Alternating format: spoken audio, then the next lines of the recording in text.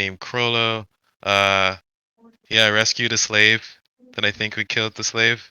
But anyway, it's been a wild ride, and I'm happy to be here. Oh, that's cool. Cool. Hey, Griff, what's your opinion on gargoyles? Gargoyles, kind of mid. Not my favorite people. Uh, Kind of suck. But yeah, it is what it is. Dope. So I Yeah, figured. I'm pretty sure all our cockers have some kind of beef with gargoyles, right? I don't remember, but I can have a beef if you guys. No, do. Griff definitely does. I just don't remember if it was the It's whole true race or there not. because gargoyles are from the plane of elemental air. So I guess it's on site then. Yep. Gargoyles are definitely is. Earth. Okay. So I'll go. So hi guys, I'm Torn. Hi, So Torn. actually, Oh, I don't.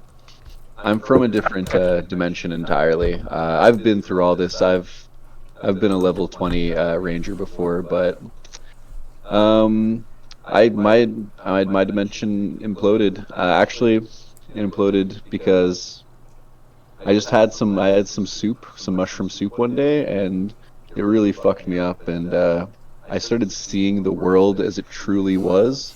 I started seeing the true essence of the world, and it was really fucked up. Because like everything was just really poorly drawn, everything in the world.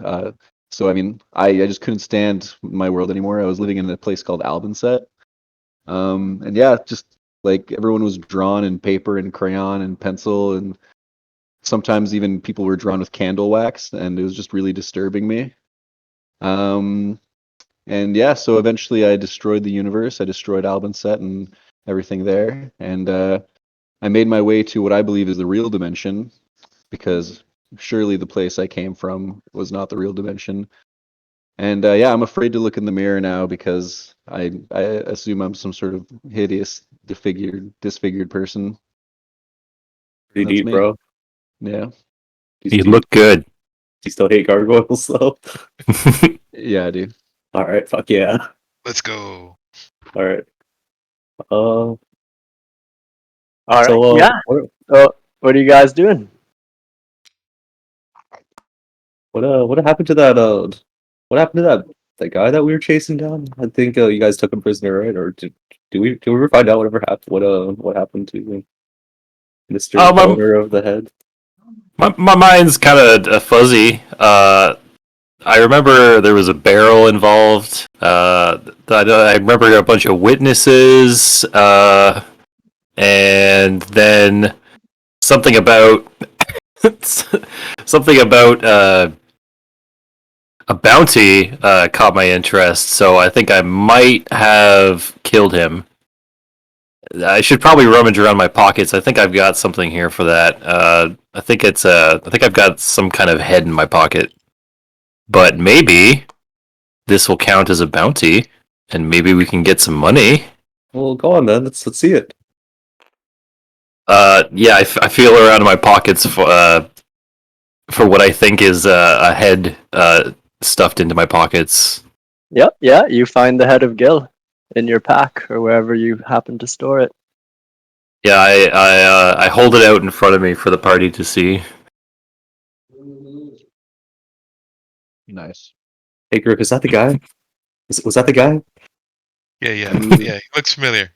All right, cool. All right, dope. All right, well, let's go cash in this bounty then.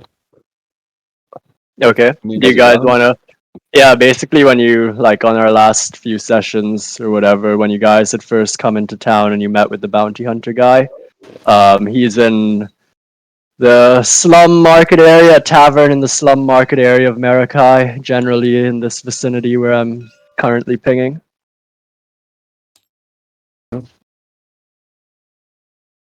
I guess. So if anyone's has better ideas, I think the first thing we got to do is get rid of this head. Yeah, definitely. It's gonna start to smell. Yeah, it's been a while already, hasn't it? Yes. And it's been a hot day. Can barely tell who that was. All right. Sounds like a plan to me. I Where Okay. should we go? Do you guys remember what that bounty place was? The bounty hunter place? I don't. I think it's around here. Sure, let's go that way. Can you hear me, Andrew? Yeah, I can hear you now. You used the little tab thing to say what direction that it was? Yeah, it's down in this part of the map, basically. Oh, I see. Oh my gosh, I was looking at the little map. Okay, so let's go. We already went to the place before, so we can just go back there, right? Yeah, you guys know where it is.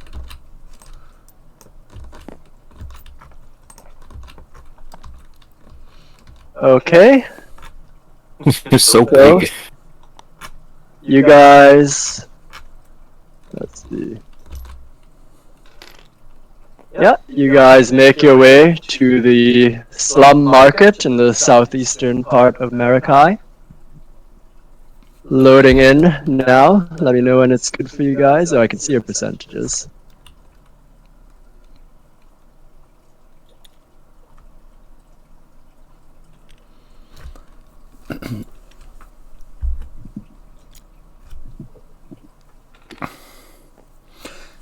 Okay, I start to... you know how, like, paper boys will, go... here you, Oh, here you guys arrive here. You come out here. Okay, Where the tower is. so I'm going to go, hear ye! Got a ring for sale that'll probably turn you into a lizard! People who want to be draconian only apply. Roll a performance check.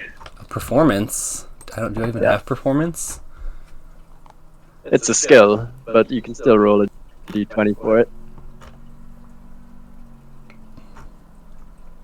Okay, so I would just be adding charisma. I don't think I have anything else to add.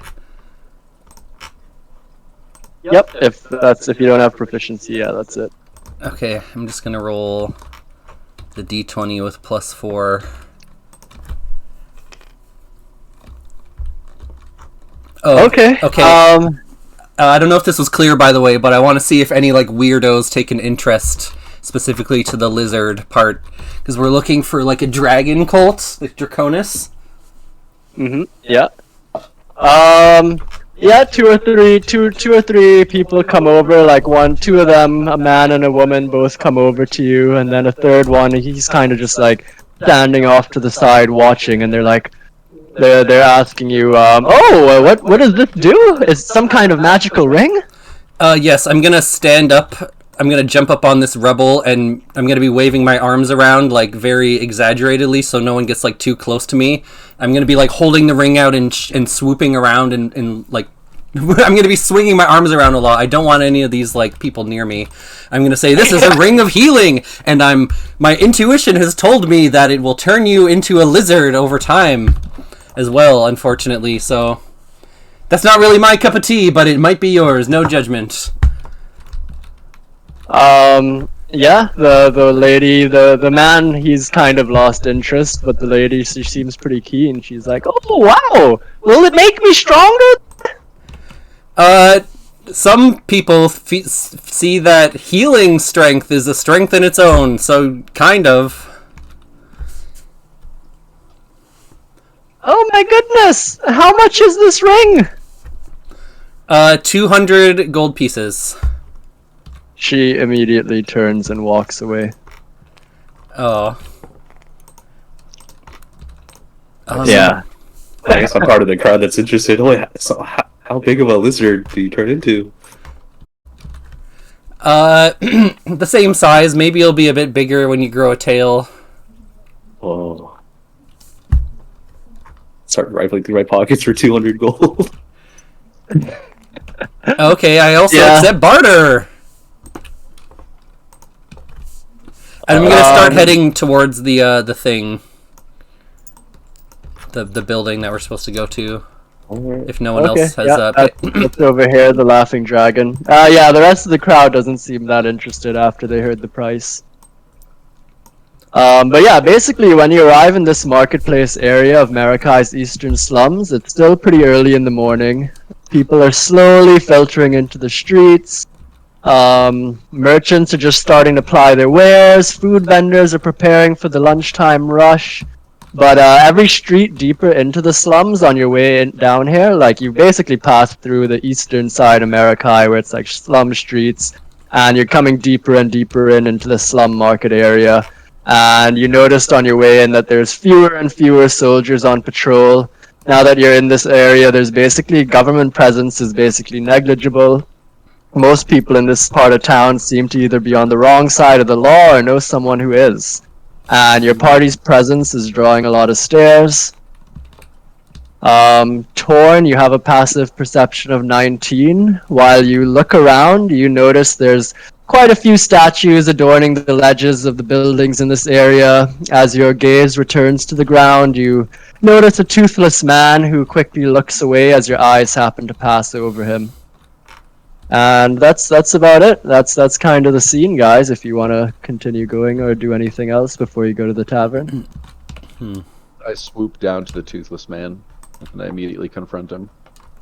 Yeah, he's like right here, sitting alongside some rubble, and he looks really surprised and he's really nervous, and he's just like kind of stammering and trying not to make eye contact with you.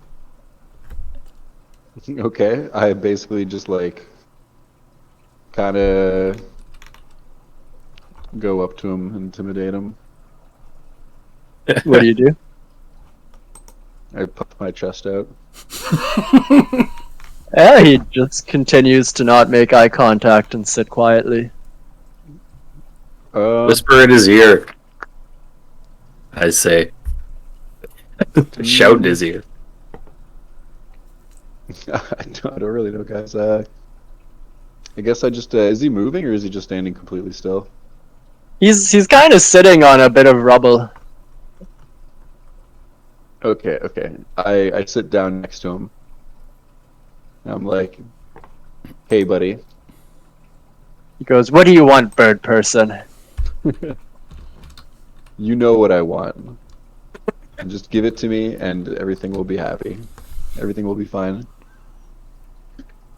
Okay. Are you doing something? If you want to roll in this situation, you can decide what you want to roll, like a persuasion or a deception. Yeah, let's do a persuasion. Is there a Sure. seduce roll, or is that just persuasion? Nice. What the hell? I guess just a deception because I don't actually know what the hell I'm doing. How do I roll in this game? These dice strip things, you can hit one. Okay. That's the D20. Yeah.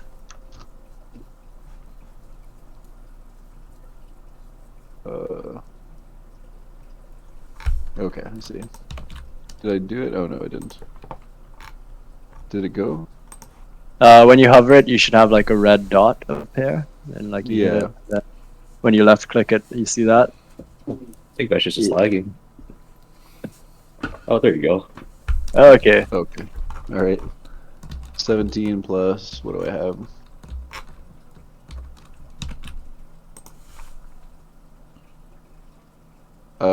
My persuasion is +6 actually. Or no, sorry, my deception is +6.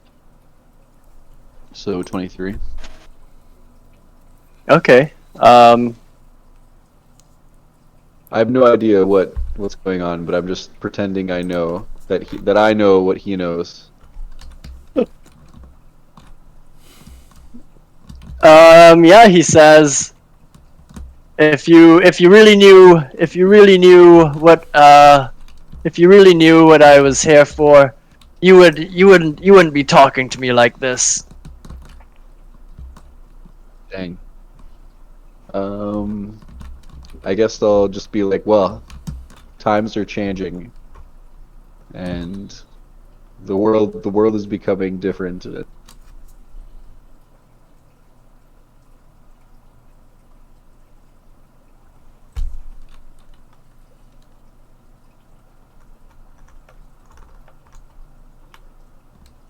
Yeah, he That weird guy recoils left back it, in guys. fear. Can we take him as our slave? Sorry. I asked the party. I think we're told strictly not to do that. I think, Oh, yeah. dude, I asked the old man, do you want us to just leave you alone?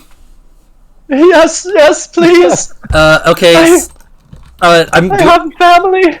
I say, come on, guys, let's go to the Laughing Dragon, and I'm gonna like put my cloak over and then like hustle over to the place.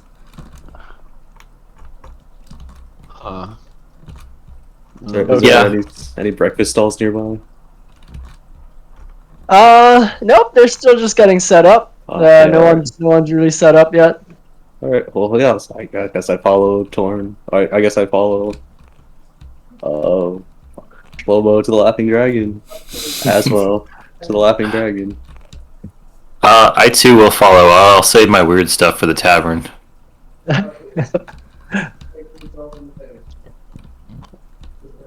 Okay, so you guys all go into the Laughing Dragon.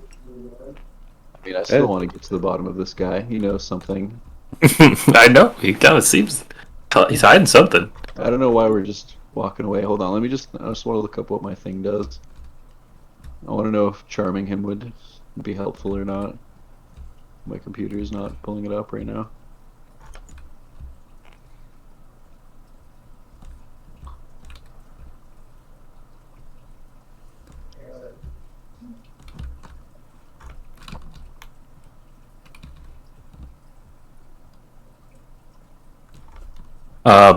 Yeah, while we're okay. I wanted to So like yeah, the rest of the party. Yeah, go ahead. I just wanted to like take the head out and just like hold it like a football in my arm. Okay, yeah. Yeah. I wanted to like inspect the head too. I wanted to see if there's any like valuable like fillings in his teeth or anything.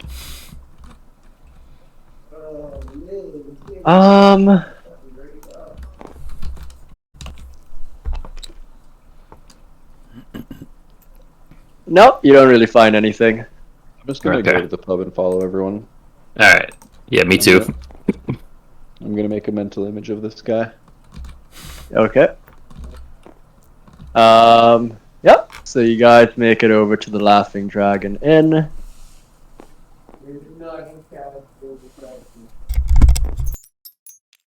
And hopefully that loaded in good. You guys all come through the entranceway here. And yeah, it's still early in the morning, so you know the inn's not really too busy. There's a few like regulars sitting around, some people who've got early mornings, and like a bit of the staff and whatnot. The dwarf you normally speak to, the Bounty Hunter Guild representative here, he's over sitting at the table in this corner. And yeah, you guys know him. You've spoke to him before. Alright.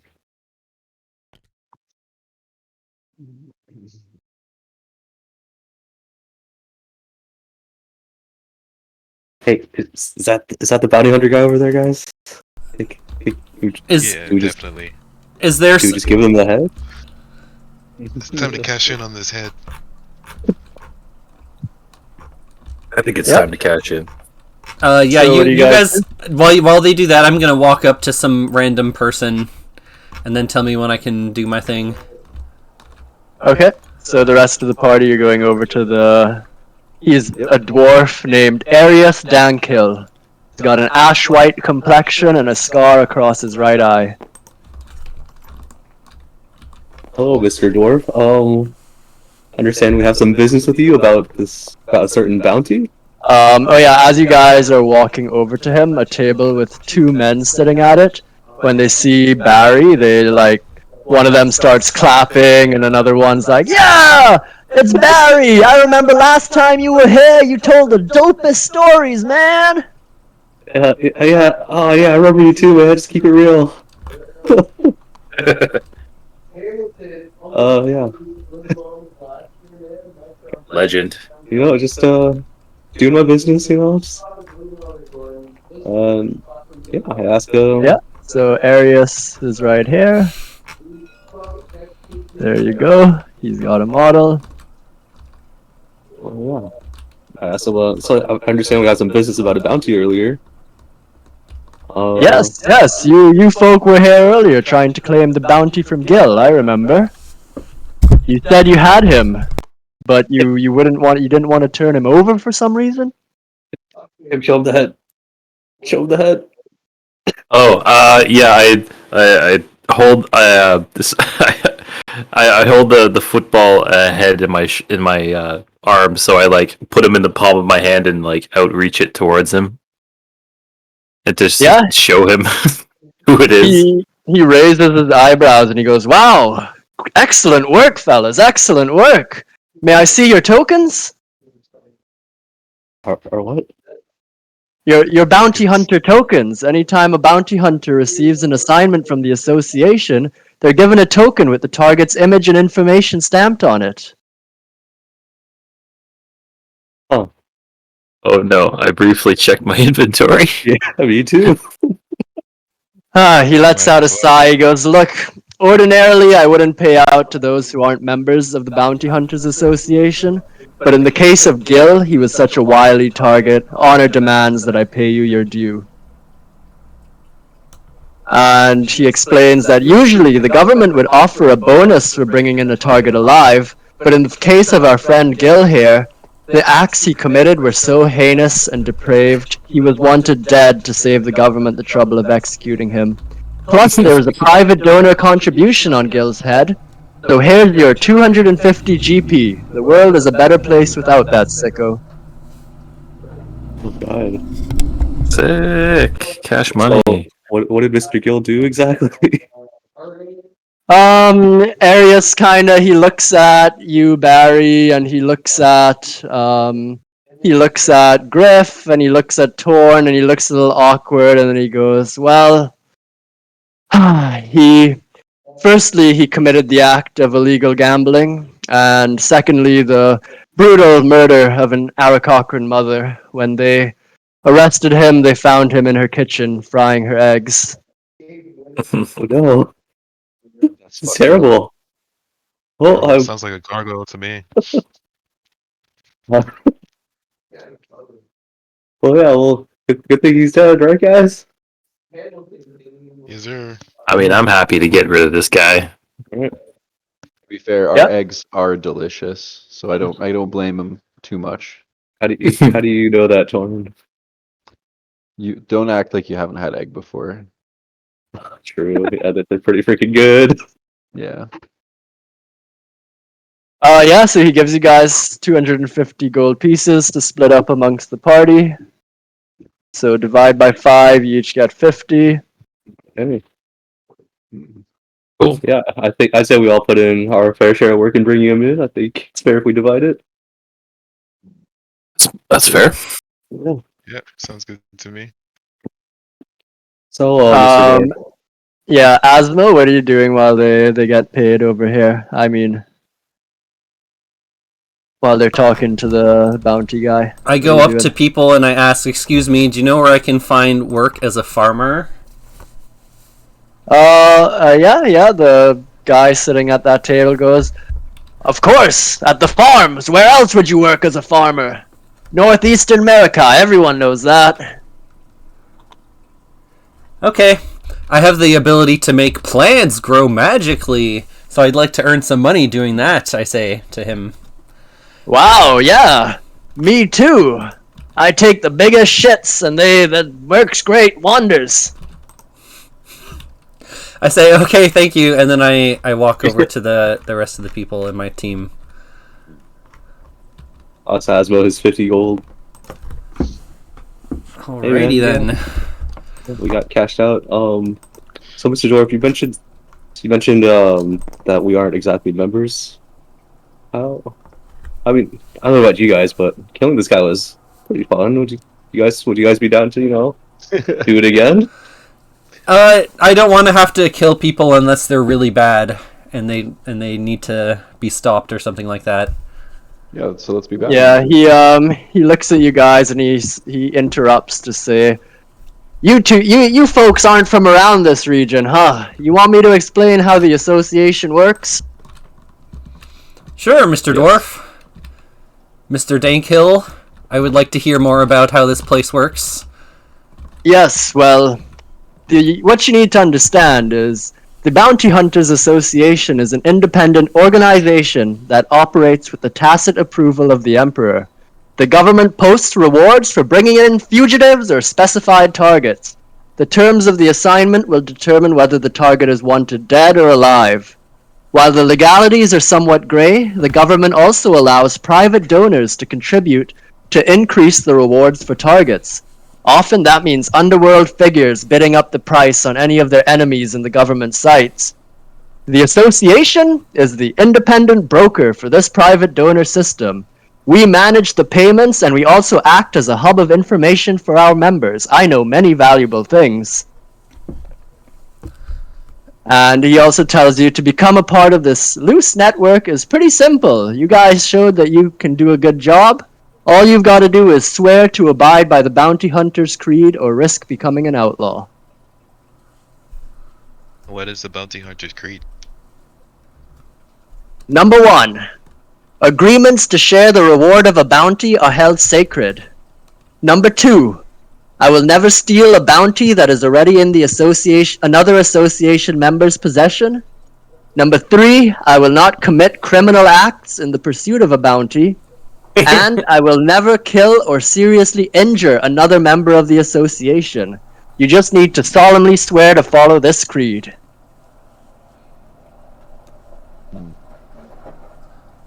It's not too bad. Yeah, no, checks out with me, guys. I solemnly swear and do some weird bird gesture to swear in. I'm fine, so long as none of you bounty guys get in my way. I will try to not break any laws while committing bounty hunts. I'll agree to it. Yeah, I'm willing to do it, but as long as no one tries to like break my moral code. What is your moral code? If I do anything bad, this old man named Bubbles will materialize and cut my face. Sorry. Oh yeah, that sounds awful. Yeah, let's not do anything terrible. You break any laws? No, I think it's more about Too bad. bad things in general. I have to do good things. All right. Yeah, that's understandable. Okay. Why do you say it like that? Because bad isn't necessarily the same as a law. There are some laws that are unjust or bad. I have a question. Do I have to? Does everyone in our party have to agree to join this and swear up, or can I not do it but let my party do it? You don't have to, but it just means the party isn't obliged to share any of the rewards with you. Even if I help them? Yeah, I mean, you gotta, like, the code protects for if the agreements to share the rewards with other members, right? So, like, it just means, you gotta trust your party to be willing to share. Like, it's up to them if they want to, but it's just that there's no law enforcing it like there would be under the association banner. I huddle up with my party members and I'm like, hey, maybe we should let one person not swear up, and then they can do the dirty work in case we have to thin out the competition. That sounds like a good idea. You're gonna do your own sketchy bird illegal things anyways, so. Well, obviously I want our commitment to each other to supersede any stupid bounty hunter commitment. So obviously I still want to take part. Yeah, I don't mind if you don't swear or whatever. I don't really care. Yeah, I'm fine with you going rogue. I too do not mind having a dirty one in the group. Okay, so who agrees to swear by the code? I did. Hey Oh, Tim, are sorry, you sure you want to bro. swear into this? I mean, you're like breaking like 20 rules already. Just fine.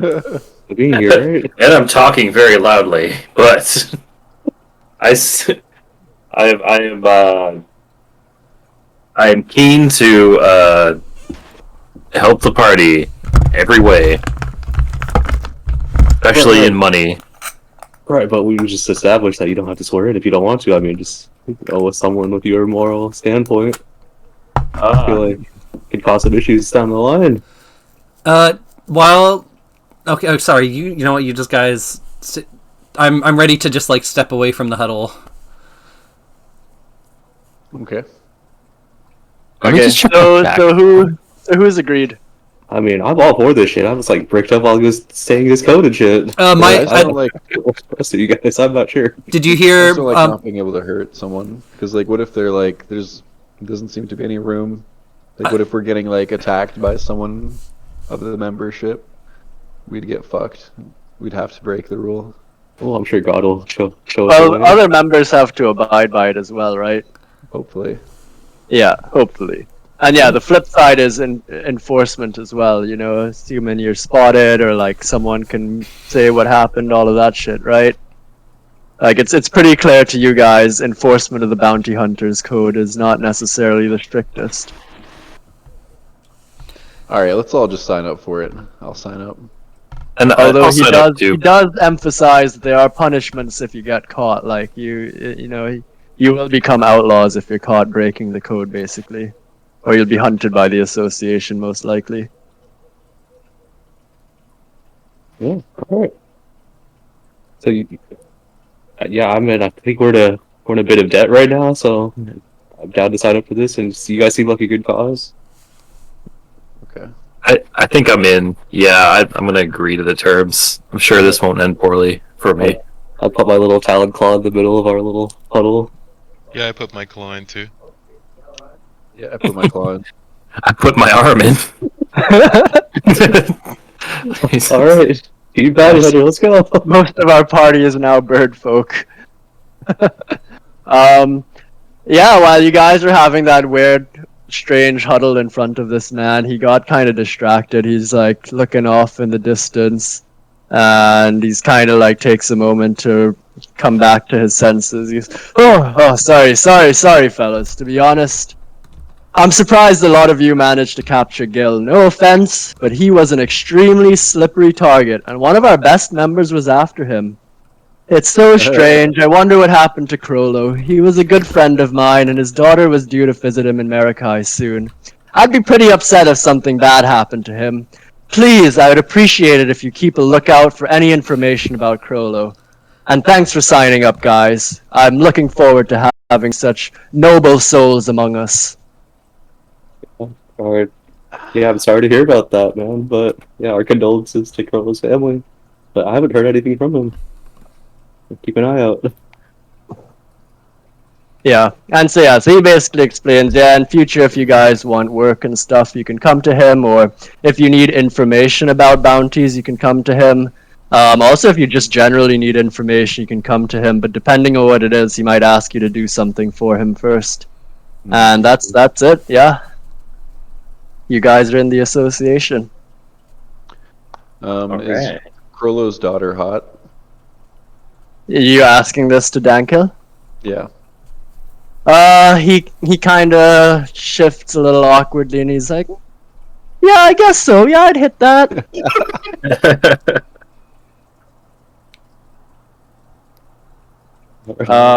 Okay. Anything you guys want to do here? You want to ask him anything? What are you doing?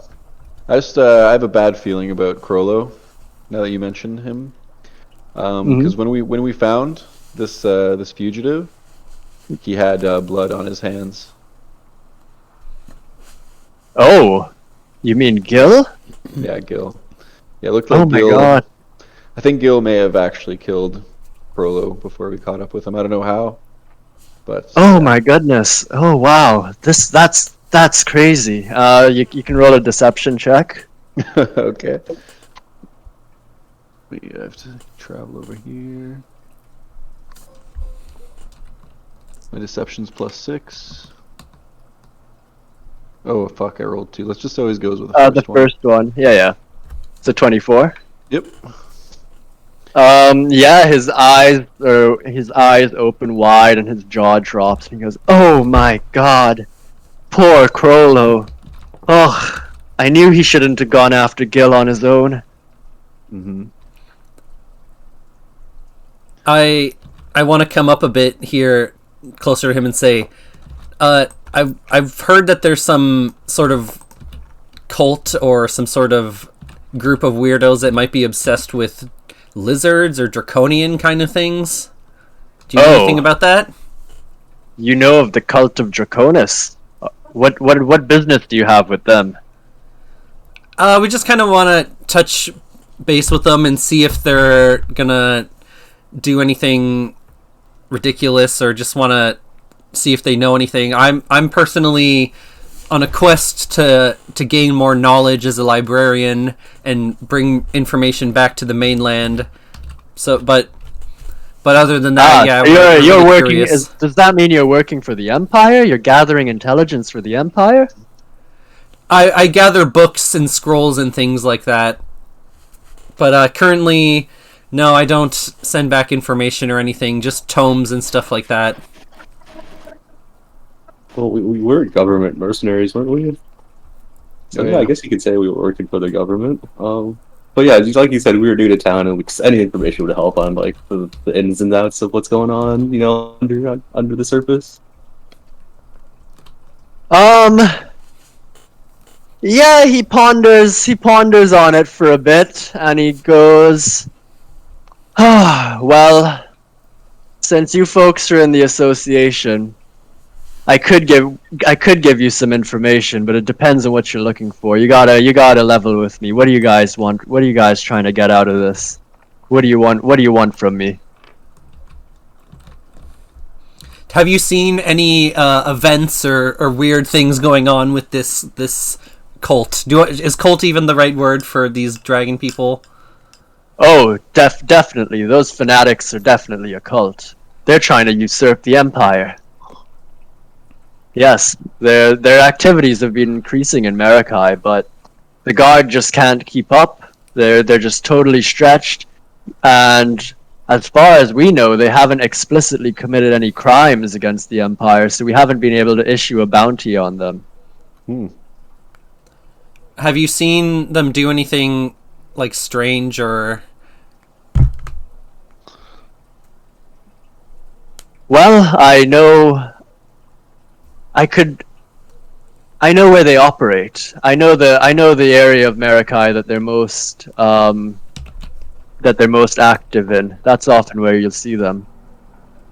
But I can't just disclose that information.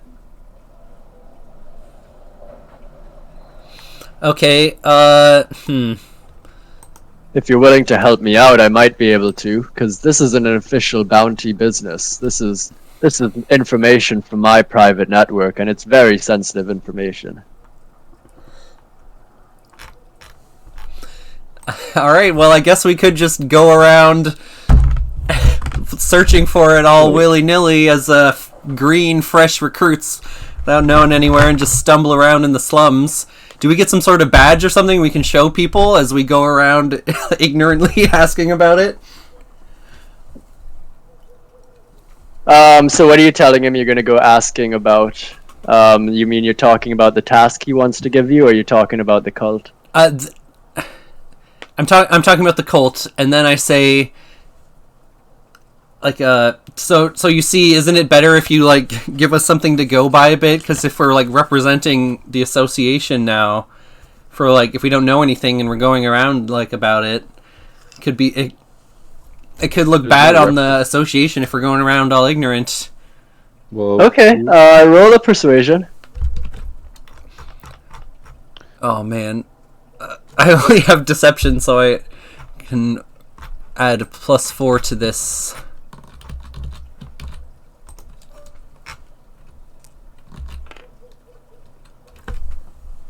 So that's 19 altogether. Okay, yeah, he goes, oh, okay, well, let me tell you. I guess what I can tell you is they've been operating quite frequently in the area of Merakai Central. Especially recently, there's some strange crimes that have been going on there. If you're actually looking for the cult and you're looking to stop them, I could use your help in investigating that area to figure out what exactly is going on.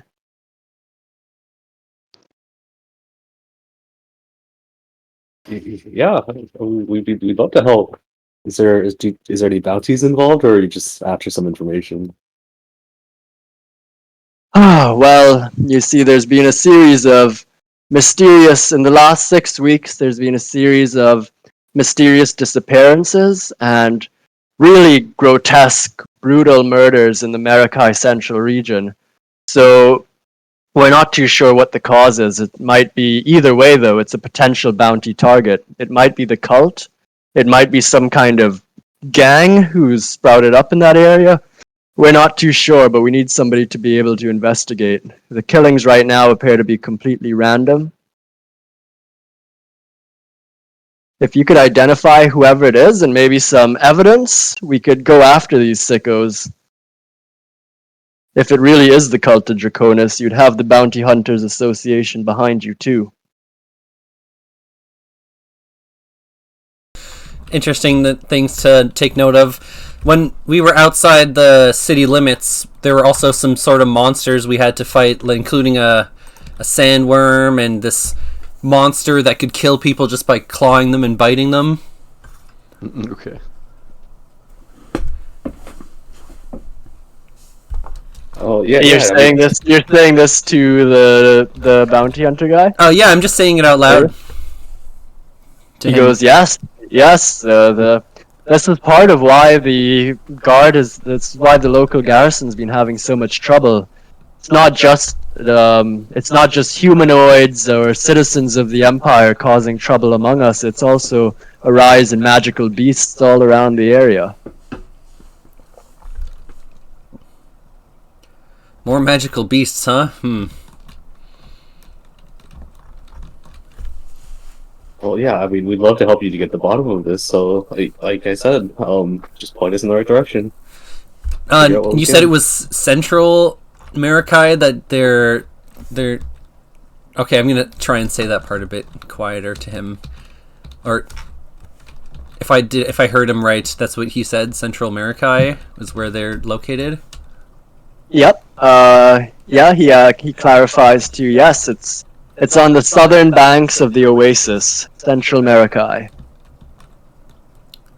So like on which of these maps are you the looking inside. at? I'm looking over at the legend. So the inside part. So this is considered the merchants district, and this is Central Merakai here, like Okay, outside so the on outer banks. part of the. Okay. Yeah. Ooh. Barry, he gives you a piece of paper with an address in Central Merakai, and he tells you, here, I was just about to go investigate this lead. This is the relative's address of one of the latest victims. Well, thank you very much. Guess we'll check it out and we'll get back to you as soon as we can.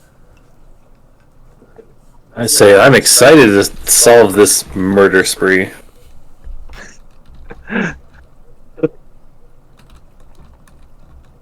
Alright, what do you guys want to do? We need anything? I ask. Are you good? Yep. I want to get rid of this ring. You ask, sorry, Mike or Tim, you ask Arius? What did you ask? I ask. What did I just ask? Oh my god! I asked. Do we need anything else for our adventure? Just your sleuthing hats! Oh, we're gonna have to sleuth this one. Oh yeah. Gotta look for clues, guys. No matter how many people I have to kill, I will solve this murder. Arius looks at you with a really long stare. Wait, did I say that out loud? Yeah, I think so. But You asked if there's anything we gotta do. I gotta get rid of this ring, cause it's creeping me out.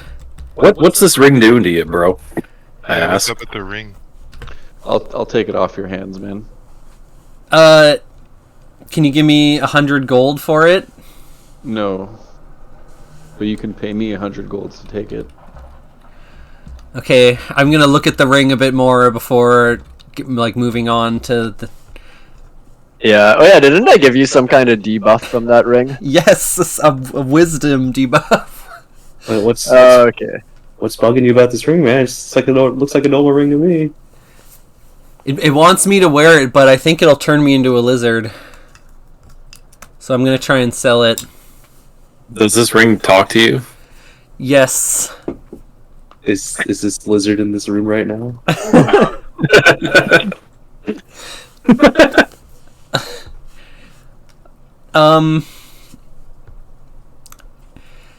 Well, maybe we can try and sell it somewhere if none of you guys want it. I really want to know what it does. Wait, here, you know what? Let's give me the ring for a sec. Okay, I hand it over to you. It's a healing Sure. ring too, by the way. You can activate it to heal yourself. Oh, that's cool. I put the ring on. Do you want to trade me something for it, or No. No, I'll give it back. I'll give it right back. I just want to see something. okay? Different. And I put the ring Yeah. on my thing, on one of my talons. Yeah, the ring tightens around your talon. Oh, whoops. See, I don't. God. Oh god. I try to get it off. Nope, yeah, it's stuck. Huh. Well, I'd love to give it back, but it's kind of stuck here now, so Oh no. yeah. I mean, guess we'll have to deal with it later. It's not bugging me too much. is Okay, it? well, that's one monkey off my back, I say. But sorry, Barry. I hope it doesn't I hope it's not like a painful transformation or anything like that. Do I feel anything different other than the ring tightening? Basically it's tightened onto your finger, and you'll, like, as you spend more time with it, you will attune to it, and once you attune to it, you will be able to, that anytime you're injured, you'll be able to roll a die. You don't know how big of a die until you try to use it, but yeah, you'll get to roll a die to recover your hit points. All right. Oh, But yeah, you probably need like another hour or two to attune to it, basically. yeah. Well, this ring's pretty sick, man. Thanks. I'll hang on. I give him 2 uncut gems. Oh, sweet. I love gems. Thanks. There you go. Yeah. I mean, it's the least I can do. This ring is dope, and I feel somehow safer. All right. Right. I think we should probably try to find out what that ring is as soon as possible before things get out of hand. But in the meantime, does anybody else need anything from the tavern before we go? I'm pretty good. Yeah, I think we're good. I ask if I can have some of his cheese platter. He goes, "Oh, but of course, that's what it's here for." Yes. I take some with my talons. Yeah, I was eyeing a little piece of little sausage the whole time, and I just Yeah. pick it up. Yeah, I take it. too. I take a handful of the cheese and just down it. Nice, yeah. Arius, he heartily laughs. He goes, "Ah, ha, ha, that's the spirit, boys." I ask Irias if he will buy gems or monster hides. Not gems. I'm not a jeweler, but monster hides depends on what you've got. I have it from lizards and giant worms. And let me see. Yep. that's about it.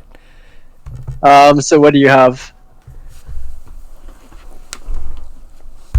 I just have it lizard skins, worm hide from when I was chopping stuff off of them.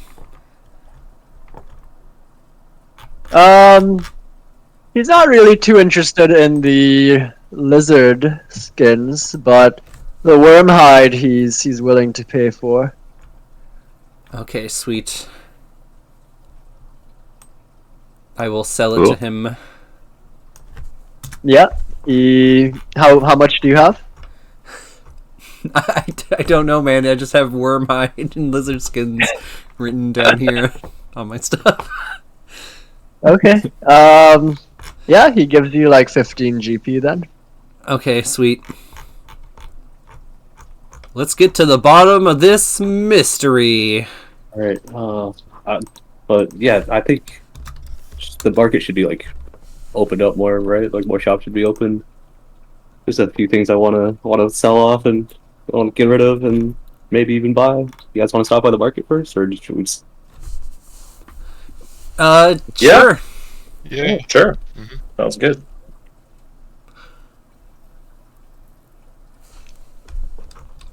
It's outside. All right, let's go. We're outside the bar now. Okay.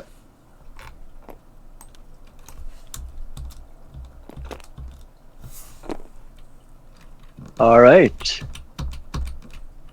You return to the Merakai slum market. It is now approaching noontime. It's a lot busier. It's way more crowded. There's people. Streams of people are coming into the market, and streams are going out. As somebody passes by you, you hear him joyfully going, "Oh boy! I got Frank's meat on a hook. This is the best part of the day." And he's like merrily, he's got like a big slab of meat on like an actual meat hook. He's just holding like on the curved part, the slab of meat is like skewered onto it, and then he's just holding the base of the hook in his hand, and he's like eating it off this hook like a kebab. Nice. Is he dangling it up high and biting pieces off like that? It's more like in his face, like a big hunk of mutton, like just ripping at it as he's walking and chatting with his friend who's doing the same. Okay. Oh man, did you just say meat on a hook? Oh, I need to try some of this. Yeah, that's right. Frank's meat on a hook, best in town. And he points you towards this vendor over here. Okay.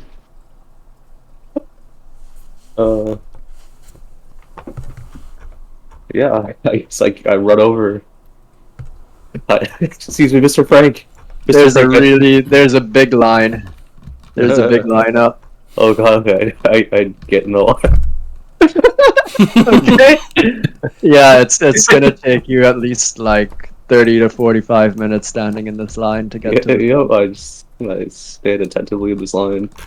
Okay. I wait. Okay. Very... What do the rest of you do? I approach the front of the line and ask the first person in line if I can buy his spot in line. He goes, "Oh, sure, two gold pieces, please." 2 gold. I ask, like, are you mad? I'll give you, like, That was a pretty good price. what's conversion? Give you 1 gold piece for your spot in line. I say to him. Yeah, he goes for it. He takes a gold piece and he steps aside. Hey. And then I ask for 1 meat hook, please. For 3. I don't even buy it for everyone. I just buy 1 for me. Okay. Can I? Yeah. He says, "All right, that'll be 3 gold pieces." Oh. Will you? How about 2 gold pieces? I say, for his meat hooks. He looks at you suspiciously. He goes, "For the best meat hooks in town?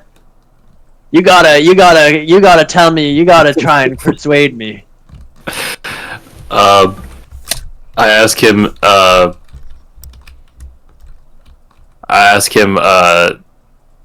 Well, I've had superior meat hooks from the next town over, so I don't see what makes your meat hooks so special. Okay, yeah, you can roll a persuasion or a deception. Okay, I'll roll persuasion. Basically, your food's shit. That's how you're persuaded. Can I? Is it a 20? I actually don't know.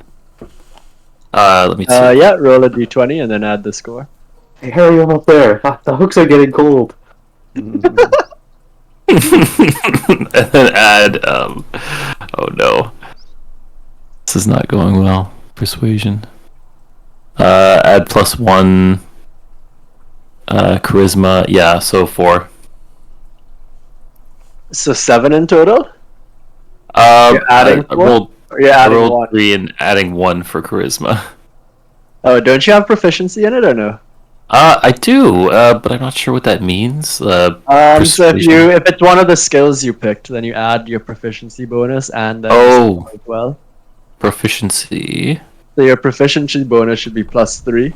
Yes, it is. Yeah, any of your selected skills automatically get that, and then add their regular stat bonus. All right, so I believe that's 7 altogether. Okay, he spits on the ground. He goes, "Next town ain't around for miles." All right, I cut my losses and I pay him. What is it? 3?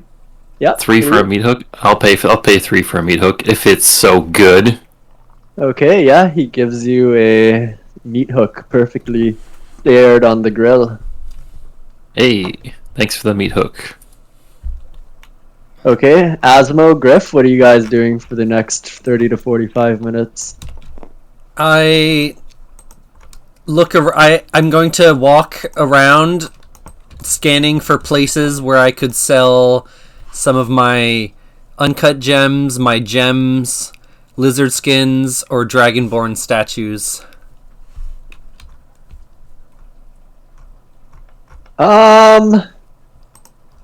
Just asking. Yeah, no one really, there. no one here really knows enough. Like, there's some people who want to buy gems from you, but they're not really, like, it's pretty obvious they're not qualified to actually value them, but they are willing to buy them from you. Yeah, there's also like a textile merchant who's willing to buy the lizard skins, and there is, what was the other thing you had to sell? The dragonborn statues. Yeah, nobody around here is really interested in them. What kind of? Even though they're enchanted, what if I like hold them out and go like, ooh? Okay, I guess I can put those away then and try and sell the normal stuff. Okay, so what are you trying to sell? The gems to the people. Okay, how many gems are you offering? I have all of them, which is going to be... I have 4 uncut gems, and then 3 normal gems. Okay, so 7 in total? Yep. Yeah, the merchant you're dealing with says, "Oh, I'll give you 5 GP for the bunch." I was thinking more 10 GP each, so do you want to meet somewhere in the middle of 25 gold for all of them? Roll a persuasion. Where are the dice?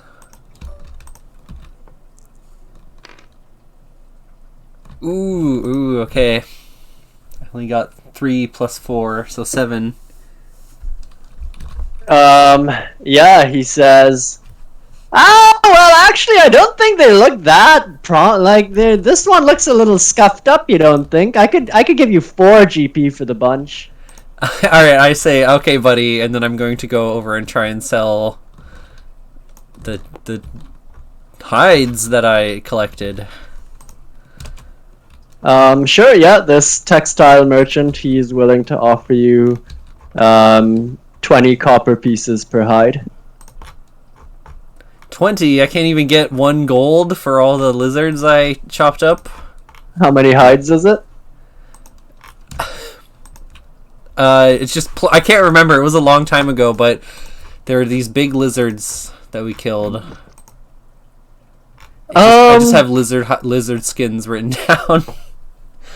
Do you remember if it was a lot of them, a little bit, like, what was, describe how many you think you had?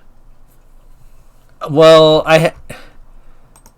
I have 14 days of rations, so I got a lot of several rations worth of meat from the lizards, and so skins as well. So Okay, like yeah, I think he's willing to. I got like 3 or 4 rations worth is what I remember from all the lizards and stuff like that we killed. Yeah, he's willing to give you like yeah, he's willing to give you like 20 silver for the bunch. Wow, you drive a hard bargain. Yep, he goes, look around you, and you see the destitute squalor all around in all corners of the marketplace. Okay. I will do that, and then you can go to the next person turn. Okay, Griff, what are you doing in this 30 to 45 minutes? I am wandering around the market, and I come across a stall in the middle that looks like it's selling like weapons and or just useful stuff for my journey. And I'm looking for a new spear, so I'm just asking if they have any spears available for sale. This guy tells you like he doesn't really have weapons. He has more things like traps and tools and those types of things. And he tells you if you're looking for weapons and stuff, you can just go to the merchant district near to the keep, and there's a pretty talented blacksmith over there. Cool. I just want to ask him like what sort of traps does he have? He's got a bear trap. He's got like a cage trap, you know, one of the ones where you hit a bar and it triggers the trap to kind of close up. One of them that's big enough to fit maybe like a mid-sized dog, and another one that's big enough to fit like, I don't know, something maybe about 4 to 5 times as big as that. Ooh, how much is the one that'll trap the thing that's 4 to 5 times bigger? That's like, let's see. He'll sell it to you for 3 gold pieces. Cool, I'll take it. Okay, yeah. Also, I was just looking at these bottles on the side, just wondering if they were like potions or anything like that that could heal us on the journey. These are more, they don't really have any magical properties. They're more like different types of drinks, like different flavors and stuff like that.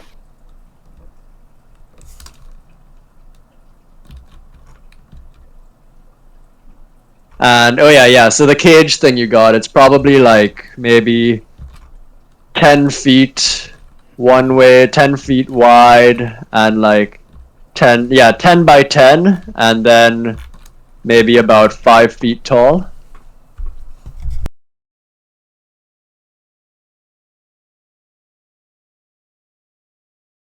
Awesome. Bounty hunters cage? should always have. It's a big cage. It's for the next bounty. Yeah, okay. Is that all you do, Griff? Oh, I go. Sorry, you go what? You cut off. I go to the line to buy some meat. Okay, yeah. At this point, Torn and Barry are pretty much at the front, and you've got like 30 minutes at the back of the line now. Alright, hello, Mr. Frank. Like, 2 of your finest meat hooks for me and a friend here? We should buy an extra one for the guy that just joined in line. Oh, you know what? Yeah, good catch. I didn't even see him. Yeah. Acid perception. Alright, make that 3 meat hooks, please. 3 meat hooks. You boys are hungry. I like to see that. And he said, Have extra sauce. he's of course. This is Frank's. So, do we just, what do we do with the hook when we're done with it? Do we have to give it back, or can we just keep it, or? You do whatever you like with the hook. Sweet, alright, how much is it? That'll be 9 gold pieces for the 3 of them. I had over 9 gold. Okay, yeah, he gives you 3 meats on a hook. Alright, 9 gold. Give one to Torn. I'd go to the back of the line. Oh, hey, Griff, got a meat hook for you? I appreciate it, man. Yeah, no problems. Get good. And, So I Yeah, walk around the market just nibbling and on this meat hook. the meats are succulent and delicious. Actually, I can roll to tell you how delicious they are. Yes. Oh my God, these are like seriously the best meat hooks you've ever had. Like it just feels like it's just melting off of the hook into your mouth. Basically, it's just like perfectly crisp and like a nice little bit of smoked as well. And then the inside is so soft and tender. Oh my god, these are freaking amazing. I Yeah, love this town. tastes like baby gargoyle. Oh yeah, sure. I'll believe. Take your word on that one. All I'll right. lick the hook clean and put it in my inventory. And I quickly Yeah. go pick up a pickaxe. I guess for however much it is. It's like, hey man, could I grab a pickaxe?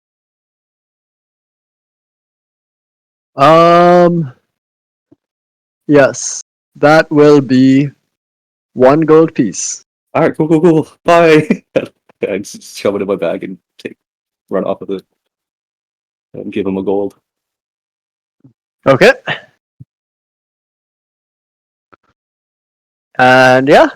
So that's it really. The market, it's still, yeah. It's now about like, let's see, it was about noon earlier. You're probably running up to like 1:30 ish now, or 1 ish. You know, still pretty early in the day. All right. How long is the line for the meat hooks? Is It's, it so long? it's probably down to like 20 to 30 minutes, that kind of range now. Like, you know, the main lunch rush is slowly starting to die down, but it's still a bit busy just because so many people were already there. Okay. I was thinking about reselling my meat hook, but it's probably not going to fetch a price worth it. Did you already eat it? I didn't. I actually still have it. I was thinking about holding on to it just in case. And my mouth is like, stop. Hey Tim, you gonna finish that? You gonna eat that? Uh, I'll split it with you. All right, cool. All right. Yeah, I share my meat hook. I take a few bites out of his meat hook. Wow, very touching. All right. So are we? I guess we're all together at this point. I guess everyone's got what they wanted from the market, right? Yep, I'm good. I'm good. I was thinking about This- getting a trap. Library book thing over here. Yeah, you can go. Yeah, take your what time. about it? Can I talk to the guy there? Ask him if he's got Sure, any yeah. scrolls or magical books. Yeah, he doesn't really have anything magical. He just has a bunch of different novels and fiction, non-fiction, and just general reading, basically. It's almost like being at a used bookstore. I'll browse the non-fiction books then, see if there's anything useful. Sure, yeah, there is a lot of different books on the history of the Empire and Merakai, one of which is a book you already have.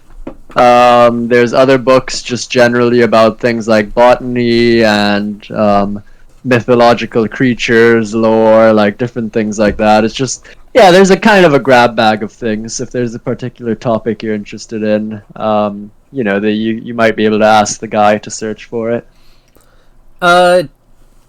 The mythological creatures one sounds good and relevant to what we're doing right now. Okay. You said that was in the non-fiction section. I guess in D&D world, that section is non-fiction. Yeah, exactly. Yeah. Mythological is bad nomenclature. You know, they use another word, I'm sure. But yeah, he's got a copy. It's not the thickest book. It's also a soft copy.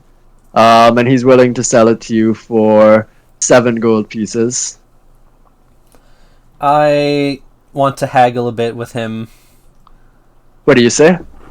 7 gold, 7 entire gold. I'll give you Yes. 5. And do you accept barter? Because I have some gems. Yeah. He says he's willing to take 5 gold pieces and 2 of your gems. 3 gold pieces and one. I'll give you 1 uncut gem.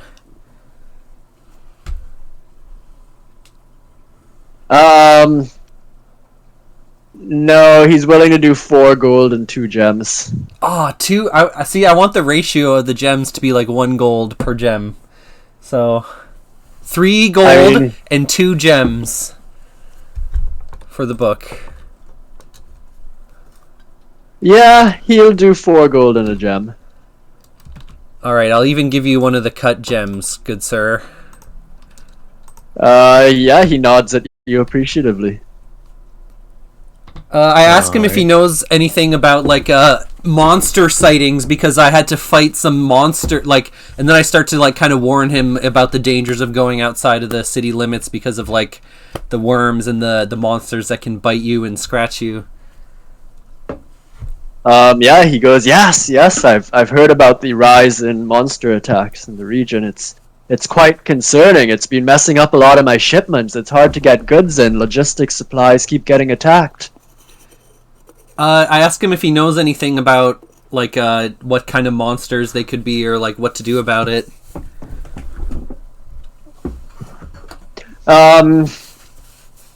He says that all kinds of monsters, and you'll have to be more specific than that.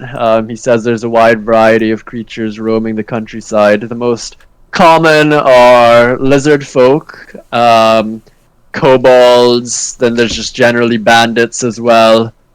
He's heard of the worms, and yeah, those are kind of the most popular ones that people have heard of, but there's also just generally so many out there, and he explains like he himself is not even an expert. He doesn't even know all their names, let alone what they do. Okay, I'll thank the man and then leave.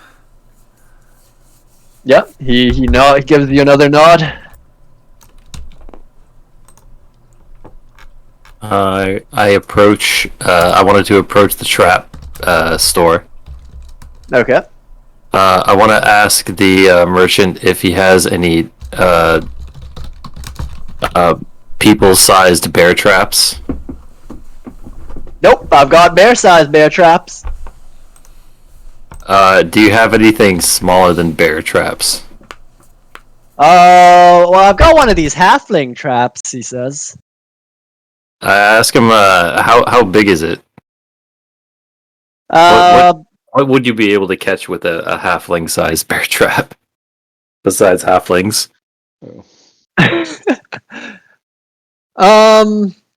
Things about the size of a chimpanzee, if that makes like out of game, and just like he describes, like probably about chimpanzee size is the best you're gonna get there. What if halflings need to get trapped? All right. I'm inclined to ask how much he wants for this trap. Yeah, he wants 2 gold pieces for it. 2 gold pieces. I ask him if he'll go down to 1 gold piece.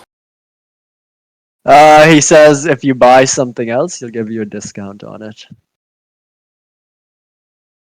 I ask him what kind of drinks he's got. He's got like some just regular drinks, right? I think. Yeah. He's got one of them is mulberry juice. Another one says it's cactus water on the label, and then another kind says it's some kind of tropical juice, but it doesn't really specify what type of fruit. All right, I'll ask him how much for a cactus juice and a chimpanzee-sized bear trap. Yeah, he tells you that'll be one gold and 10 or 20 copper pieces. I say sold to the man. Okay. Yeah. So he takes your money and gives you your stuff. I'll take that stuff. I wanted to quickly check the stall next to him with all the fruit, and ask the shopkeeper if he has any tomatoes. Yeah, he's got tomatoes. I ask him how much for 2 tomatoes. 20 copper pieces. I'll say I want to buy 2 tomatoes, sir. Good sir. Yep, that'll be 20 copper pieces. Sold. Okay, yep. All right. I'm finished. That's all I wanted. Okay. Anything else, boys? I'm good. What are you guys doing next? Can we go on to the central Merakai, that address next? What do you say, guys? Yeah, let's follow our lead. Yep. I'm down. Yes. Alright. Sure thing.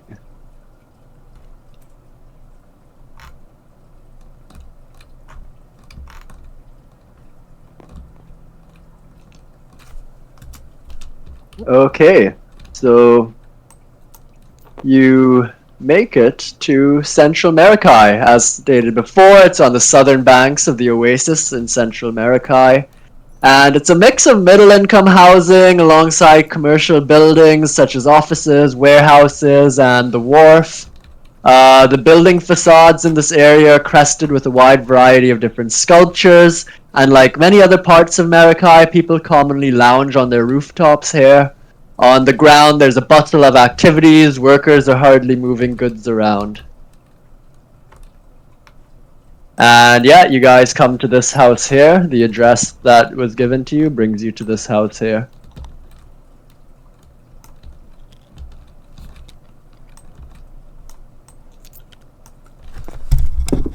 Cool. All right. Let's all meet up at the house.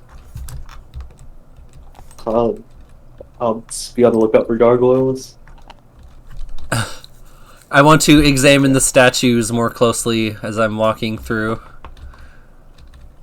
There's different varieties. Like some looked like weird creatures, others looked like humans, others looked like elves. But they're all really finely crafted. What kind of weird creatures are they? Like races or creatures I haven't seen before? Basically, like they look like combinations of beasts. Like you got things like a buff humanoid body with the elk head, for example, or you got like a minotaur's body and a horse's head and other weird stuff like that. All right. So we come up to the door. I'll knock on the door.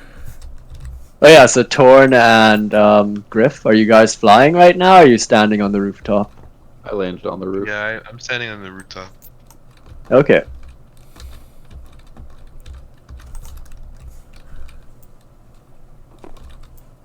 So what's everybody doing? It's on the ground. I guess. Who wants to? Who's this woman again? All that Dankhill told you guys was that she was the relative of the latest victim of this supposed cult or gang operating in Merakai Central. Who wants to do the talking here? I'm not much of an investigator. I step forward and knock on the door.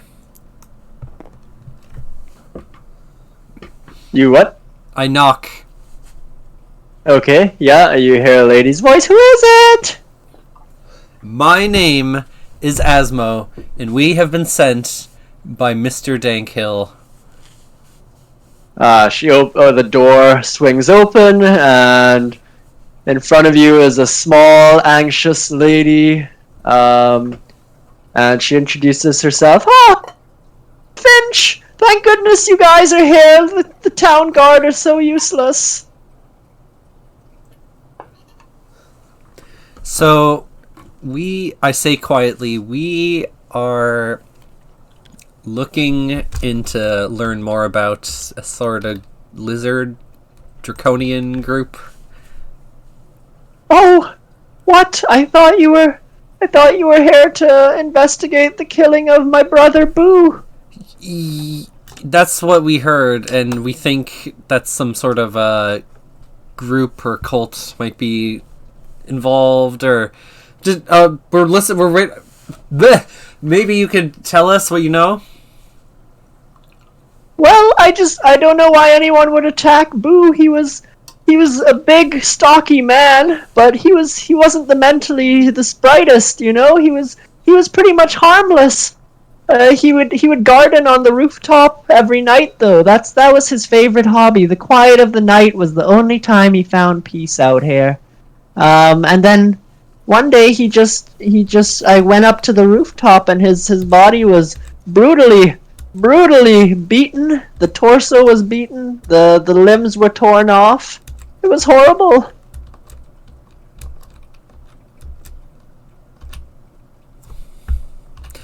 Do you think it was a human or a person, or do you think it's some sort of monster? Well, I don't know. I really don't know. I couldn't tell you. I'm not an expert. I just don't know who. I wouldn't think a human could do this. It was just so vicious and horrible. If there's humans like that amongst us, I don't want to live in this town. Do you think Mr. Boone? Do you think he was doing anything suspicious? You know, the days before his death. Was he talking to any new people, or did he make any new friends, or what's going on there? Well, he's just himself. He's, like I say, he's a little slow in the head, but he's generally harmless. I found some of these weird statues in his room recently. They're all carved in his likeness. I pull out one of the Dragonborn statues and say, like, I have this weird statue that we found out in the desert. She goes, "Oh, no, nothing like that. The statue looked like Boo. It was almost a beautifully carved depiction of him. It was almost like a live version of him." But he didn't make it. But so you think he just recently got a statue from some new person? Well, I don't think he could make it himself. Boo's just not that bright. Yes, you've told us many times. We get it. Your son's not that bright. Can we see one of My these statues? brother. Oh, your brother. Can we see one of these statues? Yeah, sure. She opens up the door and like pulls them out, and there's 3 different statues. And yeah, they all show like a big stocky man with a really dumb look on his face, like a really big head, big forehead. You know, it's even got like shows even how bad his teeth are and everything. Like it's a really detailed sculpture of him, and it's just him in different poses. Very, very interesting. Does it seem magical at all? The statues?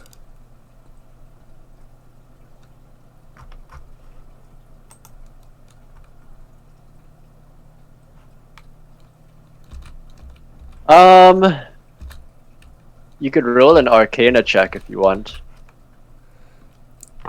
Sure, I have +3 to that.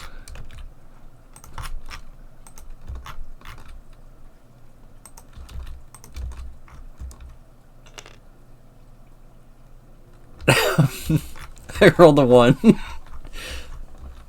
Yeah, you can't really tell. They just seem like regular sandstone statues. Does it remind... Okay, separate kind of thing. I'm trying to ascertain if it's like an artist that looks familiar, like maybe someone that made one of the statues outside even.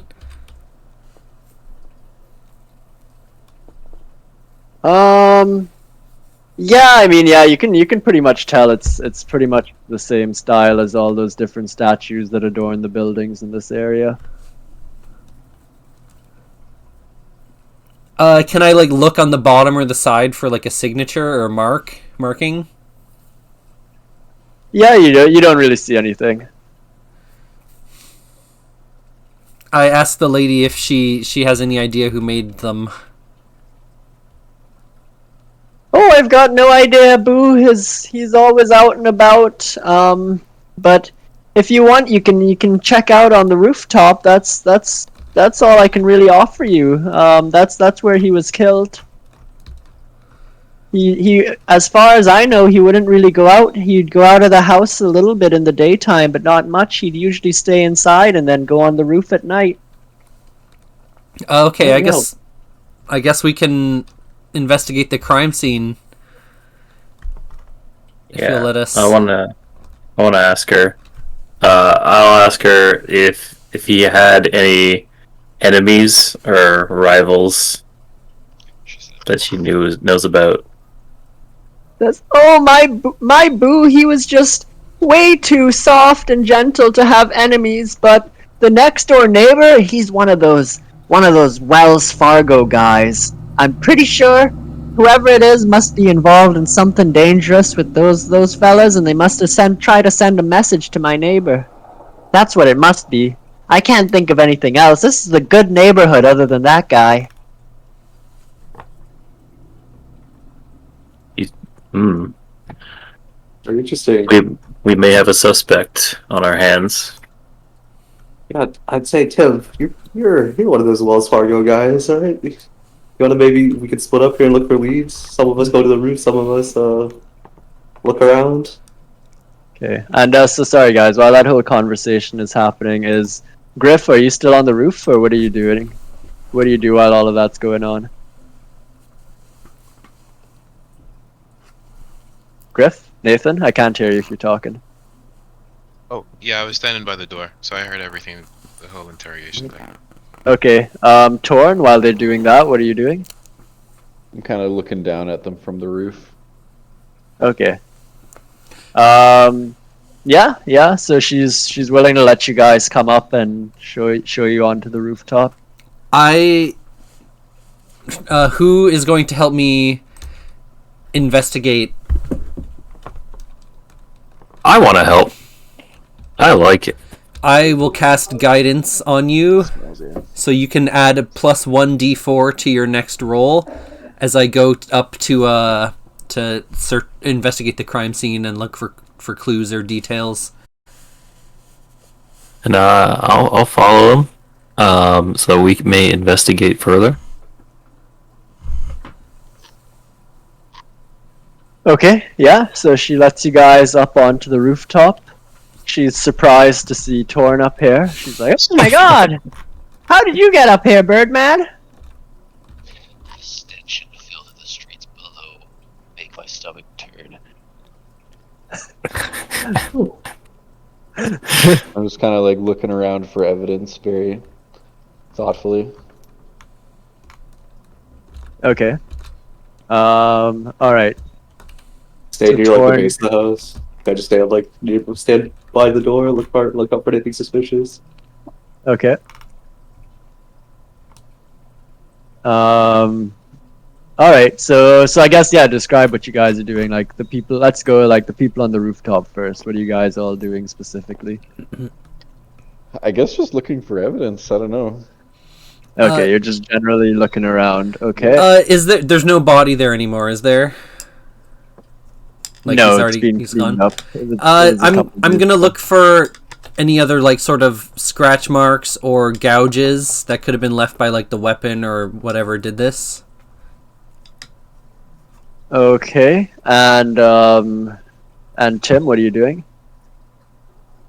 I'm scanning the roof, the floor of the roof for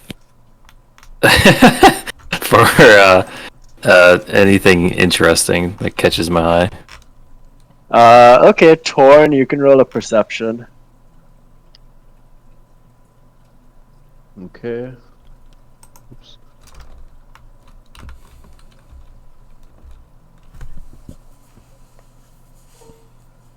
Alright, let's see. What did I roll? 12 plus. What am I even?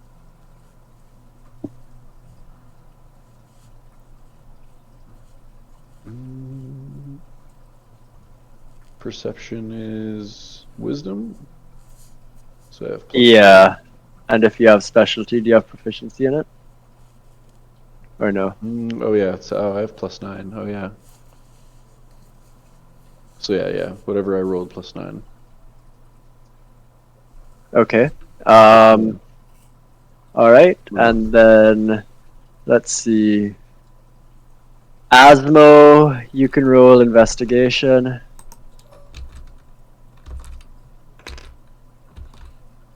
15 altogether. Okay. Sorry, Tim, what were you doing again? You're Oh, looking around. yeah, I'm just like looking at the floor of the roof, and I'm just like looking for anything that's not supposed to be there. For anything laying on the ground, like if maybe if something fell off the body or something. Okay. Yeah, roll an investigation.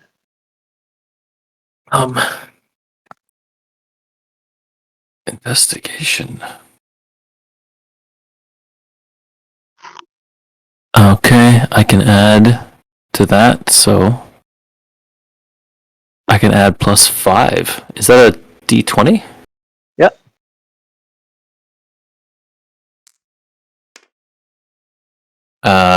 10. The 10 1d4. total with your bonus. Oh, so I can roll a D4 on top of Yep. that. I see.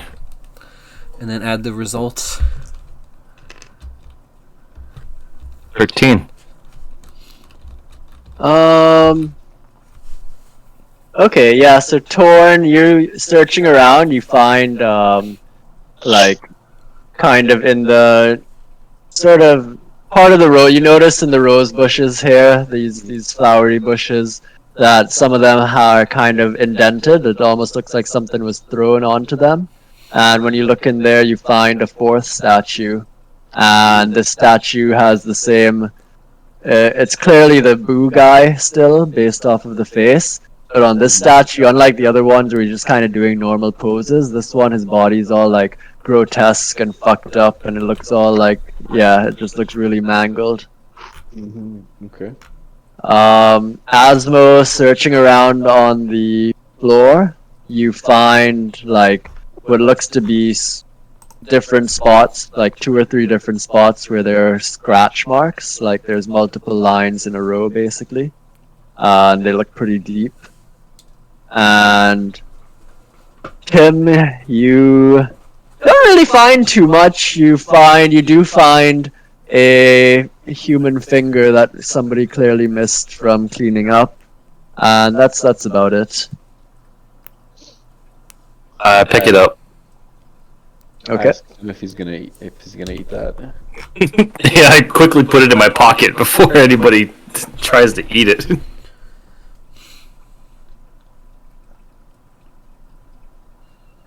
Okay, and then Barry and Griff, what are you guys doing? Just scanning the neighborhood to see if we're being watched or Yeah, what's going on around town. Just on the watch out. I'm looking at all the other statues, and they're creeping me out because they remind me of the gargoyles. Yeah, you don't really notice anything. Griff, yeah, you notice. You don't really notice too much, but basically, yeah, some of the statues are very familiar to you. They do look really creepy. Like you're not, you feel a sense of familiarity with some of these statues. But also like based off of your, I think it's either Arcana or History, but basically based off of your knowledge from encountering gargoyles in the past, you're also aware that gargoyle statue doesn't necessarily look like anything specific, right? Like a gargoyle's, it's an earth elemental. It can be carved to look like anything pretty much. So there's no specific archetype of a gargoyle. So that's why you're also kind of creeped out by these statues, because it could be anything really. Yep, on alert. My spidey senses are tingling. Yeah, but you aware. Can I try and see if this new statue is magical by examining it? Sure, yeah, you can roll another Arcana check. 7 + 3 is 10.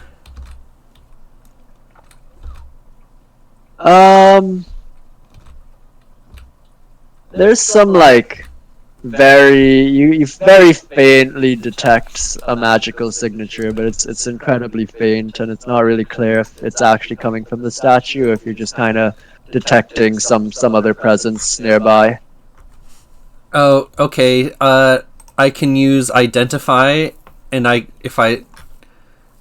since I have it in my book, I can ritual cast it so it doesn't use up a spell slot. Okay. So I'll start doing that to identify what exactly the magic is from it.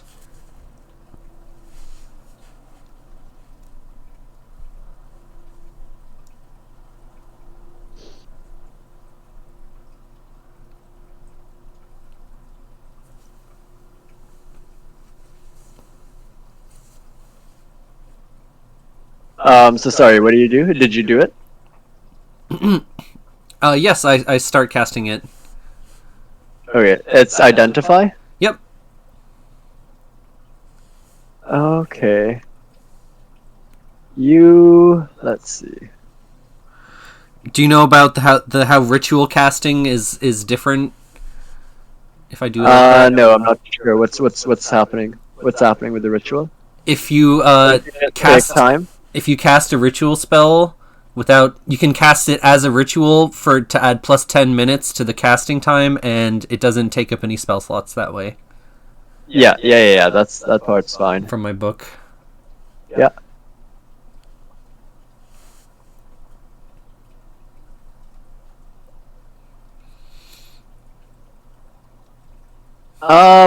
Yeah, basically you learn that there is some kind of elemental magic that went into creating this statue. Do I learn which element? No, you can't really tell.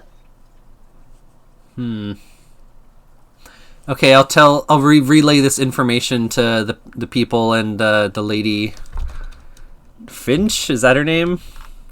Yes.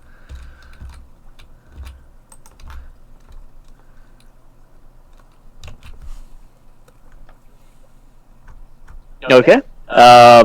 What do you guys do? Yeah, she doesn't really quite understand. She clearly doesn't really understand what's going on about the magical stuff and whatnot, but she can get from looking at you that you're clearly well versed in the arcane arts, and she kind of trusts that you've got things under control. Hey, Miss Finch, you want to come down here for a sec? I got a few more questions for you. I carry her down. Yeah, I offer to carry her down. she goes, "Oh, I've really flown before." That's okay. And then I just grab her and carry her down. All right. Yeah. She goes, "Whee! Woo!" Okay. Yeah. She's Hope you had a good on flight. the ground. Wonder what that's like. So, Miss Finch, you and your brother, what do you guys do for occupation around here? Oh, well, I'm just kind of living off of our inheritance. So you're pretty well off then, I'd assume. Well, like with Boo around, I used to try and be very frugal. I'd try and clean people's houses to make a little extra money. But now that he's out of the picture, I guess I don't really need to do that anymore. So you were more like his caretaker? Yeah, I've always taken care of him since we were kids. I see. So yeah. So I'm gonna ask. So what does Boo do? He just hangs around the house, right? Doesn't really work. Doesn't go out much. Boo tends to his garden. Yeah. Okay. Bless his soul. Yeah. Unless you have any other information you want to disclose to us, anything that you'd want to help us, I think. Yeah, nope. She doesn't have anything else to contribute. Really, Where unless you guys have questions. where is Yeah, I the have a garden? It's on the roof. Oh, okay. And we just You were sit there. Yeah. Okay. Got a question? I. What's your guys' name, Mike? Oh, I'm Tim. Tim. All right. Why don't we check out that guy? Yes. Yeah, This Yari! shady fellow. I think my partner Griff had a question for you. As I clamber back down to the party. Griff, what did you want to say? Oh, I wanted to say, have you seen Boo talking to your neighbor recently? The guy from Wells Fargo. No, that's the weird part. Is Boo usually stays inside and then he hangs out on the rooftop, and so that's why I don't even understand. He can't see anybody without me knowing. I would be in the house if somebody came through to go to the roof, or if he left. But what if the Wells Fargo guy is chilling on his rooftop, and you're just sitting downstairs sipping some tea? Oh well, I guess, but I don't really know. I mean, he's kind of a scary man. I try not to think too much about him. And have you seen him like out and about, walking around like lately? Oh yes, all the time. He's always coming in and out. He's got his weird associates visiting him too. Hmm. Yep, those Wells Fargo guys are a bunch of creeps. Gotcha.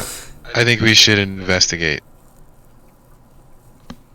I think we should pay a visit to this neighbor. Yeah. Well, thank you for your time, miss. Once again, sorry for your loss, and we'll promise you we'll get to the bottom of this. Oh, Oh, thank you, kind souls. I ask her if she wants her husband, her son? Her son's finger? Brother. Her brother. Brother, her son. I found this on the rooftop. Did you want this back? She looks really disgusted, but she's like, "Oh my God, Boo! Yes, come, let me marry him." Yeah, I kind of figured. Yeah, I'll give her the finger back. Okay, yeah. She takes it and she is cradling it as she goes back in crying. Another job well done. Let me just get rid of that finger. Too bad. Could have found a use for that. At least she's- Do you know this guy, the neighbor guy? I don't know this guy. I guess we gotta better see who he is. See if maybe I can recognize him. Yeah, the Wells Fargo crime family. It stretches out as far as I know. I'm not gonna know everybody, but there's always a chance, I suppose. I could recognize him. All right. I say if we figure out what element is associated with this statue, we might understand what their assailant is doing a bit better. Can I see one of the statues? Yeah. We have like one of the normal ones and one of the ones where the guy is all like distorted or whatever. Let's take a normal one. What's the statue made of? Sandstone. I mean, it's clearly an earth element, right? It's the sand. I mean, maybe it was kindled with fire, though. All right, yeah, good point. It could be both. I don't know too much about magic, but I would make a wild guess it's an earth element. Perhaps it opens its mouth and creates a bunch of air. You think outside of the box, Lauren. I like that. Alright. Do we, I guess we head over to the other house. Okay. I start walking over. Wait, this one? Okay.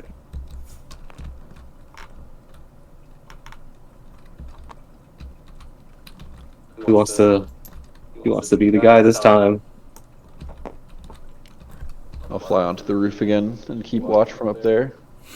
I'll keep watch on the other side of the house too, in case they try to escape. All right, I'll be the guy. I'll knock on the door. And Torn, are you like flying above the roof, or you're now just like perched on it? Yeah, I'm perched on it. Okay. Gargoyle. Yeah. So Tim, you knock on the door. Yeah, with my head. Just like a couple of good taps. You hear a gruff voice go, "What do you want?" I say we're investigating some suspicious activity next door. We need to talk to you. Yeah, and the door swings open, and instead of being where you expected to see somebody's face in front of you, there's nothing, and you look down, and there's a stocky dwarf with bushy golden hair and big leathery hands. Yeah, his name is Yari. He goes, What do you guys want? You know something about my daughter?" Yari. Oh damn. I'm not sure I know who that is. We're investigating about this guy next door that got attacked and murdered. He was attacked Yeah. and kind of mangled and beaten up a whole bunch when he was I upstairs. heard about it. So we're helping out his poor sister by investigating it. Yeah, I heard about it. I thought you were coming here to help me too, because you see, my daughter got killed in the same way. Just last week.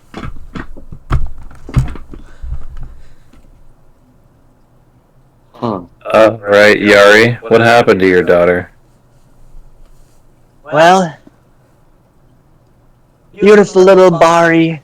She's just a teenager with long golden hair, and she's always very moody. She'd spend a lot of time out on the balcony looking at the stars.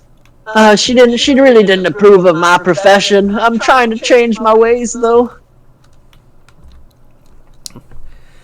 I ask him if he knows anything about like weird statues appearing or something, like to that nature.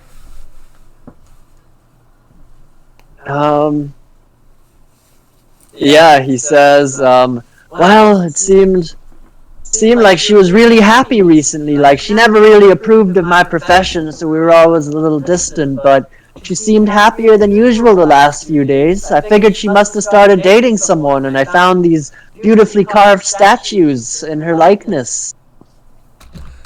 I say to him, "Sir, listen, we need to get to the bottom of this. You see, these suspicious-looking statues appeared, and then like some messed up version of the statue appeared at the crime scene, like where the person in the statue was all mangled." Yeah, he's really shocked because he says like he thought it was he just assumed it was some gang related thing. He didn't think the statues were related. That's why he, like, no one else in the neighborhood even knows about what happened to his daughter. He basically had covered it up, kind of thing, and now he was shocked to hear about the next door neighbor.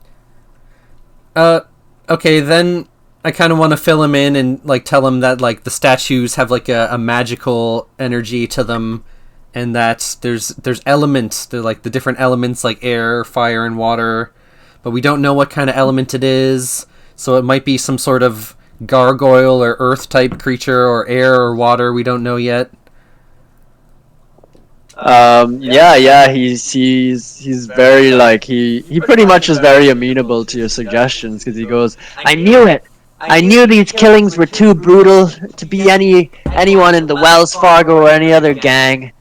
It was just so brutal, it goes against the code of any gangsters I know.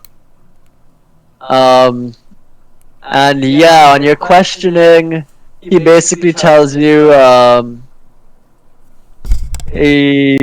like when he came outside and he found his daughter dead there, for a little while, basically the floor of the balcony was all distorted and messed up and weird. and then after a while, it kind of went away. Creepy. Mm. And you said this happened at night? Yeah, yeah. She always spent the night out on the balcony. She loved the night stars, and she didn't really like people, so she'd stay up there. She was a bit of an introvert. See. I want to ask Yari. I said, "That's interesting." Then who is this? Do you know anybody who she met recently? You mentioned that she might have found a new boyfriend or something.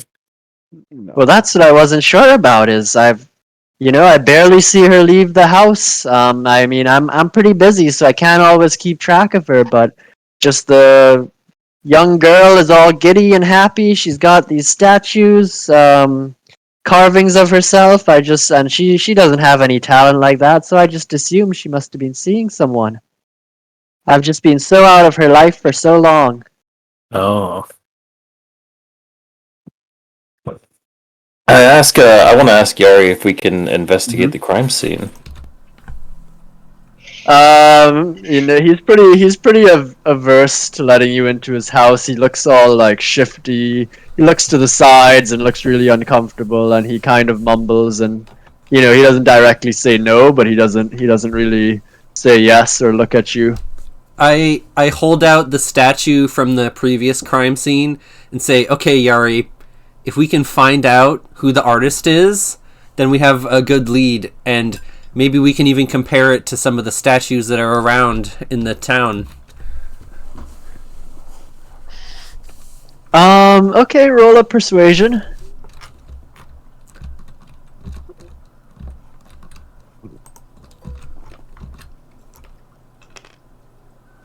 $11, and I add 4 to that. Okay, he says, okay, but if I'm letting you up out onto the balcony, you're gonna have to come through my house, and you ain't see nothing when you pass through, okay? Okay, Yari. I want to get to the bottom of this, and I don't care if you're a hoarder or whatever. I ask him if we're all going, or can we all go up? Yeah, he's fine bringing you all. I want to use a guidance again to boost someone that's helping to investigate. So, Jerry or Barry, you can add the D4. Okay. I close my eyes and I follow everyone into the house. Okay.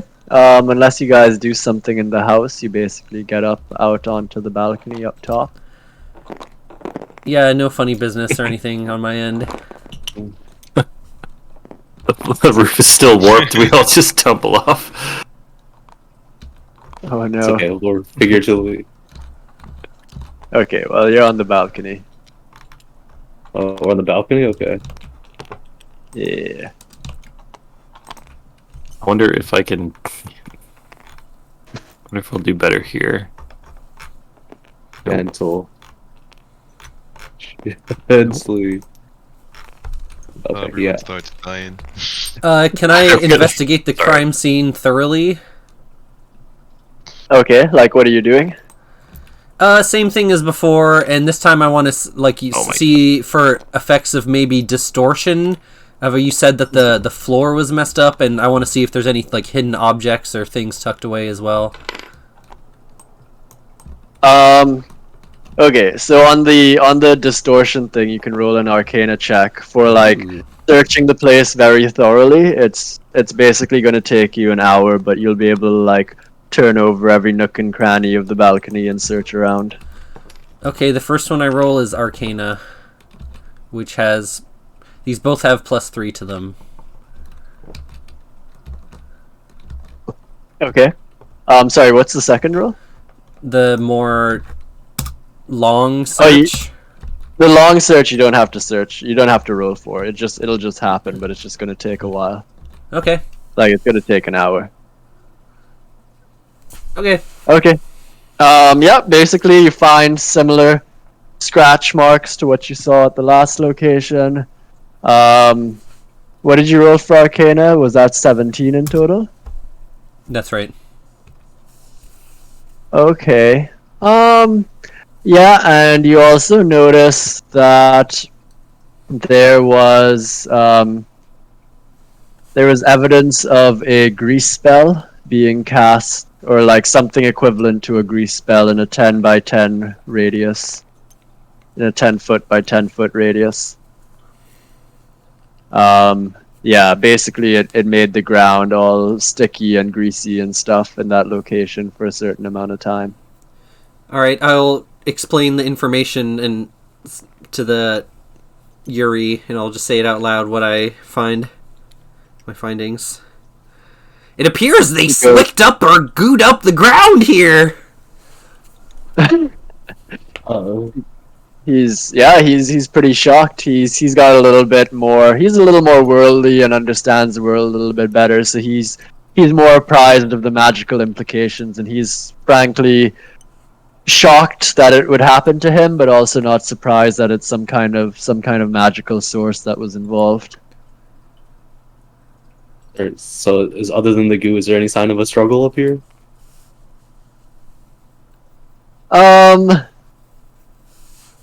Not really. Like basically, because the scene has been kind of cleaned up, right? Like this one happened a good week ago, so yeah, things have been pretty much cleaned up. You just see like the same kind of scratch marks. You notice though, I guess I could say you don't. You notice they're not just in like one spot. They seem to be all over, as if like the attacker was moving around or the victim was moving around or something. Hmm.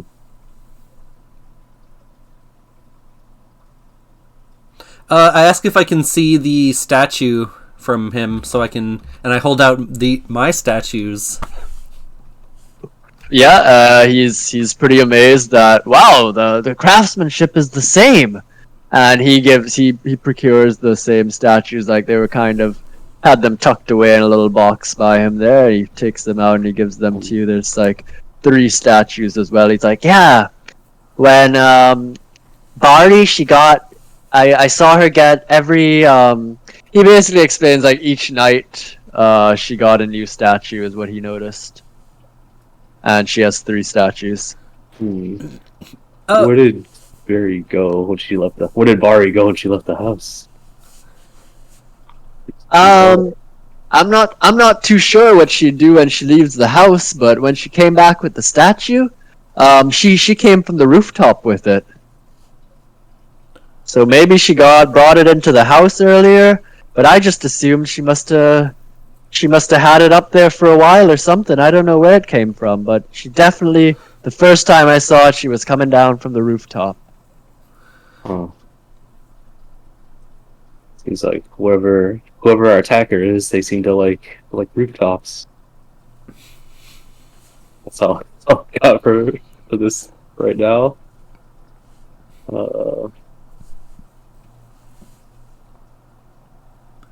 I want to ask Yari if he has any clue who might have done this attack, because I feel like we've kind of hit a roadblock. Well, now that you guys showed him these statues, and he's aware that, oh shit, it's not like my daughter's lover giving these statues or something. It's the other victim has a statue as well. He's pretty creeped out. He goes like, the only person in this area who could possibly have the tools, the material, and the skills to craft statuettes of this quality and caliber would have to be the stonemason. That guy's a bit of a weirdo, but I didn't think he would attack my daughter, let alone someone as big and tough as Boo. I say to him, do you want to come with us and like see if this guy has anything to do with the statues? Yeah, he's pretty gung-ho. He's like, you guys have inspired him to get revenge for his daughter now that like somebody's taking an interest. He was pretty much depressed and like ready to give up his life of crime and shit because he figured like Wells Fargo wasn't helping him, the guard weren't helping him, no one was around to help him, and you guys kind of have inspired him to come along and be like, yeah, let's do this. I've got a very special set of skills. All right. What are these skills? If you don't mind me asking. He lifts up his left fist and then he goes, skill 1, and he lifts up his right fist and he goes, skill 2. Oh, all right. Yeah. Say less. You're in. Let's take us to the stonemason. Yeah. Before we go, I want to tell him that I feel like I trust him enough to tell him that I too was part of the Wells Fargo crime family as well. He goes, oh, I knew you, the vibe you gave, I knew you had to be a brother. And he like pulls down the top of his shirt and he shows that he's got like a WF tattoo at the top of his chest. Oh yeah, and That's I all. flash him back my tattoo. I pull up the back of my shirt and I show him like my tramp stamp, like where I have my tattoo too. Yeah, he gives you a fist bump. Yeah, sweet. Dope.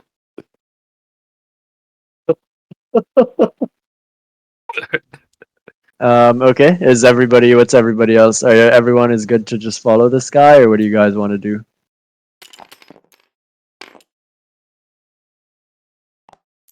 I'm good to follow. Yeah, I'm ready. Okay, Torn, Barry. Yeah. Yep. Definitely follow. Yep. Always on the Okay. lookout for gargoyles. Yeah. Okay, yeah, he starts bringing you down this alleyway. And yeah, as you guys kind of start getting a little bit closer down the alleyway, Torn, where are you? What are you doing? You flying? You on the ground walking? What are you doing? I'm fine. Okay, Griff, what are you doing? You flying or you walking? I'm walking. Okay, how high are you flying, Torn? I'm not above the rooftops, just under the rooftops. Okay, yeah, Torn, with your high perception, you hear like down this direction, you hear like the sound of some kind of scuffle going on, like it sounds like something's getting hit, and you hear a guy going, "Oh, oh, oh," and it's kind of like the sound is echoing off the tops of the buildings there. Yeah. I tell my party that I hear some scuffle going on, and I swoop over there as fast as I can. Okay. Yeah, you get there just in time to see this dude up against a wall, and this dude here is savagely beating him. Yeah, and you get there just in time to hear the guy who's dishing out the beating. He's like, "This is for my wife, you sicko!" Okay. What the hell? I swoop down there and I ask him. I try to break up the fight a little bit by just getting really close to them and like hitting them with a gust of wind as I swoop down. Mhm. And I Carry asked on, them, well, what did this guy do? What gives you the right to beat him up like this? Yeah, the sight of this huge bird man flapping down at the gust of wind just like totally shocks the both of them, and they stop and pause for a minute, like deer in the headlights kind of look. Mhm. Yeah, and the guy says, "This guy, he killed my wife. I know it. He's a sicko." Okay, how do you know he killed your wife? Well, you see, I found these weird ass statues in our house, and he's the only one who could have made them. Obviously, he was trying to pursue my wife, and when she turned him down, he must have killed her. Okay. You, sir, are you a sculptor? Why does he think you can make these? Yes, I'm just the stonemason. Okay. Alright, well, I don't carve statues, though. I'm not about the art. I'm about the industry. Mm-hmm. All right. So it seems like there may be a misunderstanding here, because we're Okay. actually. As you're saying this, the party kind of comes over and they're Oh, now coming down the alleyway. what do you got here, Torn? It looks like the case of the statue grabbers is, has another victim here. Oh, see. So, yeah, I guess I just tell him that I grabbed the guy who just was getting beaten up and I like push him over to you guys to try and heal him. I'm like, here, give this guy some first aid. And Yeah, he's pretty fucked up. Like he's all bloodied. He looks like he's some serious bruises are starting to develop. He's like bent over, like clutching his ribs. I ask Jerry or whoever has the statue to pull it out. And as he's doing that, I'd ask him, does the statue of your wife look something like this? And I reveal the statue. And he The one goes, that we broke. "Oh my God, yes! Is this guy? Is he some kind of serial killer? He got somebody else too?" Yep, that's what we're trying to find out. So tell us everything you know. Well, you see, the last few nights, my wife, she's been coming home. She usually goes and she hangs out late on the rooftops with her friends, or at least that's what she told me. I always just assumed it was some of her friends, and she'd come home at night. And these last 3 days, these statues started to appear when she'd come home. And so I kind of thought, maybe it's possible someone's trying to pursue her, but I trusted her to turn him down. And then one day, just the day after the third one came, she just turned up dead on a rooftop in Merakai. Oh, sorry for your loss, man, but yeah, I think we have a common trend here of rooftops and statues and shit. Who's this other guy? Who's this guy that's you're beating up? Do you think he did it? Yeah, that's the stonemason. He's the only one in this neighborhood who could carve with that level of skill, and not only carve like that, but have the materials and the tools. Oh, perfect. Just who we were after. Do you mind Yeah, the stonemason. He's like shaking, like he's really kind of like he's actually like physically shaking. He's like, please, I didn't do anything. I'm innocent. Like why? Everyone's been accusing me of something, and I don't even know what's going on.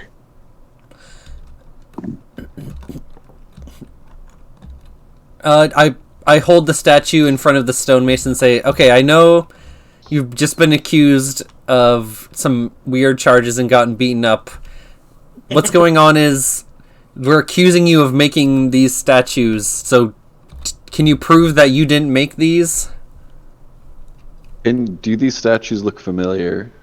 Like, do you know who may have made the statues? Well, I've seen the. I don't know who made them, but it's definitely the same style as those statues that appeared around town these last 6 weeks. They've been on the facades of buildings in this neighborhood and nearby neighborhoods. It's clearly the same person, and he must have access to a lot of sandstone. Do you know where? Do you know of anyone else that may be in the business that could lead us towards the maker of these, or do you know of where they might be getting their sandstone? Is there some local sandstone quarry? He looks he looks kind of nervous and anxious and shifty, and he just, I don't know, like that kind of sandstone it'd have to be at an industrial level, okay? I couldn't be me. I don't have any access like that. Okay. As he says this, I want to like walk over here and like look at his store if there's like stone or that kind of stuff for me to examine. This isn't specifically his stuff. This is just kind of like supply depot, like a warehouse and workers moving goods and stuff like that. Mm-hmm. Yeah, like there is, he does have like a little part where he operates in part of this warehouse, and yeah, he's got different grades of rock and stone, and yeah, all of his different tools are there as well nearby. You can see he was in the process of carving some brick down.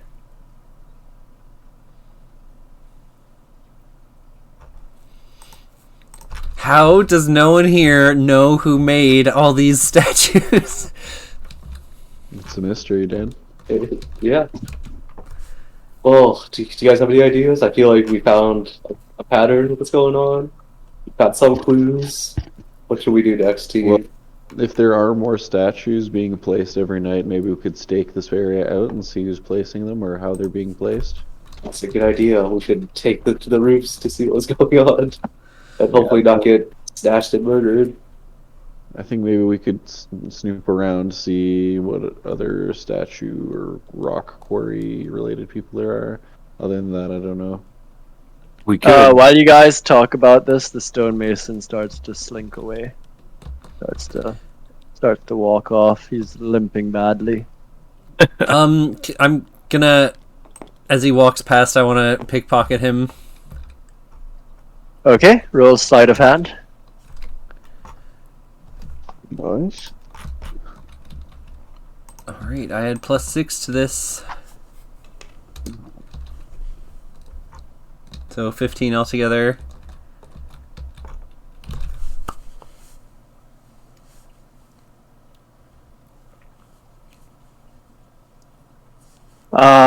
Sorry, what was that? How much altogether? 15. 15. Okay.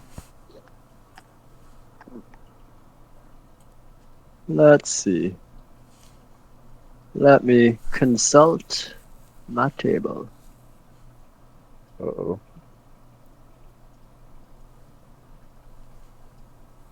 Okay.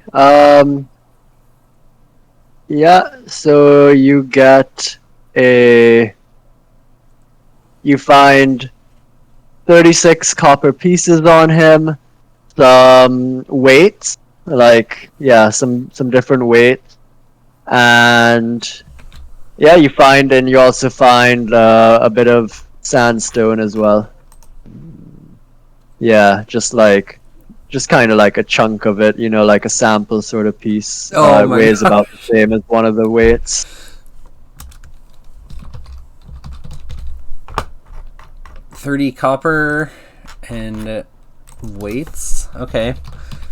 Okay, then I want to go over and investigate his area. You said I saw where his area is in the thing. Yeah, there's like, it seems to be kind of general purpose. Like, clearly there's different business people who use this facility for storage or like just workshop kind of stuff. So there's an area around here where he's got his small area, but where he's got some of his tools and supplies. Okay, I want to say to any of my teammates that are near me a little while after, like, that, like, where's one of those bird people? I tell one of the bird people, like, I'll whisper at them that there's, the guy had this bar on him, and I'll show, like, the sandstone bar after the guy gets away after a while. Yeah, this guy, the guy who was beating him up basically runs off. And yeah, the other guy limps off as well, unless you guys do something to stop him. Hey, stop right there. I don't think you can help us a bit more. Seems like he has something to hide, right? Yeah, let's. He's just limping away. He didn't pay you any heed. I think we have Sir, to where run are you after going? him and stop him. So He goes, I need medical help. All right. Just sit down right here. Let me patch you up. Does he sit down? Okay, yeah, he sits down. All right, I tend to his wounds. Okay, what do you do? I mean, let's see. I try to like just take out a rag, and then I start like wiping away the blood on him. Okay, and what are you trying to do? Just try to stop the bleeding, I guess. Okay, roll a medicine check. And hold still. This might hurt a bit, but oh, not 20 plus 0. Okay, yeah, you basically, the wounds that he was bleeding from, you basically stem them, stop the flow of blood and whatnot, but you can still, despite that, you can tell he's like in really bad shape, like he's definitely like severely bruised and he's probably got some kind of broken rib or other bone that's broken, like he's in a lot, he's pretty badly injured, but yeah, other than that, what you were doing wasn't able to do much more though. Alright, well, I managed to stop the bleeding. Now, do you wanna sit around and talk a bit more? What do you guys want? I've been through enough. I mean, it feels like you're hiding something from us. You're trying to sneak away like that. I would So, never hide anything from you guys. I mean, it seems like you got a couple of broken ribs there. Unless you want a few more, should tell disclose what you're hiding. Okay, yeah, roll an intimidation.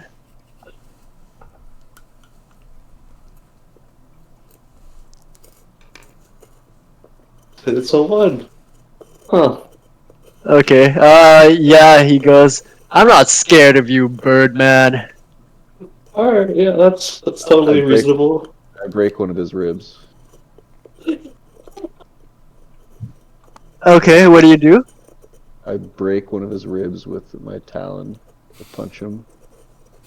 Okay, yeah, roll a d4 for damage and add your strength bonus. Oh god. I wasn't actually going to, what the fuck? Alright, I rolled a 3. And, my strength is 0, so I don't think I add anything. Okay, he goes, as you hear, yeah, you hear like a cracking kind of sound as you smack your fist into his rib cage area. Nice. You He's hear still alive, a though, right? horrible crunching sound. Yeah, he's still alive, but he's like healed over in excruciating pain. He's like screaming out. He's like, ah, oh! Oh god, Torn, what the fuck? I mean, yeah, motherfucker, that's what you get. Now tell us what you know. We're bird people.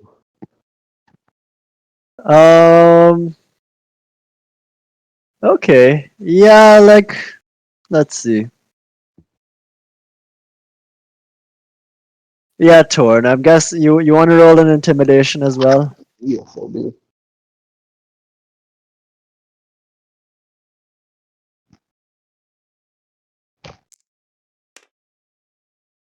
Nine plus 3, so 12. Okay. Well, after Barry's failed attempt, it was definitely harder than you expected to convince him to do what you wanted, but the hyper violence he used was so shocking that it kind of made up for Barry's failed check that he did earlier. And he goes, please just I'll tell you what you want to know. Is this the guy that What- smiled or looked away from me earlier? No, that was a toothless old man. This is like a 30 to 40 something year old stonemason. Okay, right. What does he say? Yeah, he's like, what do you want to know? I look towards Barry with a smile. Who really made these statues? Right? Like, where do they come from? Where do you get the sandstone from? He goes, okay, I didn't want to tell you. It wasn't me, but there's so it doesn't add up, guys. There's so many statues all over town. They have to be getting access to an industrial level of sandstone. And there's just no legit sites that would have that anymore. The only place I can think of is, well, you gotta not tell anybody about it, okay? But There's an abandoned warehouse in Merakai Central. The last economic boom a few years ago, that's where they used to pass through a lot of construction materials. I worked there for a while. When the business went bankrupt, they just left everything there. It was too expensive to clean up, so whenever I need stone for private jobs, I sneak in there and I grab up as much as I can. But please, please don't tell anybody, okay? You'll ruin me. That's the only way I can make a profit in this dead-ass town. Oh, All right. that wasn't even that bad. You could have just told us that from the start. Yeah. For I'd real. have less broken ribs.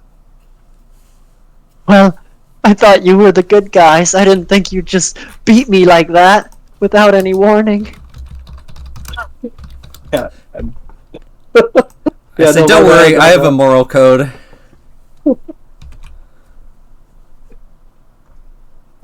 He looks at you and he says, well, for someone with a moral code, you hang out with some real despicable characters. And he coughs up a bunch of blood. I say, well, you better hurry up and maybe stay off the rooftop for a while, because that's where a lot of the murders seem to be happening, and they seem to be associated with the statues. Yeah, he goes and he limps off and he goes, fuck you guys, I'm gonna find a doctor. Good luck, man. Sorry about the ribs. Alright, I turn to Mr. What's the dwarf's name? Yari. Oh, Mr. Yari. Yari. Mr. Yari, do you know this warehouse that he's talking about? Oh yeah, that's easy, guys. That's on this side of town over here. Alright, we'll lead the way. I think we finally have a good lead.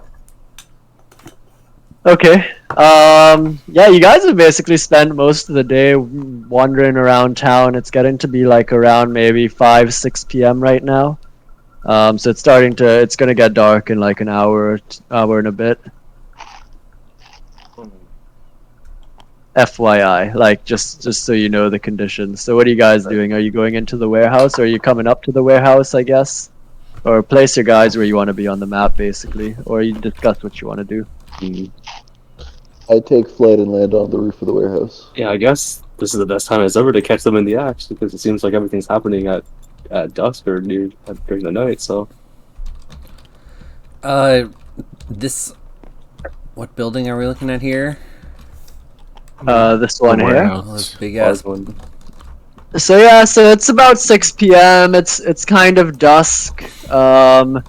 Sun's starting to set. You can see this warehouse. It's the doors are boarded up. The windows are boarded up. Everything is basically boarded up. There's piles of rubble outside of it. You know, different assorted bricks and just random junk, basically. But it's very clearly abandoned. The 2 Aracrockrons, you guys land on the roof? Yes, I do. Yep. Okay. The rest of the party, what are you guys doing? Is it empty? Or is there anybody inside? Do a little perception check as I walk up. I say to Yari, if you got anyone that can back us up now, it might be a good time to call upon them.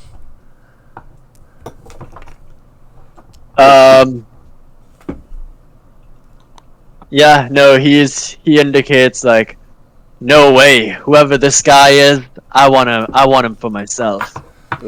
Okay, I pull out my familiar, my toad friend, and I tell him that we're gonna need to like look around for people or anyone else in this warehouse and be careful for them as I like send them out into the ground. Perception check at 13. Is anybody inside the warehouse? Sorry, you rolled a 13 just now? Yeah. You don't notice anything.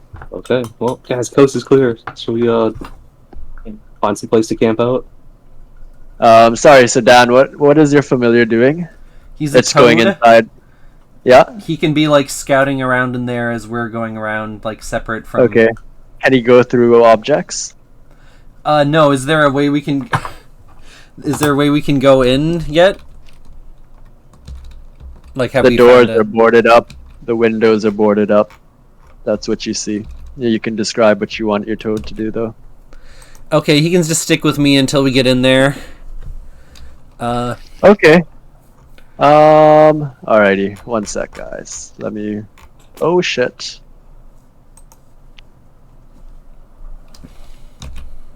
Let me reload that.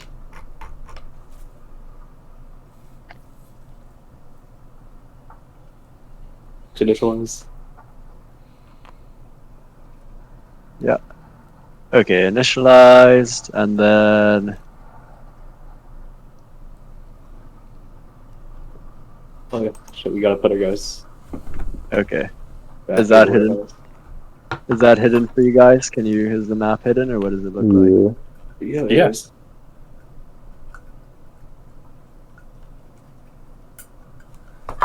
Just the tops aren't hidden, so let me just do that. real Okay, quick. I know what I want to do. I cast guidance on Barry and say, Barry, chop the door. What the fuck are you talking about, chop? Do you have a chop weapon? I got a pickaxe. That's just what. I have a warhammer. I guess I could try to break down the door. I'm not really that good at chopping, man. I don't know what you're talking about. Okay, hammer is probably Idea, good bro. too for the door.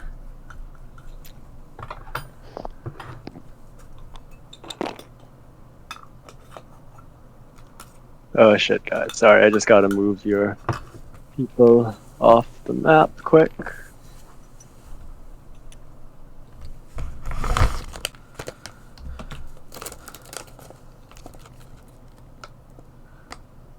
And like, while you're doing this, Andrew, how thick is the boarding on the door? Sorry, how thick is? How thick is the boarding up on the door? It's probably like 2 layers of planks nailed onto each other. Layers, okay. So does it look like very, very sturdy?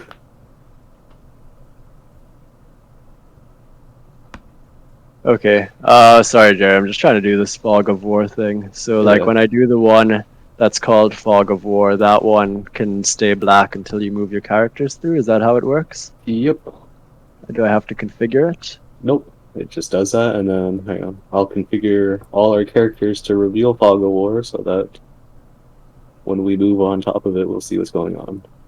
Cool.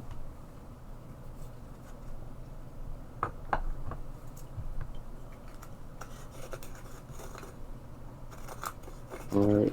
Wait, we're missing a Griff. Oh, found him.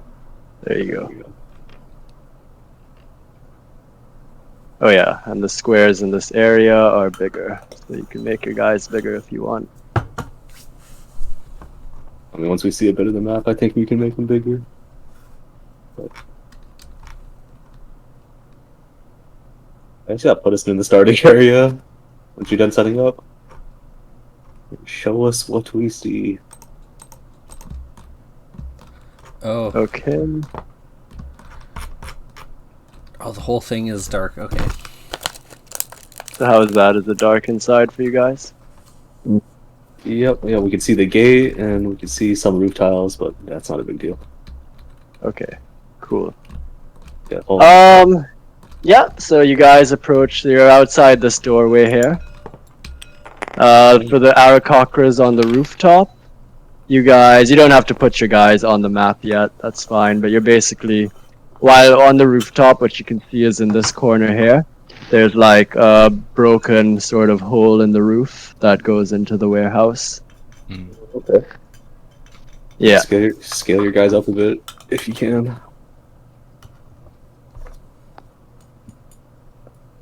Alright, what bands? What Okay. So like first sorry, what are you gonna say, Jerry?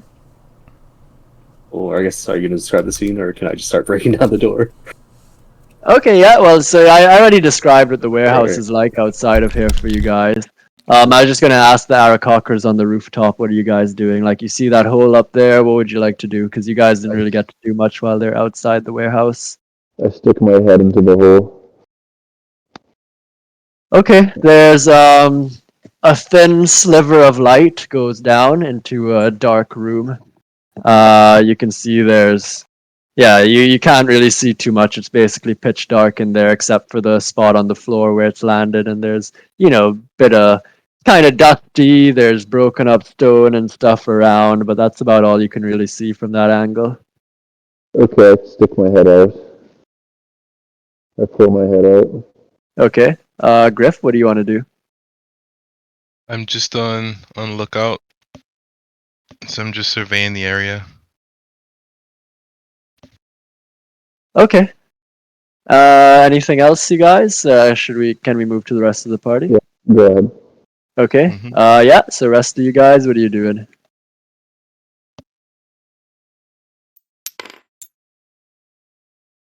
Guess I'm getting ready to break down this door. Okay, yeah, Barry, Tim. Yeah. I will give a torch to Yuri as well. After I'll light a torch and I'll give him a lit torch. Okay. Yeah, let me just check my backpack real quick. Because I want to try to pick the door lock if I can.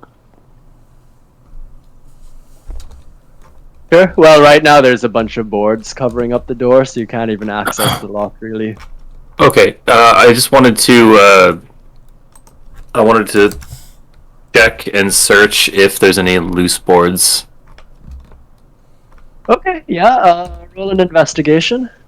Or if there's another skill you want to do, but I think investigation should be good. I like the sound of investigation. That works for me.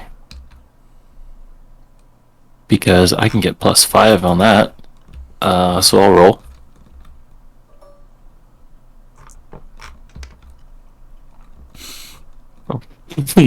One, so +5 is 6.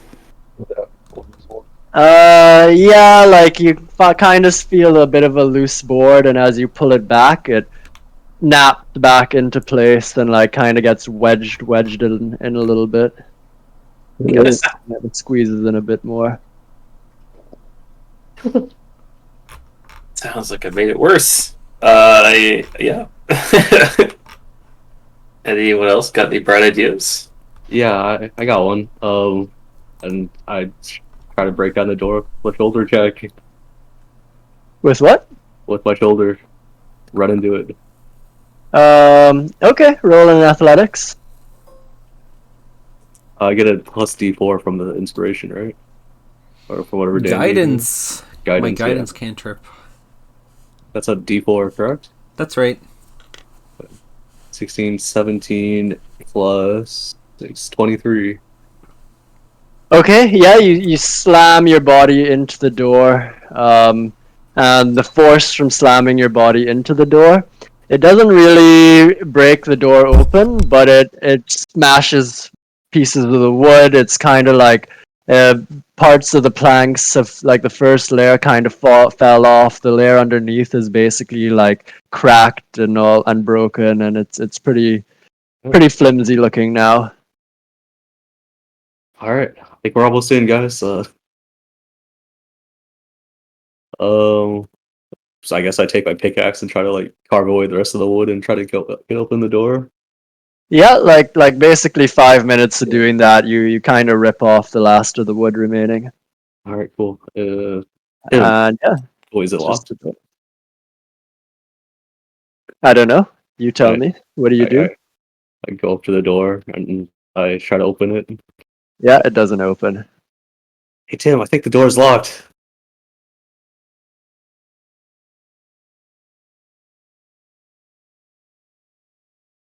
Tim, I need your guidance. Hey, I'll try to pick the lock. Door locked, go. Door lock, go. What do I have? God, I need to zoom. There it is. I have thieves' tools, but I don't know if I have Do you know anyone know if thieves' tools includes like a lockpick? Yeah, I'll count that. That's fine. I would expect so. And you have your proficiency in it, so you add your proficiency bonus to the use of the tools.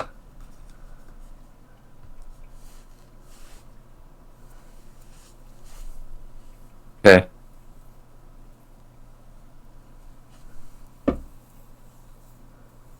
I guess I'll roll for that.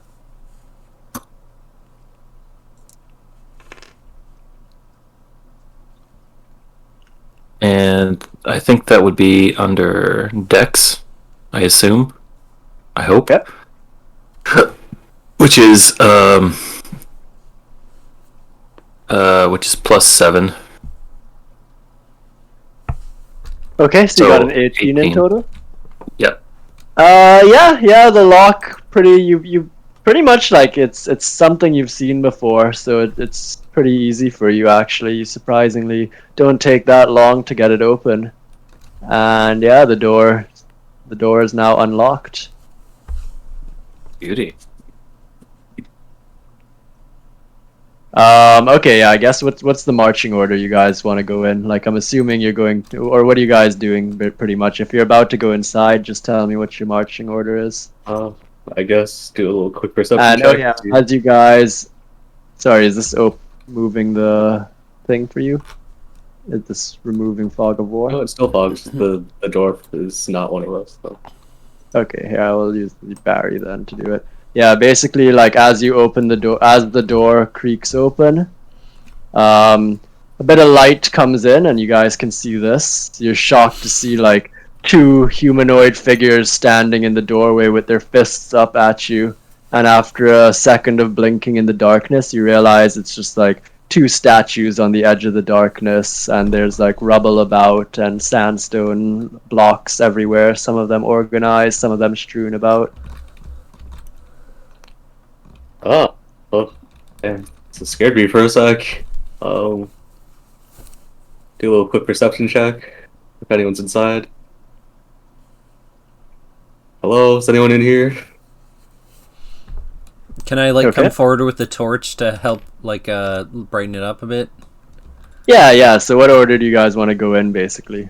I go. Yari's just kind of hanging back and watching what you guys do. I'll go in second. Tim, what are you doing? I'll go in third. Okay, so you guys all walk in. Yari follows behind you as well. So where do you guys walk to?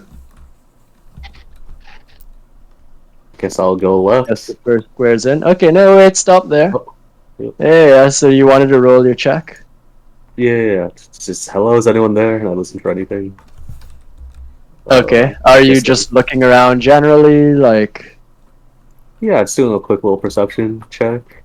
What's inside this room behind the statues for a 5? Okay, yeah, you guys in the party, you don't really notice anything. And as you walk in, like, no one, like, even just... Yeah, actually, yeah, just your passive perception alone, you guys have really... You guys are the low perception guys, by the way. You really don't see too much. Like, there's just nothing as much as far as you can tell. It's just kind of darkness, and it's eerily quiet. As you guys all walk into the building, you should... Yeah, as you guys walk into the building, the blocks, the tiles that you all step on, they kind of depress slightly, and you can all and all of a sudden all these bricks start falling from the ceiling onto you guys. Oh god. Yeah, and you just barely in time have enough time to try and react to it. You can roll either an athletics or a acrobatics to try and jump out of the way. I guess I'll raise the shield over my head and roll athletics. 19. Can I roll acrobatics? That's dexterity for me. So I have 3 plus. Uh-oh. It's 6 altogether, so I'm probably getting hit in the head with rocks.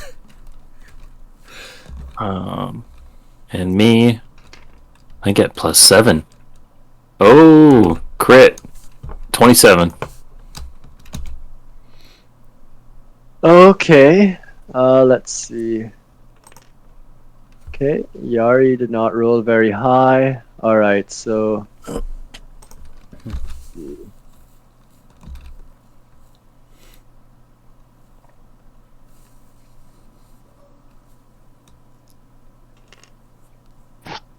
Damn it, I got disconnected. Okay, It's yeah. letting me rejoin. Rejoin. Okay. Yeah. So yeah, Tim, you managed to just narrowly you jump out of the way quite easily, actually. Likewise, JR, you also easily jump out of the way. Asmo, you end up taking 1 point of damage, and so does Yari. Wait. Oh shit! Watch out! I guess this place is booby trapped. Okay. And then, so as you guys come inside and that happens, Griff and Torn, you guys get a turn.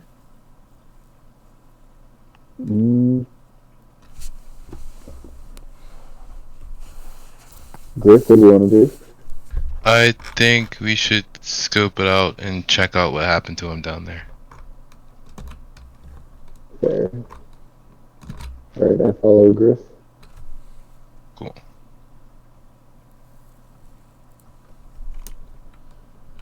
Where'd Griff go?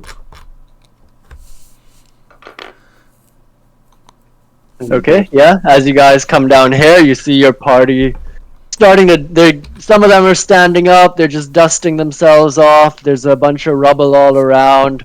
Yari looks like he got hit by one of the incoming pieces, and same for Asmo. Barry and Tim, they look pretty good. I Cool.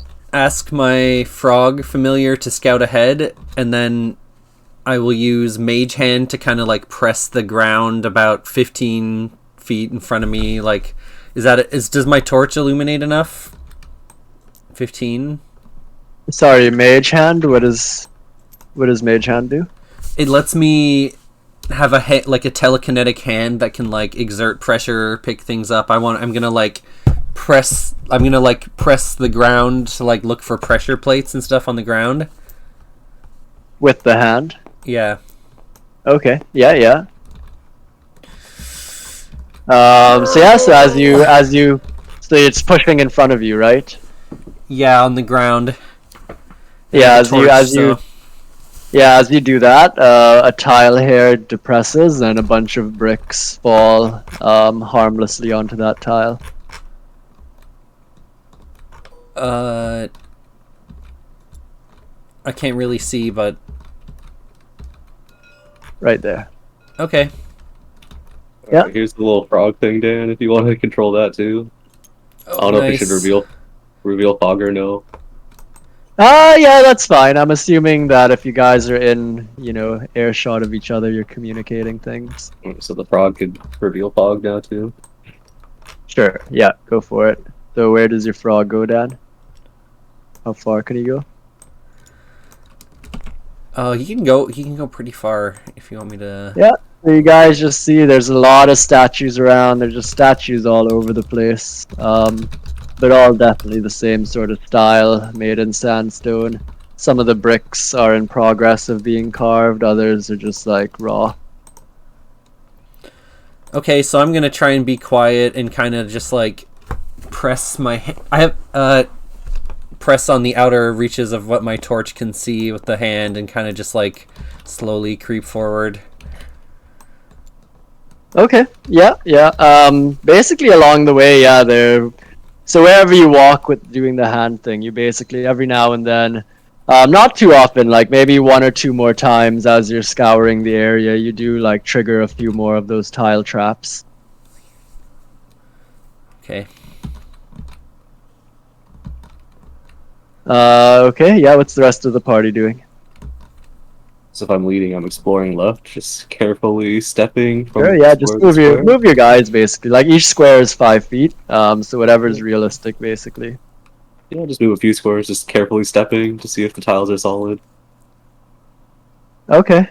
Make it to around So what are you doing? What do you mean by carefully stepping? You're like, I'll just do a little test step on the tile to see if it depresses or if I can pull my weight on it before stepping.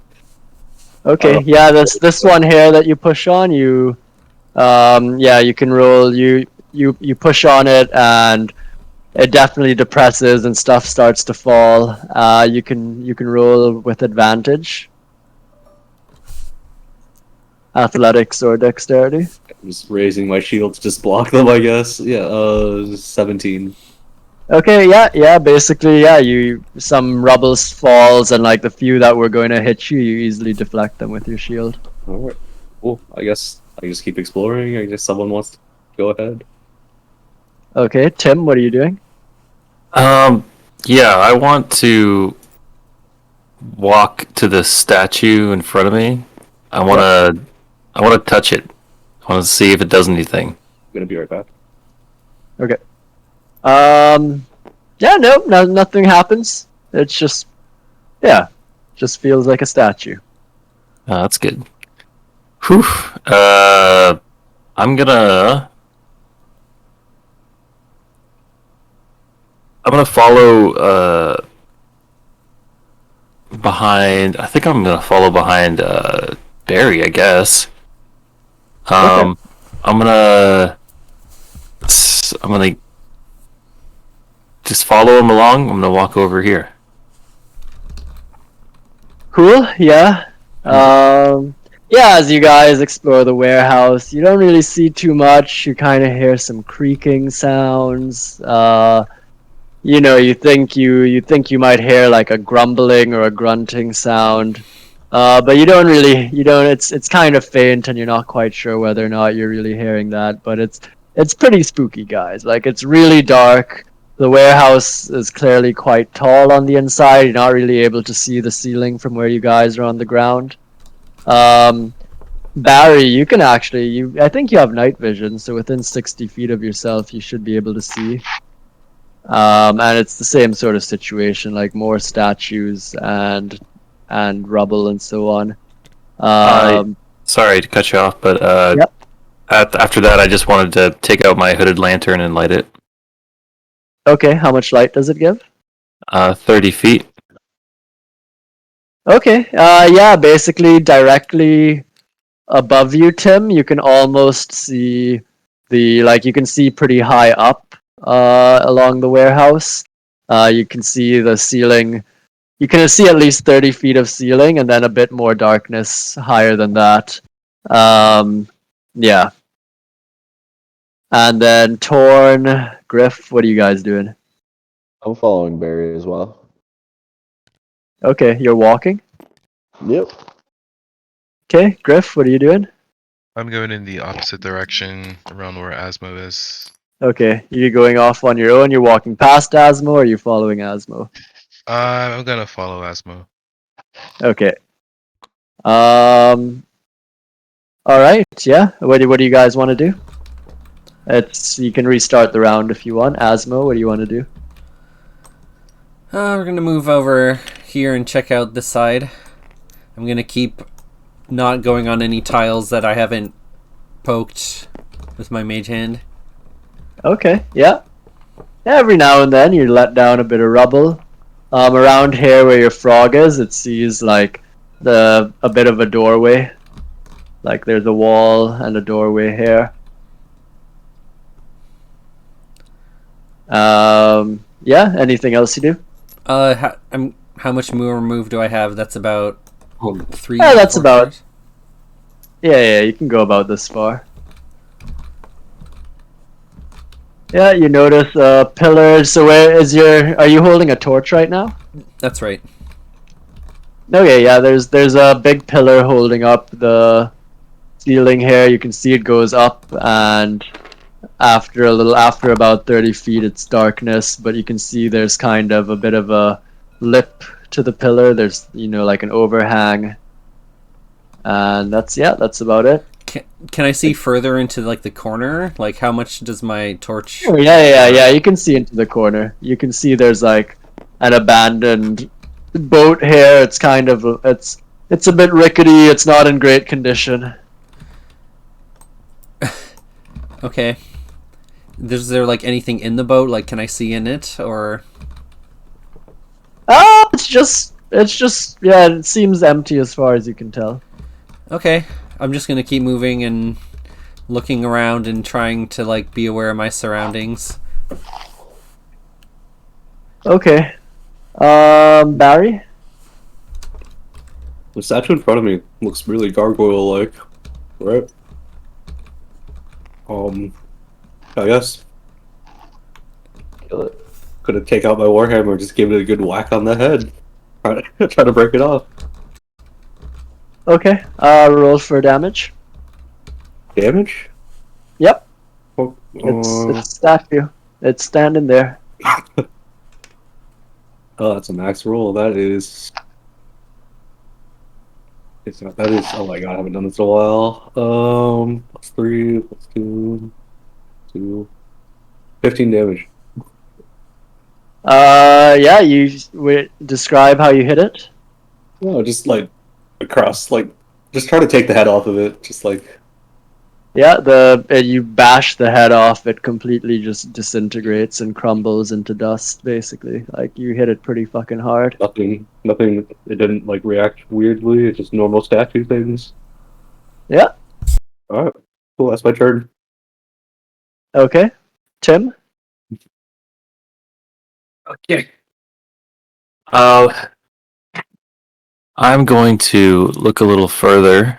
I want to walk over. Sorry.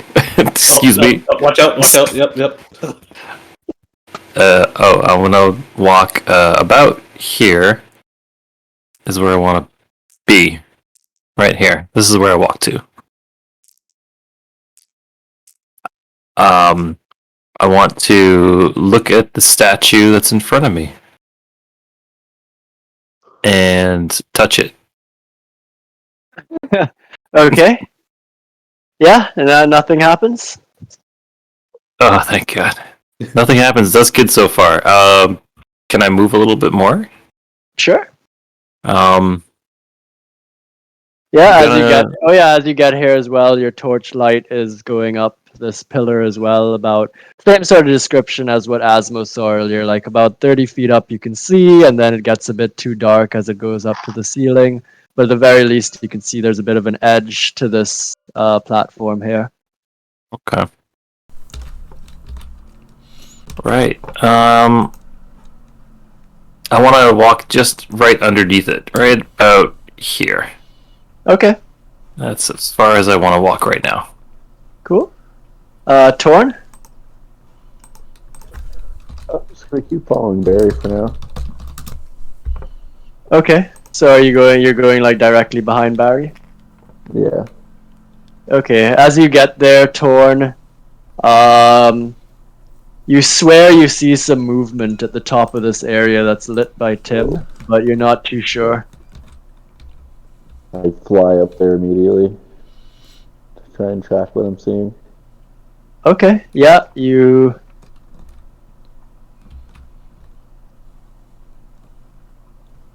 Did I lose them or do I still see them? So you fly up here, and, I do. like, are you flying up to the height of the pedestal? Sure, yeah. I have to look over it, yeah. Yeah, it's about 30 feet up, basically. Alright, should be fine. Yeah, you see a statue here standing. Okay. I yell down to Tim. Hey, Tim, touch this statue over here.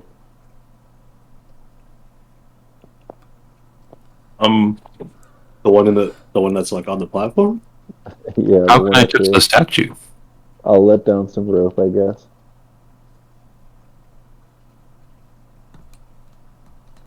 If you let down some rope, I will touch that statue.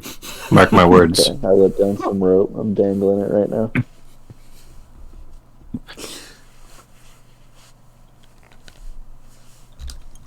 Damn it, guys. Watch your Okay. step. Well, while they do that, you guys, you can think about what you're doing there. But Griff, what are you doing? I am venturing off into the corner on the left. Yeah. Okay. You can move the That guy little, where you want to be.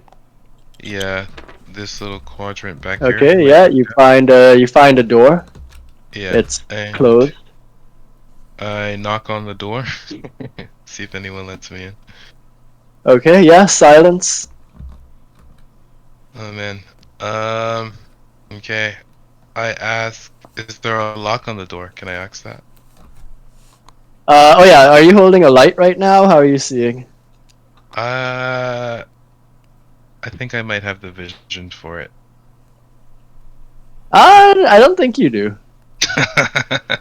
Okay, I'm wandering into the darkness. The He darkness said- You could be if you're holding a like Asmo was giving out torches earlier. If He- you're holding a torch, that's he said fine, he but was it's- following me earlier, and I have a torch, and Yari, I don't know how much my torch does, but that looks... if it's 5, 10, 15, 20...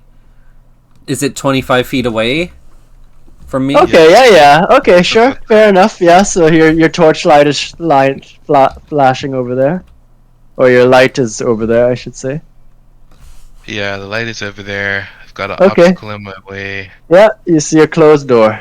I see a closed door. I want to see if I can brute force the door open. What are you doing? How are you brute forcing it? Gonna take out my short sword, and I was gonna cut off the lock. It's not really like a lock on the outside. It's just kind of, one of those interior.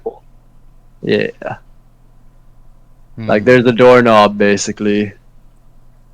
It's Which a is pretty cool. thick, big door, but there's like an inner, or I should say, a door handle, and then like a key slot. So I need a key. Okay. Alright, I give up on Or the just door, Larry's shoulder.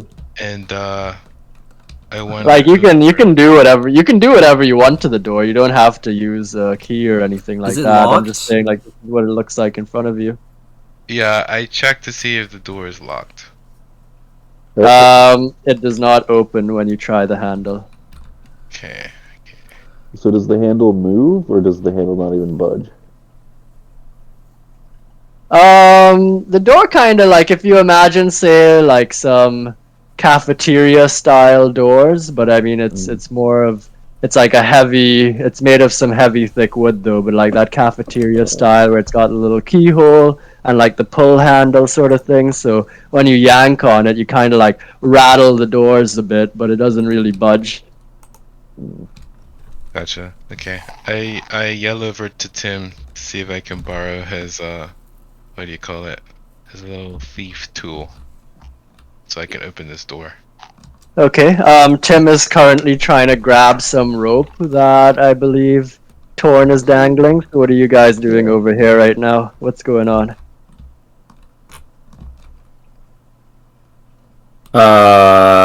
Us over here, where Yeah, Tim and Torn, what are you guys doing? yeah, I hear someone call for the thieves' tools. I'm just about ready to shamble up this rope, but I can definitely spare those tools. I'll give him the tools once you touch the statue. Yeah. Perfect. I really just got this itch. I gotta scratch the statue up here.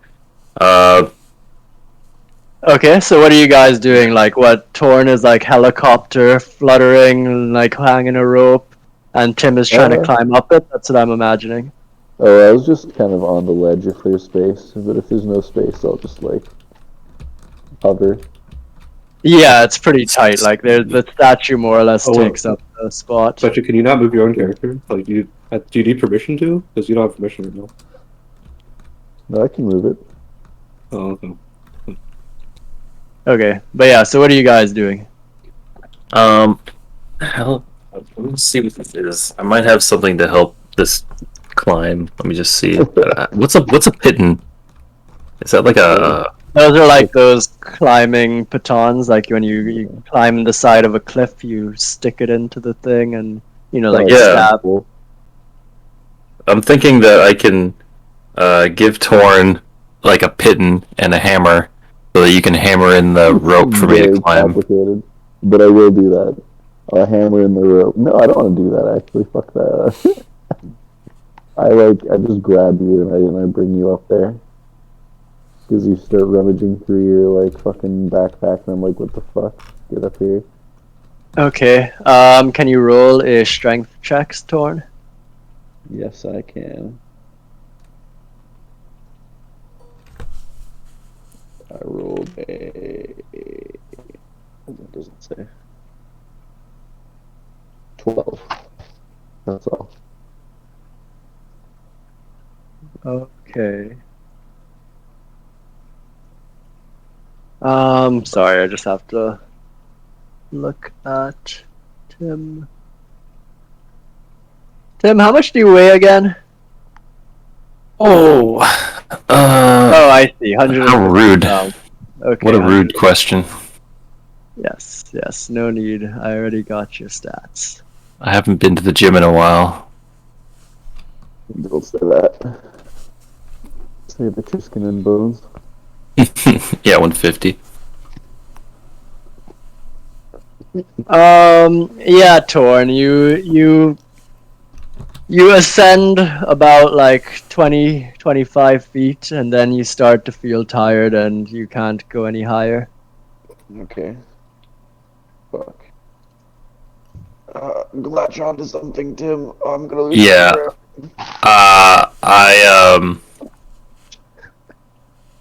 I want to I want to try to grab the ledge. Okay, Am I yeah, high roll. Sure, you can try and like, yeah, you can make an attempt. Yeah, you can roll an acrobatics to try. Or an Yes. athletics. Oh man, I'm totally rolling acrobatics here. I'm a whiz right now. That is, yeah, I can do this. Pull it up. It's gonna be a 16. Okay, you manage to. So as Torn is starting to feel exerted and not able to keep carrying you up, you manage to jump out of his grip and grab onto the pillar, and then find a spot for your hand, and from there you manage to like pull and yank yourself up another few 5-10 feet with a couple of pulls, and get onto the ledge, and you're now hanging onto this ledge. Can I pull myself up onto the ledge? Is there room? There's not really room for you. I want You to. couldn't really stand there. I want to reach up like a little bit farther and try to just touch the bottom of the statue with my hand. Okay. Yeah. So as you slowly reach up, suddenly the statue moves, and two like vicious, sharp claws come out and strike at you. And one sec, I gotta roll.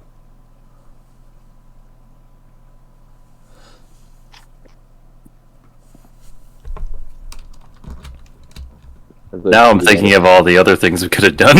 Would have been easier. Did I see that? I yelled to the party. I got a live one over here.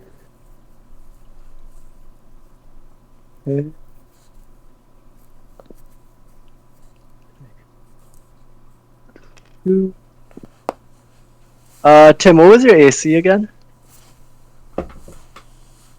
Armor class 16. Okay, so with two vicious swipes, the statue suddenly starts moving, and these claws swipe out and scratch at you, and they manage to do. Where's the die?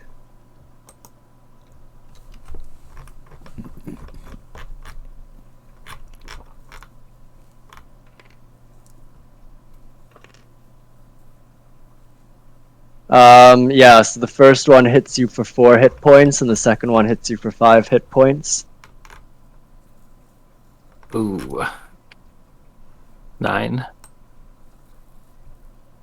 Yeah, and can you roll a... Sorry. Let me see. Sorry, I'm just pulling up your sheet. Yeah. Yeah, if you can roll a strength saving throw to try and, strength saving throw. So roll a d20 and then add your strength bonus to try and hold on to the ledge. Okay, yeah, despite the shock of that vicious attack on your hand, you managed to keep on clinging on to the ledge. Oof, okay.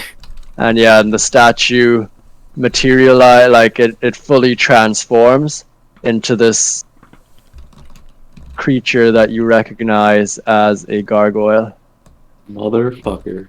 And it flies backwards into the darkness, and you lose sight of it. And yeah, I guess now everybody can roll initiative. So roll a d20 and then add your dexterity. Whoops. I think I... It's here.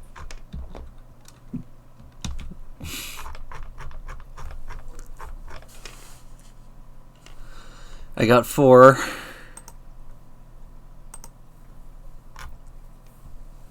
All for me.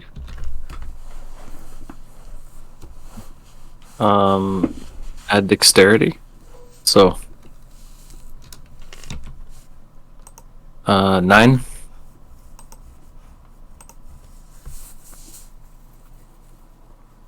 Okay. Tim and Torn, sorry, I didn't get what you guys are. What are we, sorry? Can you roll initiative? Oh, yes. I got 9. I got 19 plus a shit ton.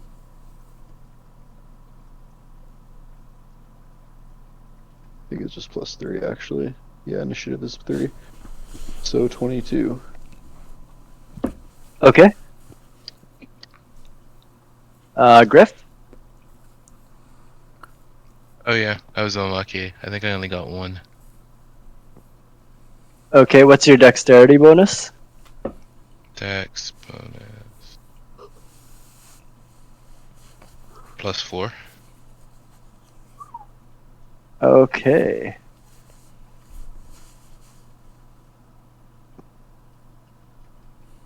Alright. Torn, what do you do? You're the first to go. And do you have a light source or anything, or how are you seeing? No, I don't see shit. I was just following Barry. Okay. But, But yeah, you gotta go first, basically. okay. I guess I'll attack. Yeah, it flew into the darkness. Oh, fuck. Yeah, you lost sight of it.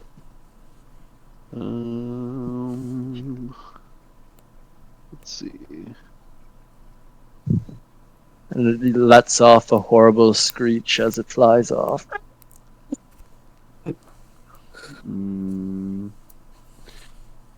Fuck.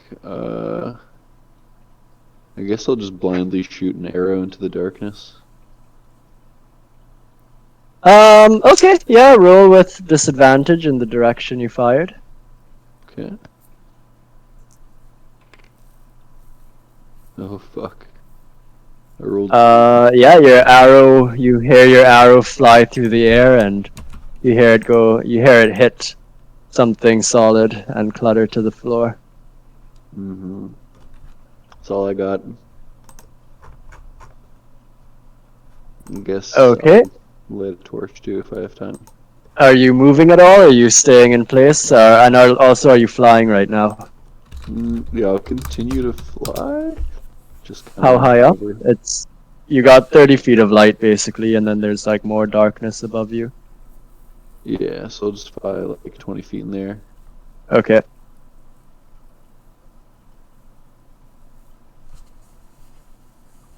All right.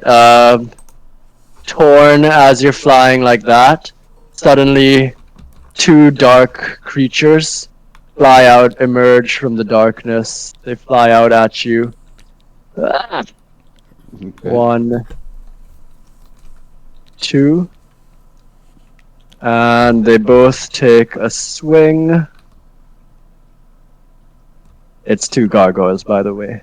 Oh, Yeah. fuck. Yeah, we recognize it by the screech, right? Okay, what was your AC again, Torn?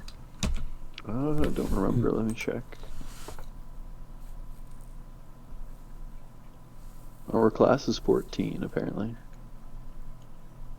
Okay.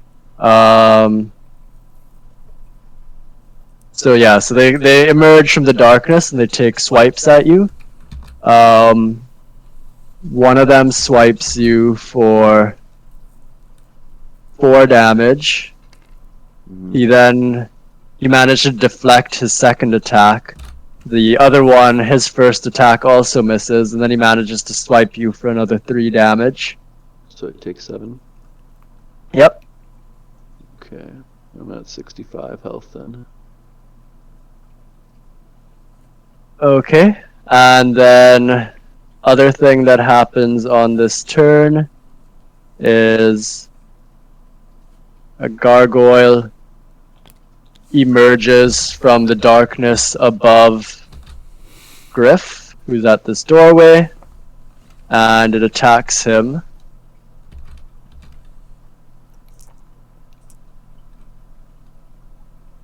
Okay. Yeah, it definitely hits. And then again, hits him twice for 6 plus 4. So it hits you for 10 damage. It takes 2 vicious swipes at you, Griff, and reduces your HP by 10. Okay. It goes, filthy Arakocra! And it's saying this in like a grumbling, weird sounding, like you don't quite understand the language, but you've spent enough time around these creatures that you pretty much recognize like some of those key insults it's yelling at you. Like, Dang. I've killed many of your kind at the monastery. Gotcha. Motherfucker. Pretty much.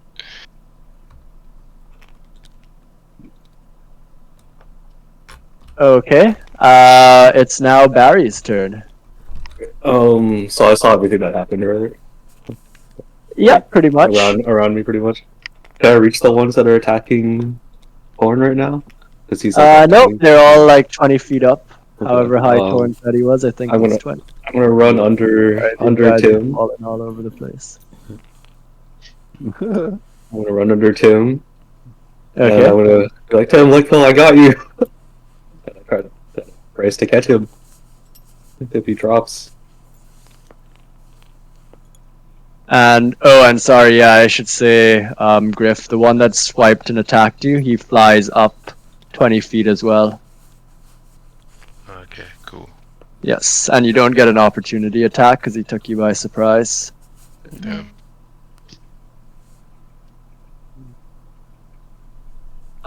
Yes, so sorry, carry on, Barry. Yeah, I'm just bracing myself to catch Tim if he drops off. And I'm telling him to drop off. Get down from there, Tim. Okay. Yari is just like panicking. He's like, "Oh, I just brought my fists. What's going on?" Okay, it is now. Let's see. Tim's turn. Okay. Am I still up here? Yeah, you're hanging. You're hanging from where you last were. All right. Just hanging out. Can I pull myself up and stand up here now? Yeah, you can try by rolling an athletics check. Okay. Athletics. Alright, I can do that. I can get a proficiency. So I can get 4.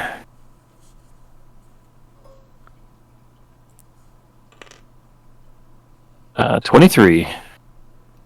Yeah, you very easily pull yourself up onto this platform, and you're now standing up there. Sorry, you can put your guy up there. I don't want to do that. It's okay, yeah, I was trying, and I was accidentally like lighting up more dungeon. Yeah, Hey. yeah, but no, Oh. so yeah, so actually, yeah, so up there, because you still have your torch in the right hand, right? Yeah. Yeah, so up Uh. there, now that you're up there, you can see that the warehouse roof is basically 40 feet tall. Yeah, so you've got light going up there. So Barry's got a light as well. So basically, Torn and Barry, you guys can see fully like a 30-foot radius around you from the bottom up to the ceiling right now. Okay. Yeah. So you can see a lot better. Asmo and Griff, you can still only see about 30 feet up. Those remaining 10 feet are still darkness to you. And right now it is. Oh yeah, Tim, do you do anything else? Yeah, I will draw my bow. Okay. Yeah. I think that does that count as my action too? Do I have an opportunity? Pulling yourself was an action. Yeah. Unless you have don't you have something else that lets you do another action? I don't remember. I probably not. I think I just draw my bow and then Okay. that's about it. Short bow. Okay, cool. It is Griff's turn. So I'd like to. Can I take flight? Yep. Yeah. So it'd be like where he's at, where the gargoyle's at. Okay, yeah, he's about 20 feet up. Cool. Yeah. And then I want to take out my spear and launch an attack. Okay. Yeah. So I just roll the die, right? Yeah, you roll a d20 and then add your proficiency and either your dexterity or your strength. Cool. I think. Hmm. Yeah, what were you skilled in? Is it more strength or dexterity? Let's check. I am more skilled in dex. Okay. Okay, so I guess I'll just. Oh, sorry. The spare is the strength bonus, though, right? So yeah, you can add your proficiency and your strength bonus. Okay. Yeah, because So you're I stabbing with the roll- spare. It's not a finesse weapon. I thought it was. Okay, cool. So I rolled a 14. So With do your I- proficiency bonus. Proficiency bonus for strength would be +1. Okay. So that's your strength bonus, and then proficiency is just your general proficiency bonus for your class. So you got +3 proficiency because you're proficient in that weapon. So yeah, proficiency is Okay, like gotcha. Yeah, because that's you're plus- proficient in those weapons, you gotta add your proficiency to it, and you're also proficient in like certain skills as well. So you add the proficiency to that. Oh, got you. Cool. So Yeah, it should okay. be 17 in total. Okay, yeah. You hit, roll for damage, and tell us what happens. Cool. Okay, so I roll the d20 again. No, the spare is a d6. You roll a d6 and then add your strength bonus. Cool.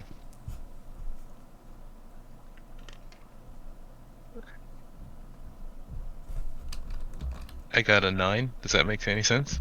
No, you gotta roll a d6. Okay, which one's the d6? Because I rolled one in the Just middle. the regular 6-sided die. Okay. The square. The cube. Oh, the cube. Okay, cool.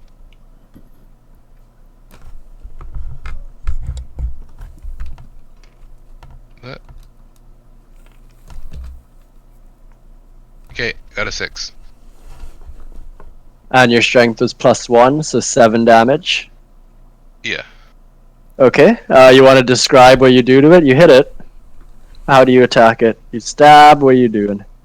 I'm stabbing it like right through its skull. If I can. Okay. Yeah, you stab it, and you clearly make an impact, but the gargoyle's skin is just so tough, as you know from fighting these. Your regular weapon doesn't do a whole lot, or it's doesn't do as much damage as it should have. Damn. All right. You do anything else? I fly back to the ground. Okay, if you disengage from him, you're going to take an opportunity attack. Like if you try and move away from him. Okay, never mind. I just stay up there with him.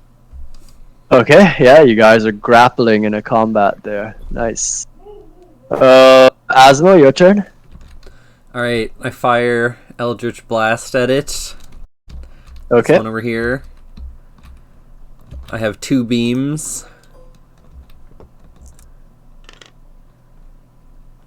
And I add 8 to both of those. Okay, yeah, both hits. Okay, so I also have the... Is this one the D10? Yes, I think so. You have 2 beams, Dan?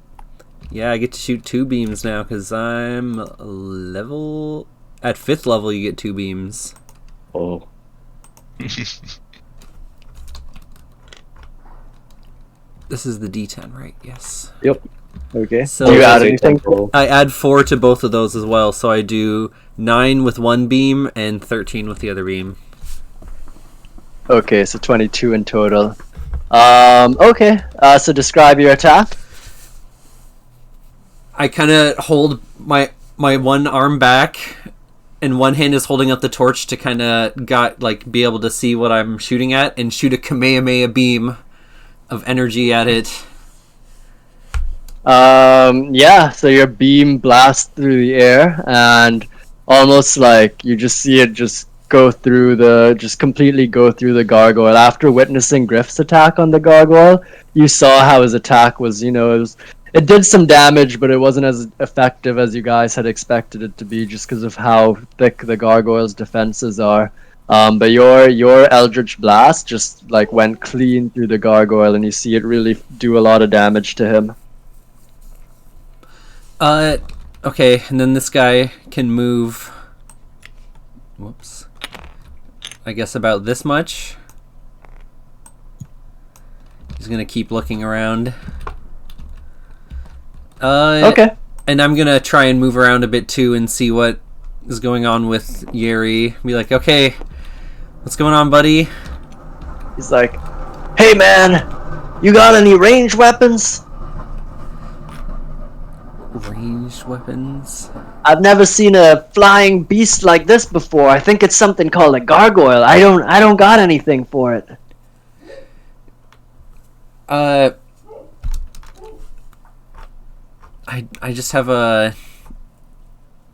Okay, you can use my crossbow. Okay, yeah, he takes your crossbow. He's like, oh man, haven't used one of these in a while. I guess that's all I can do on my turn then, huh? Yeah.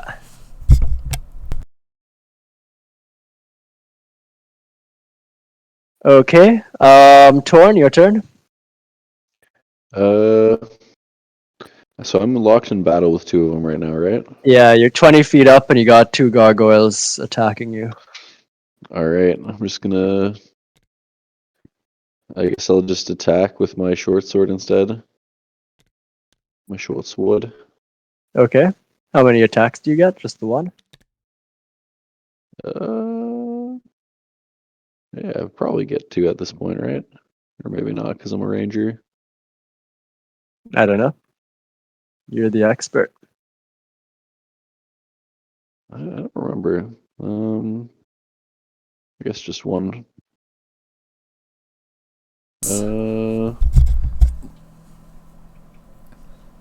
Yeah, I think most of your buffs are on the range. Like, I don't really see anything. I will just attack. Oh no, I do get an extra attack. That's what I get for my 5th level. So, anyways, attack with my short sword, which is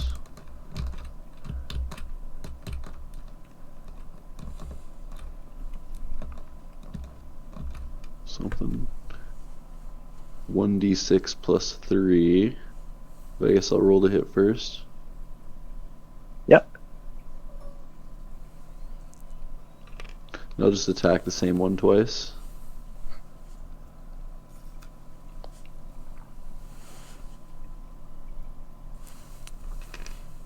Okay.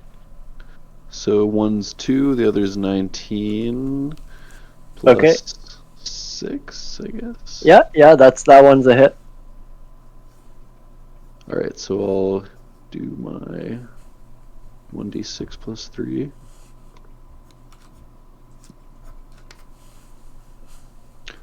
And I do 5 damage to one. Okay, yeah, your sword slices it, but just like what Griff noticed, it doesn't seem to do as much damage as you expected. Yeah, fuck. Okay, do you do anything else?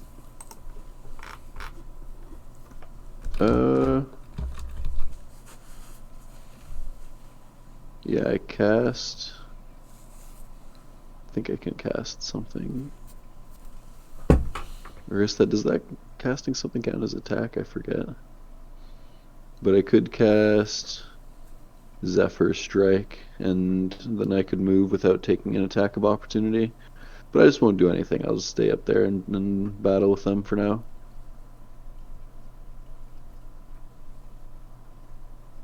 Okay, so you're done your turn? Yep, that's all. Okay.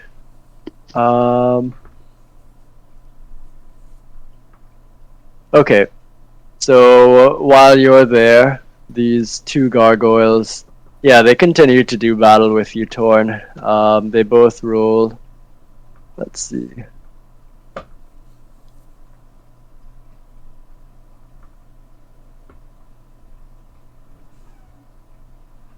Okay, yeah, they roll 3 of their attacks, 3 of their clawed attacks. Actually, 2 of their clawed attacks manage to hit you, and one of them feels a little cocky, and he takes a bite of you in the heat of battle. Fuck. Okay. So I take how much damage? Yeah, one sec. You take a total of 14 damage. 14 damage. Okay. I'm at 51 HP. Alright. Okay.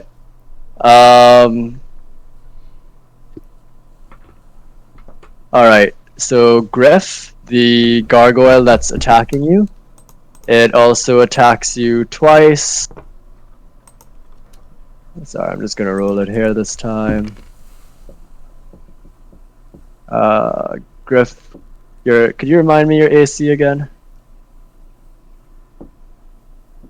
Oh, what my current hit points was? No, your armor class. My armor class. Oh, I see. 14, yeah. Yeah. Okay.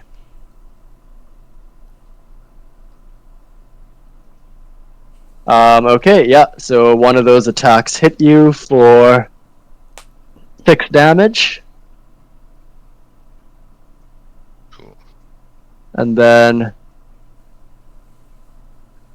a gargoyle appears from the top of this pillar up here, where these pedestals were. It appears, comes flying down towards Asmo, and it attacks him once with a clawed attack. So that hits.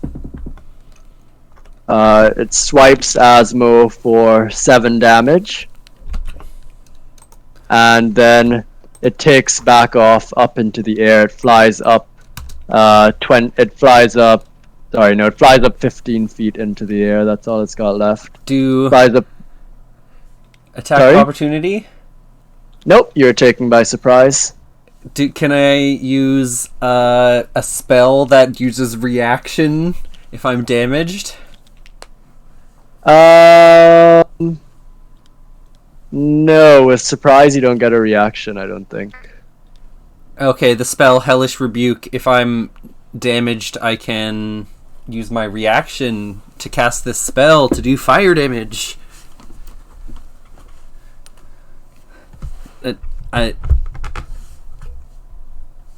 If you're surprised, you can't Okay. move or take an action on your first turn of combat. If you can't take a reaction until that turn, and you can't take a reaction until that turn ends. Oh, okay. So not So just yeah, at the so start of it's still turn. the surprise. It's still the surprise round right now for this gargoyle. Okay. Yeah. Well, like yeah. He came out of the darkness at you. Alrighty. So yeah, so he hits you, and then he flies up with the last of his movement for 15 feet. And then he throws what looks like a glowing rock at you where you're standing.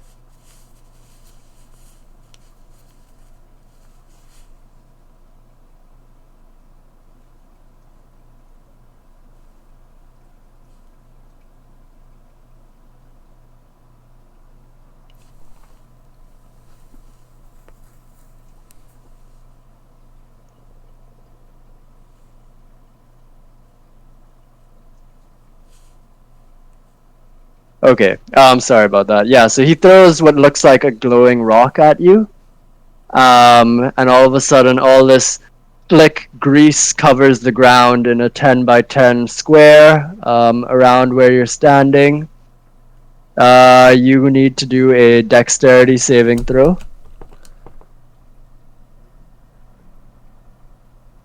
Sorry, do I have proficiency in that? No, but I can add +3.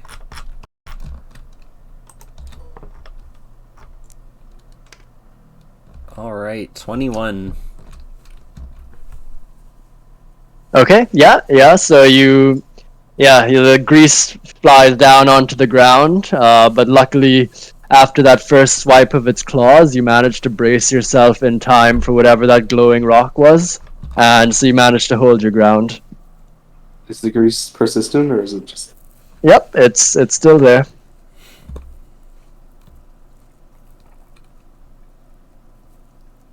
Okay. And then likewise, a gargoyle comes down, and in the same sort of style, it also attacks Barry. So first it swipes at you with its claw. Your AC was 18. 18.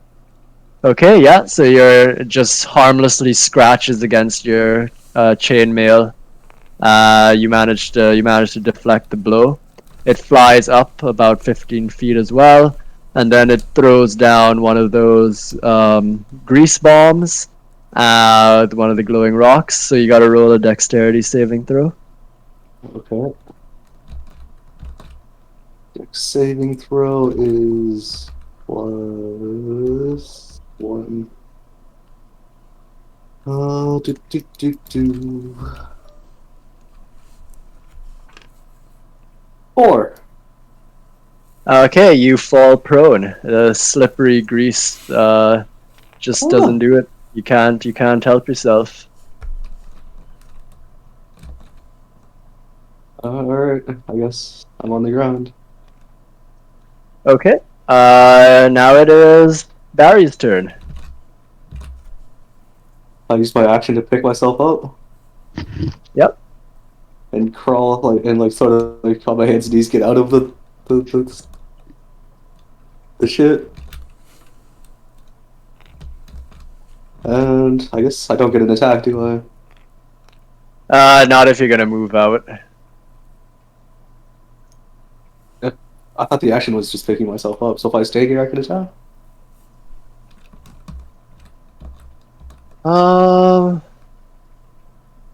Sorry, let me check.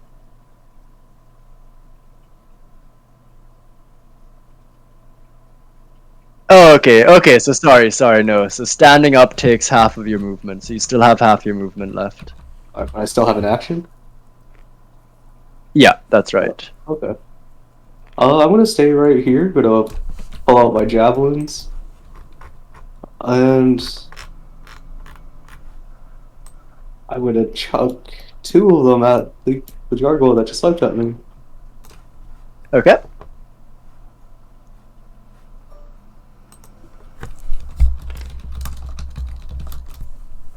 see. Are these 6, 13 and 18. 19. Okay, one of them. 14 and 19. Yeah, one of them. We'll roll for damage for one.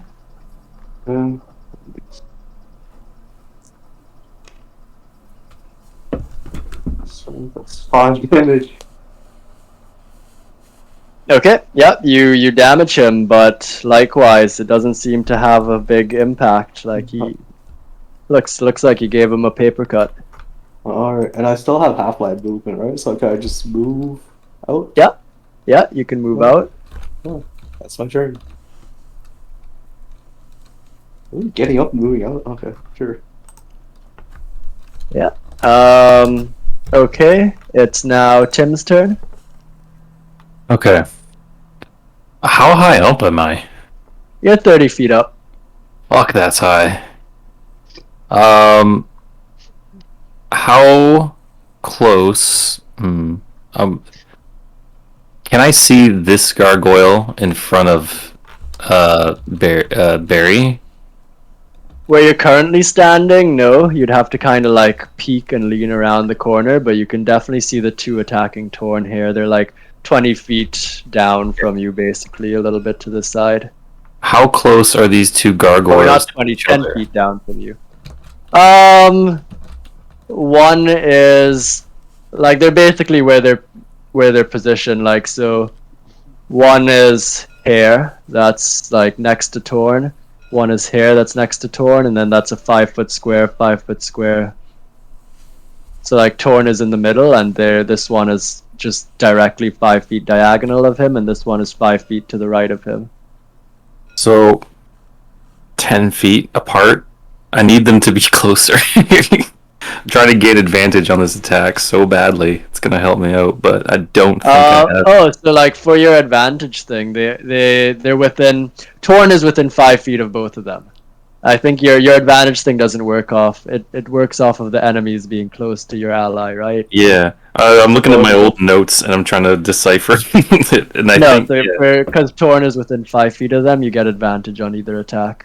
okay, that's what I'm looking for. I need to make my attacks work. I kind of need it, so that's good. So I'm missing assassinate skill on my sheet. I think I should have it, but I don't have it written down. I don't know if I have it yet. So I want to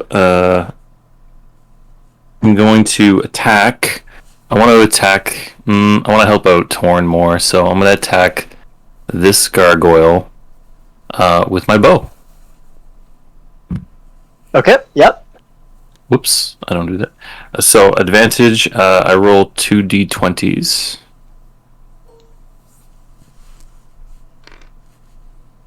(11) plus 7 is 18. 15 plus 7 is 23. So I think I just take the biggest number. I think I just take 23.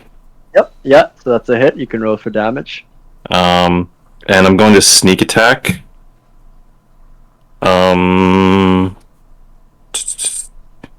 Because I have advantage, I can use sneak attacks. So, yeah, once per turn, I can deal an extra 3d6 damage as long as I have advantage on the attack roll.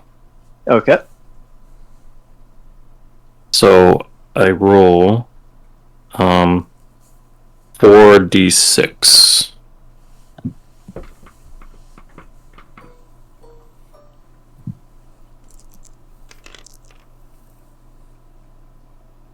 (17 plus 4 is 21. Okay. So I draw my bow as far back as it'll draw. Sure. Yeah. Describe it. Which one are you hitting? This one? I was aiming for the one that was. I think it was. This was the first one I picked. Okay. Yep. And I use my elven sights to peer through the darkness as best I can to line up the shot with the silhouette and just reef an arrow just like as hard as I can at it.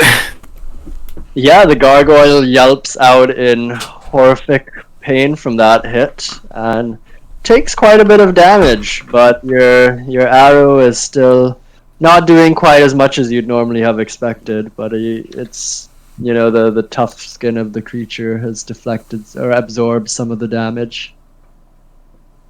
All right, and I guess I'll wonder if I could use my bonus action to get down, but I don't think so. So I could dash. What's your bonus action? Yeah, my bonus action I could dash, but I don't think that's gonna save me. I have to get down. Couldn't go anywhere, so I think I'm gonna stay put. It's enough movement to jump off. I'll tell you that much. Just leap 30 feet. I have to look at my character sheet to see what that would do, but I think this turn I'm just gonna stay where I am. Okay. Yeah, so Yari's turn. He takes a step back, and the gargoyle that just attacked Asmo, he takes the crossbow and he fires a bolt at it. But yeah, it just kind of like the bolt just harmlessly deflects off of the gargoyle's hide.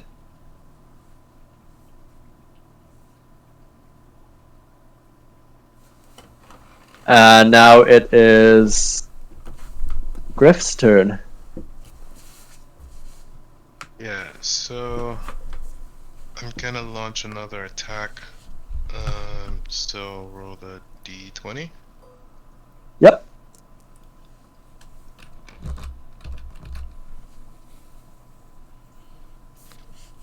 And they give me 12. And then I'll roll the d6. No, so what is your bonus? You got +3 for proficiency, right? And then you're stabbing with your spear. And then... Yeah, stab him with the spear. Okay, so +3 for proficiency means 15, +1 for your strength means 16. So you hit him. And then now you can roll for damage and then add your strength.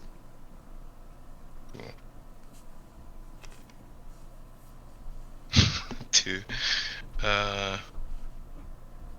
And my bonus for strength was just like +1, so that's only like 3, right? Yep. Yeah. Okay. Yeah, you scratch him. Give him a little scratch. Asmo, or do you want to do anything else?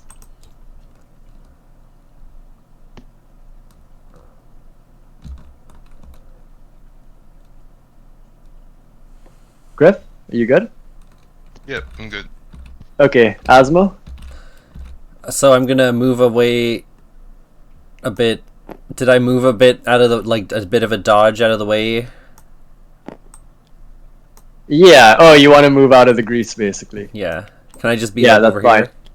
here? Yeah. The gargoyle's like 20 feet up, so you don't take any opportunity attacks. I'll put the hex spell on him, Okay. and then shoot one.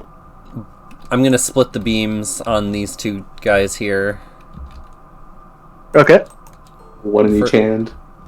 Yeah, if the first one is gonna go shoot this one, I guess. I add +8 to these, so the second one gets 14. Didn't you roll an 8? Yes. Oh, sorry, 16. 'Cause I add Okay, 8. yeah, the second one hits. The second one is the one I put hex on, so I do this much damage. Some of it is necrotic type damage. The d6 is so You put hex on 9. this one? Sorry, 7. 12 damage altogether on the one above me. Okay. 12 damage. Okay, yeah, that, do you do anything else? I say, flee now if you want to live, foul creatures. Yeah, you hear the gargoyle yelling out in horrified pain, like, like almost as if it's burning from the magic you've blasted it with. I have some movement. And I kind of want to get away from being just like right underneath it. Okay, where do you move? Over. Can I go this way without stepping on any tiles that I? So you moved. That So are to move safe. out of the greasy spot, you had to do So that took you like 10 feet to get out. You were here. Okay. Then you have like, what's your movement? I'm guessing 25 or 30. 30 because I'm human. Yeah, so you still have 20 movement, and each square is 5 feet. So I can go over here. 5, 10, 15, 20. You could go over to here. Yeah.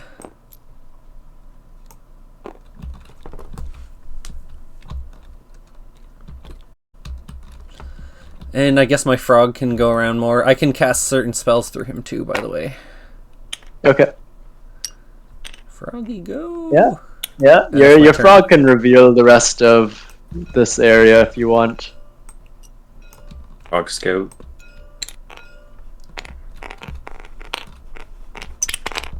Oh, he got too powerful. Sorry. Frog just takes out 2 gargoyles. Frog. Okay. If that's your turn, Asmo, then it's Torn.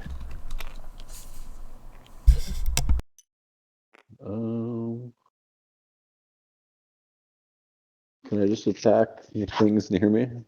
Yep. All right, I will do so. I'll attack the same one twice. Nice. I got a 21 on the first one. And let's see, it's not coming up. Oh, and a perfect 20 on my second attack. Okay. Yep. Both hit. So roll for damage. All right. Rolling some d6.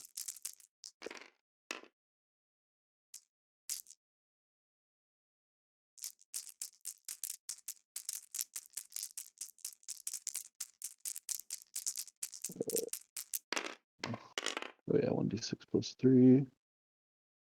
So it's 5, 6, 7, 8 damage for the first one. 8 damage. Okay. Yeah. The second one rolled 2 damage dice. So 6 plus 4, so 10, and then plus 3, I'm guessing. Like 6 plus, normal, yeah, so yeah, 13. yeah. So 13 plus 8, so 21 in total. Okay, yeah. So you really like these gargoyles must have pissed you off. You viciously swipe into which one do you hit? The same one as before? Yeah, the same one I was hitting last time. Okay, you viciously swipe into him and take out a good chunk of his health. I mean, of course, his thick hide manages to absorb a good bit of damage, but you still do pretty good. Like now he's taking that shot from Tim and that slice from you. He's looking pretty damaged. Okay. All right. That's You all do I do. anything else? Okay. All right. So yeah. So the gargoyle who you just fucked up. He, after taking that hit from Tim and the hit from you, he yells out in pain and anguish and like tries to move away from you, and you get to do an opportunity attack on him. Oh, yeah. Yeah. Scared him. So I rolled a 9 plus 3, so 12. Yeah, but he dodges out of the way just in time. He flaps out of your range too quickly. Bastard. Okay. And yeah, so he flies back like 5 feet away from you out of your range. And then he flies up 20 or 10 more feet to Tim. So he's on the level of Tim. And he tries to grab you, Tim. Can you roll a strength check? Oh God. An athletics check, I guess? Check. Athletics. All right. That's athletics. That's proficient +1, so +4. Let's go. 7. Wow. Yeah, he tries to grab onto you. And you like kind of resist and you try and pull back and it's just kind of a stalemate of strength between the two of you guys, and you managed to break his grasp, and now he's there hovering in front of you. Okay. He does take one swipe of his claw at you, but luckily, like after that encounter, he's just so exhausted he can barely move quick enough, and you just dodge out of the way. Yes. Yeah, the one that's already on Torn, he's going to attack Torn. 1, 2, okay, yeah, so he takes 2 more swipes at you, but this time, like, I guess he's getting a little exhausted as well or something, because he just misses both of his attacks on Torn. The one that's still grappling with Griff, he does a roll to attack you. He rolls to hit, so he does 8 damage to you, Griff. Oh, you're muted, by the way, Nathan. Okay, well, I assume you can hear. So yeah. Okay, he did 8 damage to you. In this aerial scuffle you guys are in. The one who just took a huge eldritch blast to the face, he's just completely enraged, and it's screeching and like flying towards Asmo, and he flies down towards you, Asmo, and he tries to grab you. If you can do an athletics roll. Ooh, that's not my forte. Athletics. So yeah. I have -1 to that one. Okay. Oh shit! 1 sec. I dropped my die. So I got 5. With your bonus, you got a 5. With my negative. Yeah. Okay. Yeah. So this gargoyle grabs onto you, Asmo, and he starts flying upwards. He's like holding on to both of your arms, and he's flown. He had enough movement to get about 10 feet off the ground, and then that's about it. He's stopped there though. Like he can't fly anymore this turn. Damn. Yeah, so he's grabbing onto you. Yeah, Barry, this one, he throws another, the one that's flying 20 feet above you, he throws another grease ball. He throws one of those glowing rocks at you that explodes into grease. And you need to do a dexterity saving throw. 20. Okay, yeah, you stay standing, Barry. Alright. Yeah, and he just he flies back, he flies off. And you sort of lose sight of him as he goes around the corner there. In the building. Oh, geez, okay. Yeah. Okay, so those are the gargoyles, now it is Barry's turn. I guess I turn the corner of this pillar. I see the one that's like trying to grab Tim. Like, Tim, I'll save you. As my bonus action, I'm gonna cast the spell. It's Snaring Strike at level 1, which lets me empower these javelins if I manage to hit one of these two.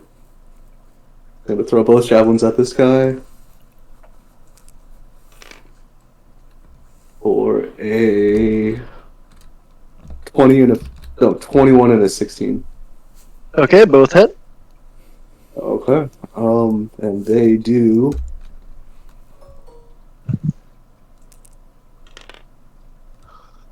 15 damage for both of them.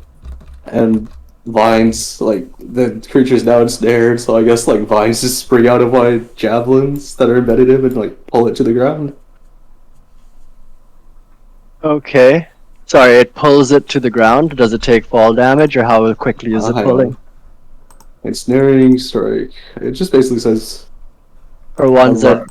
writhing math of floating vines appear at the point of impact. The target must succeed in a strength saving throw or be restrained by the magical vines until the spell ends. So I guess... I guess yeah, like they wrap around his wings so he can't fly if he fails the strength check.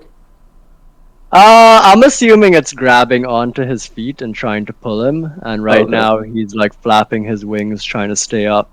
Yep, sounds good. Okay. So you need to make a strength saving throw, and my spell save DC is 13. Okay. Nope. Yeah. So he doesn't. He's barely able to stop himself from getting pulled to the ground, but he is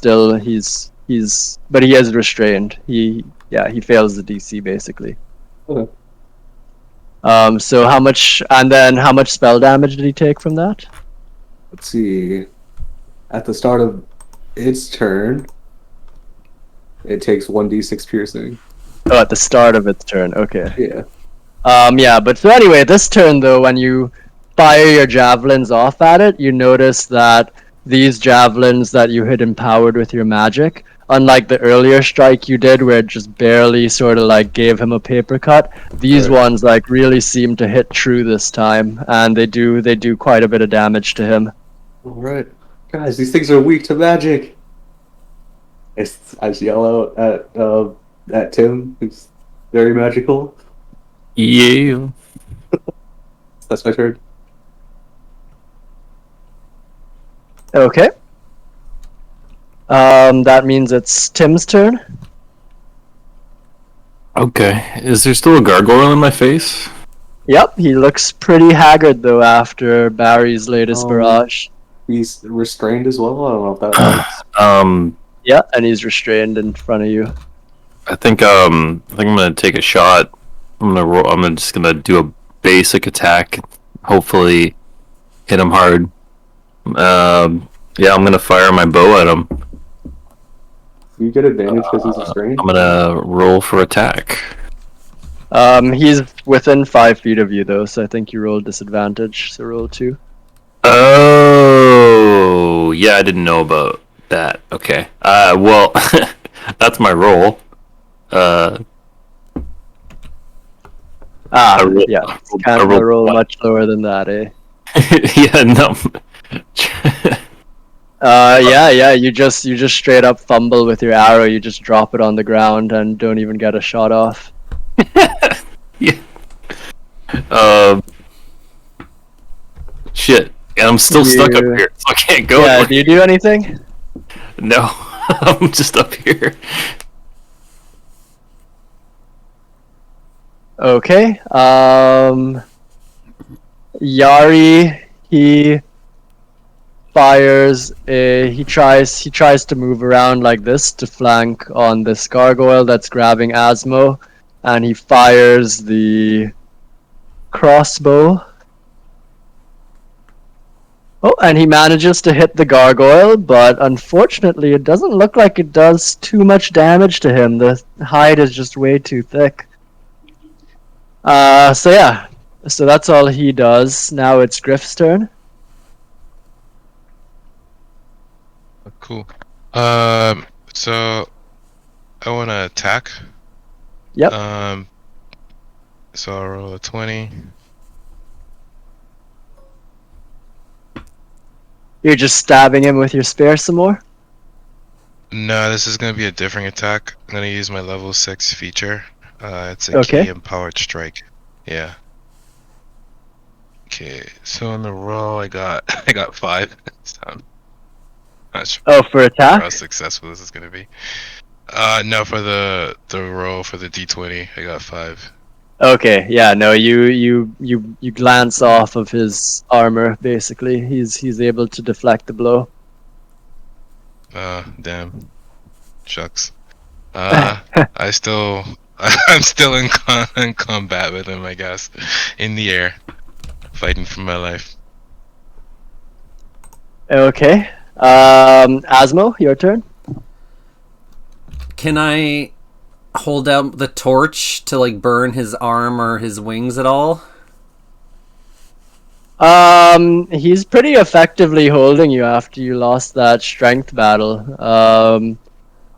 Yeah, like he's basically holding you at your wrist, kind of. He's making it very hard for you to move your hands around with whatever you might be holding. Um, You're still only 10 feet up though, because it hasn't been his turn yet.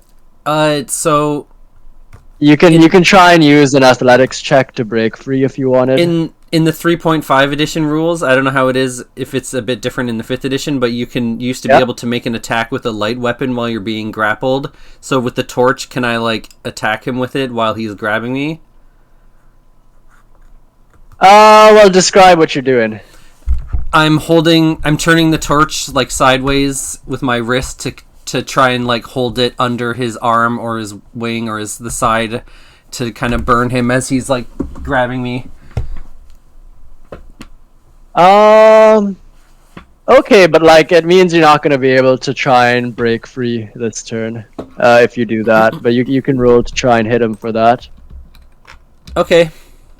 Yeah, like I'd roll a d20 with, I guess, finesse. Like do strength or dexterity, whatever you prefer. Okay, I'll do dexterity. I have a +3 in dexterity and a proficiency bonus. I don't know if I would add that or not to a torch. No, not the proficiency. So what did you get in total? 13. Yeah, so you try and swing the torch around, but you don't have enough freedom of movement to quite get him. He's definitely in control here. Okay, is there any movement to like try and wiggle around or? Like, what do you want to do, babe? What do you want to do? Like, you can't really, after trying to do that attack, you're not really going to be able to do an action to break free. But if there's something else you're trying to do to, like, you could describe it. But wiggle... if you're just straight up trying to break free, it's not going to happen, basically. Okay, so can I use any movement to make it more difficult or, like, shake around or wiggle around a bunch? Yeah, you can start wiggling around. You can wiggle around. Alright, if I what do you do? Describe it. What are you doing, man? What are you doing? Can I kick off against him or, like, any other surfaces, like this other statue, to, like, bump around or make it hard for him to, like, lift me up higher? Yeah, since you're only about 10 feet off the ground right now, you could probably kick off of that statue here. Alright, I will use my leg actions to do that. Okay, yeah, so the next roll where next time he has to roll a strength check against you, he'll roll with disadvantage. Alright, I think that's enough for my turn. Okay, Torn's turn.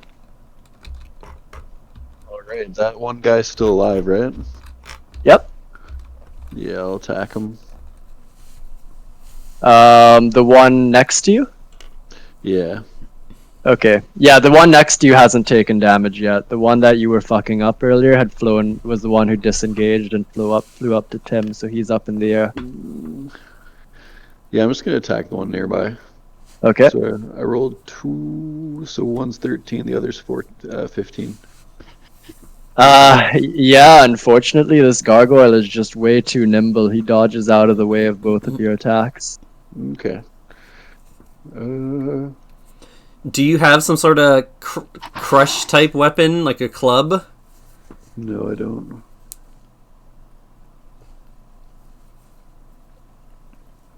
Can I activate...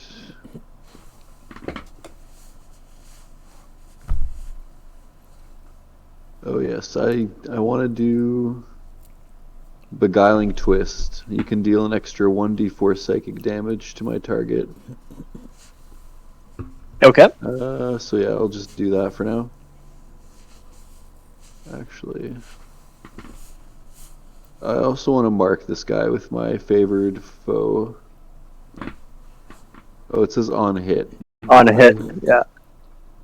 So I guess I can't do that yet. Nope, yeah, you haven't hit him yet. Okay. Yeah, so I'll just do 1d4 damage for now. Okay. Roll away. Rolled a 3. Alright, yeah, he eats it. He clearly, his tough hide has no is no match for your psychic abilities. Damn. Yeah. Okay. So, all right. So the gargoyle.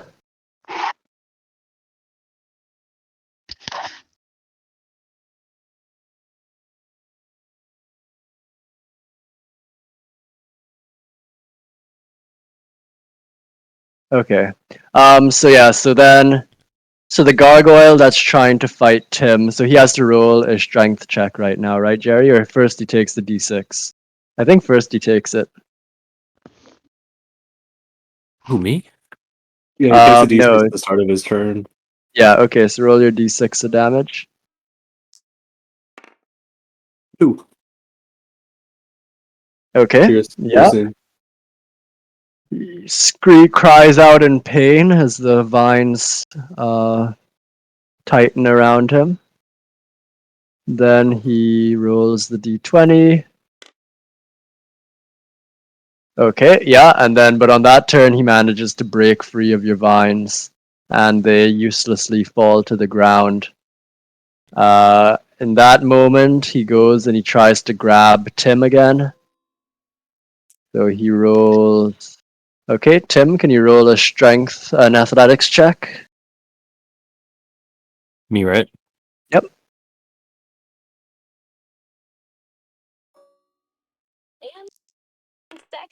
Athletics is. Oh, look at that. Natural. All right, yeah, you managed to shake him off, and yeah, you managed to shake him off so thoroughly that he's a little taken aback, and he's not able to execute his second attack against you. The gargoyle who is attacking Torn, he rolls to attack you twice.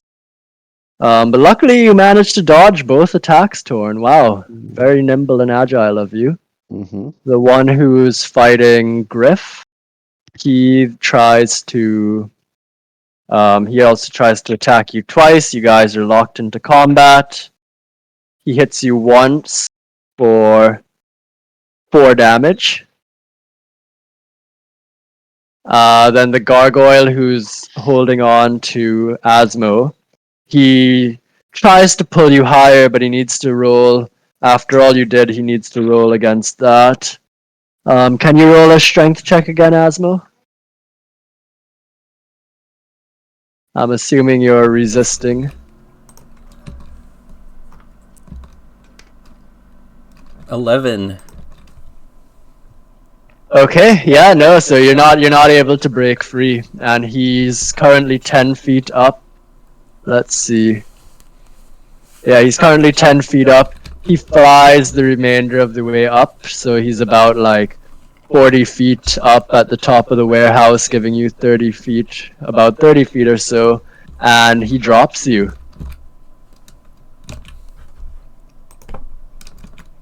$30 feet? Okay. Yeah. Is there anything for me to grab onto? Or like kick off of, or like grab on to slow down? Not really. There's not really. You had your chance earlier, and it didn't quite work out. Like he was still able to pull you up and get you into a position he wanted. So yeah, he rolled 14 for damage. That's my fall damage, Ben? Yeah. Can I use Hellish Rebuke for that? Nope. No, I can't point at him and yell and make fire. Okay, wait. damage Let me read Hellish Rebuke again. One sec.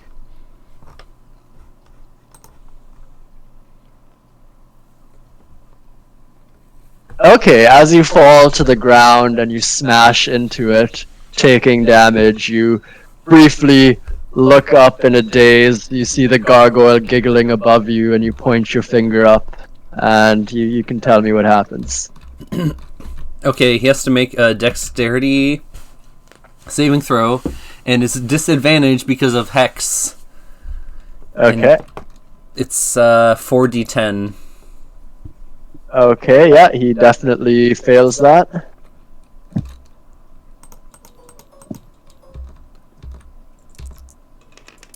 and then another d6 because of the hex. So 26 damage. Yeah, the smile on his face turns to horror as he just feels the horrible flames of your hellish rebuke all around him, and it's just like so friggin' horrifying. So how much was that in total? 24 plus 4, 28. Sorry, 24 But plus yeah. 2. Oh, plus 2, okay. So yeah, so he's pretty severely injured, but he's still managing to barely stay up in the air above you. I say you could just fly out that door. We won't kill you if we don't have to. I don't know if does he understand? You're not sure. Okay, I point at the door and say, "Just go, fly out the window, so I don't have to blast you." Okay, yeah, so with the last of his movement speed, he flies 20 feet over here. 5, 10, 15, 20, yeah, so that spot.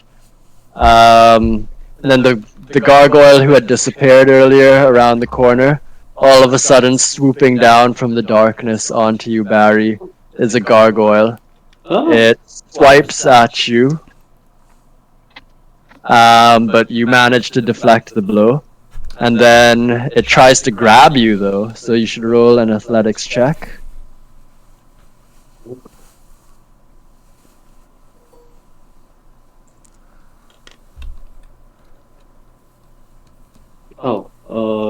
Check.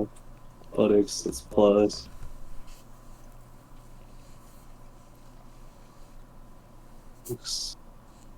Seven, no, 8. Okay, yeah, it manages to grab onto you, Barry, and as you're struggling and flailing, it flies up about 30 feet. Oh god.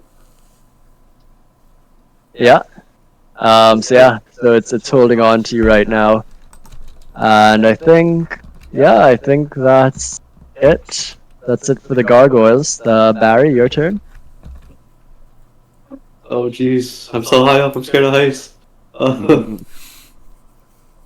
Shit. I try to break free. Okay, yeah, roll an athletics check.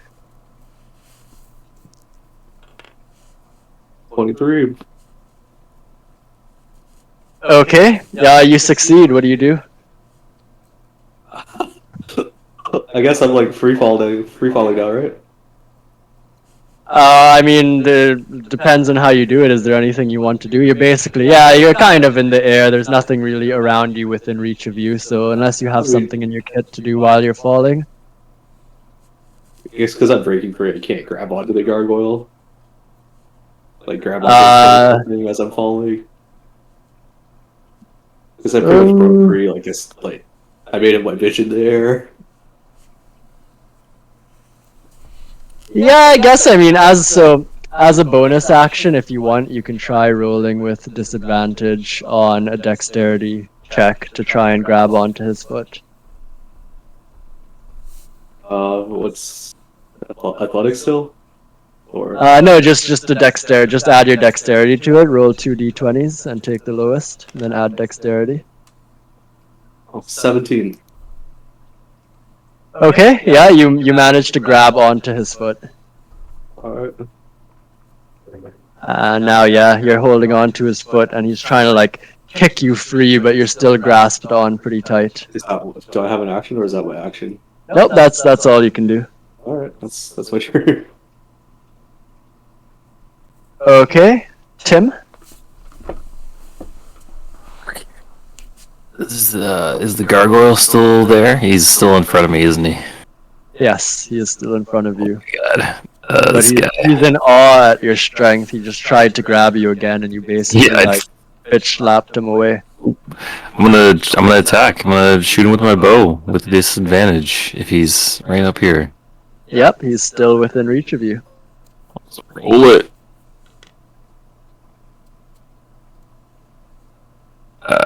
10, I guess. Don't you roll twice. Yeah, you roll twice and take the lower.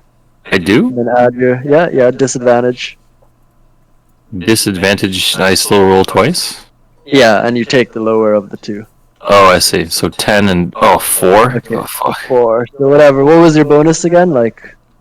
It's +7 on attack rolls. So Okay, 17 and 10. 11 in total. Or, no. 11, yeah. Okay, no, yeah, your arrow you just can't get enough of a wind up. It just kind of harmlessly clatters off of him. Fuck. Oh, man. I'm having a bad time. Do you have a club or something like that? Yeah, but I could draw a weapon, but I don't know if I can. I'm at the end of my turn. Can I draw a new weapon?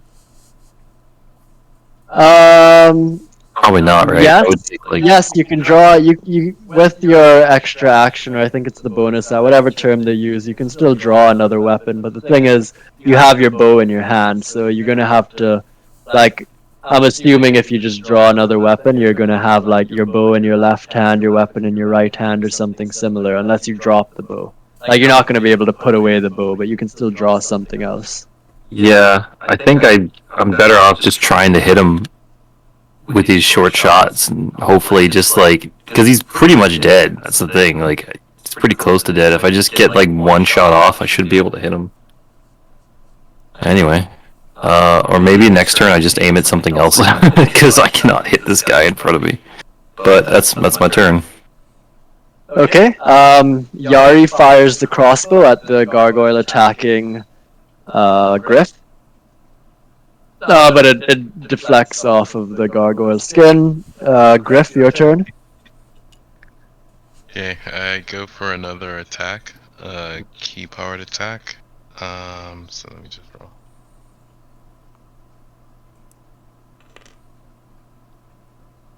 I got 8. That helped me out. What's your bonus again? Oh yeah, you're hitting with the. What are you hitting with? It's gonna be this spear, but it was gonna be a key powered spear. Okay, how does the key power work? I think it just adds +3 attack, but I think it's a magical attack. Okay, but it's only the damage part. It's not the to hit. Like the key, like I'm looking at it, and it says the key points are 6, so it's 1d6 plus a 3 proficiency bonus. Okay, that must be for damage then. Yeah. Yeah. Okay. Yeah. No. So sorry. Yeah, you don't hit him. Ah, dang. Ah, yes. Do you do anything else? You still have movement or like a bonus action? Can I fly next to Iari? Yes, but you'd provoke an opportunity attack. Ah, dang. Okay, never mind. I'm still locked into combat. Okay. Asmo, your turn. Is the guy like flying away? He's flown this far. He's flown to this point. You don't know what he's doing. Okay, I will shoot one at either gargoyle again. I'll split the beams. The first one is the one that's fighting Griff, and the second one is the one that I'm fighting. So does so does 17 hit? The other one though? Yep, 17 hits. So do they both hit? Yep. Okay. 17 and then the 19 I assume hits because it has +8. Yep. So I do 5 to the first one, and then 6 plus this d6 to the second one. So 7 altogether to this one that's like To the over second here. one? The one that's over this way takes more. Yeah, you zap him, and like he almost falls out of the sky from that zap, but not quite.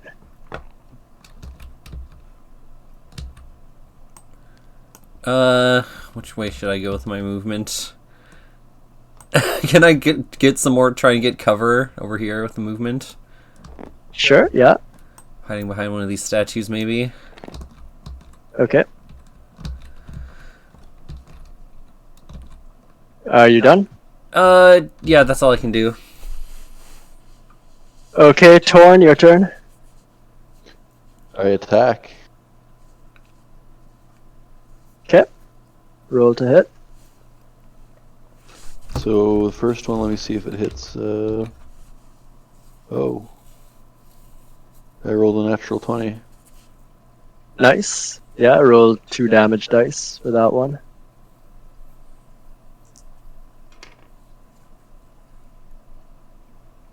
So I rolled a 2, and let's see what the next one should be.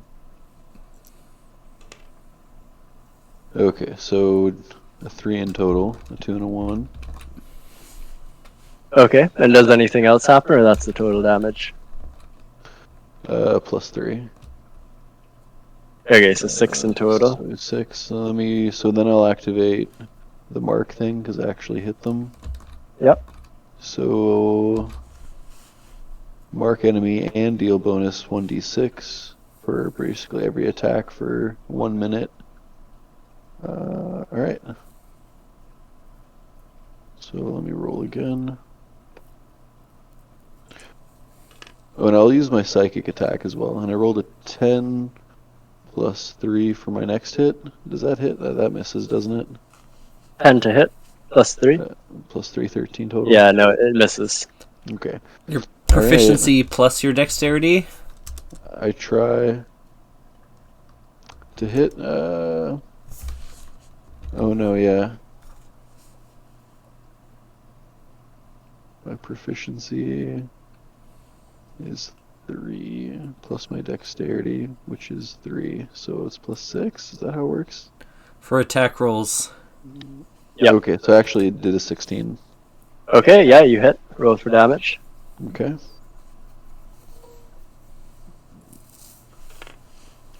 So I rolled a 4 plus an extra 1d6 is a 2, so 6 total. And I'm going to try my psychic damage. Okay.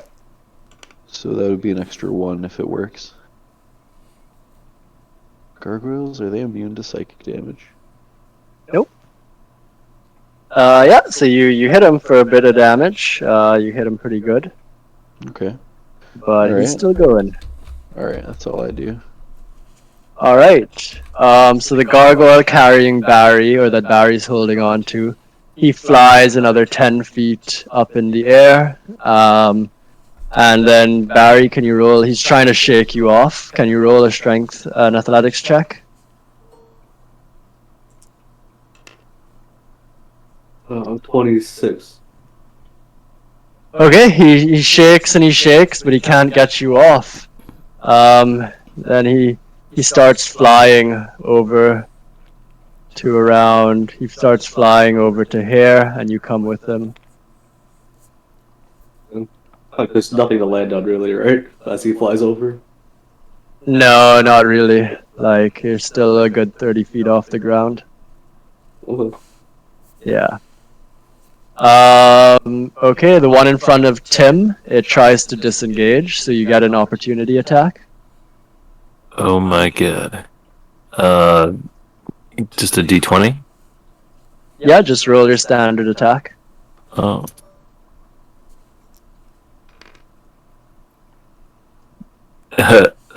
So plus 7 is 9.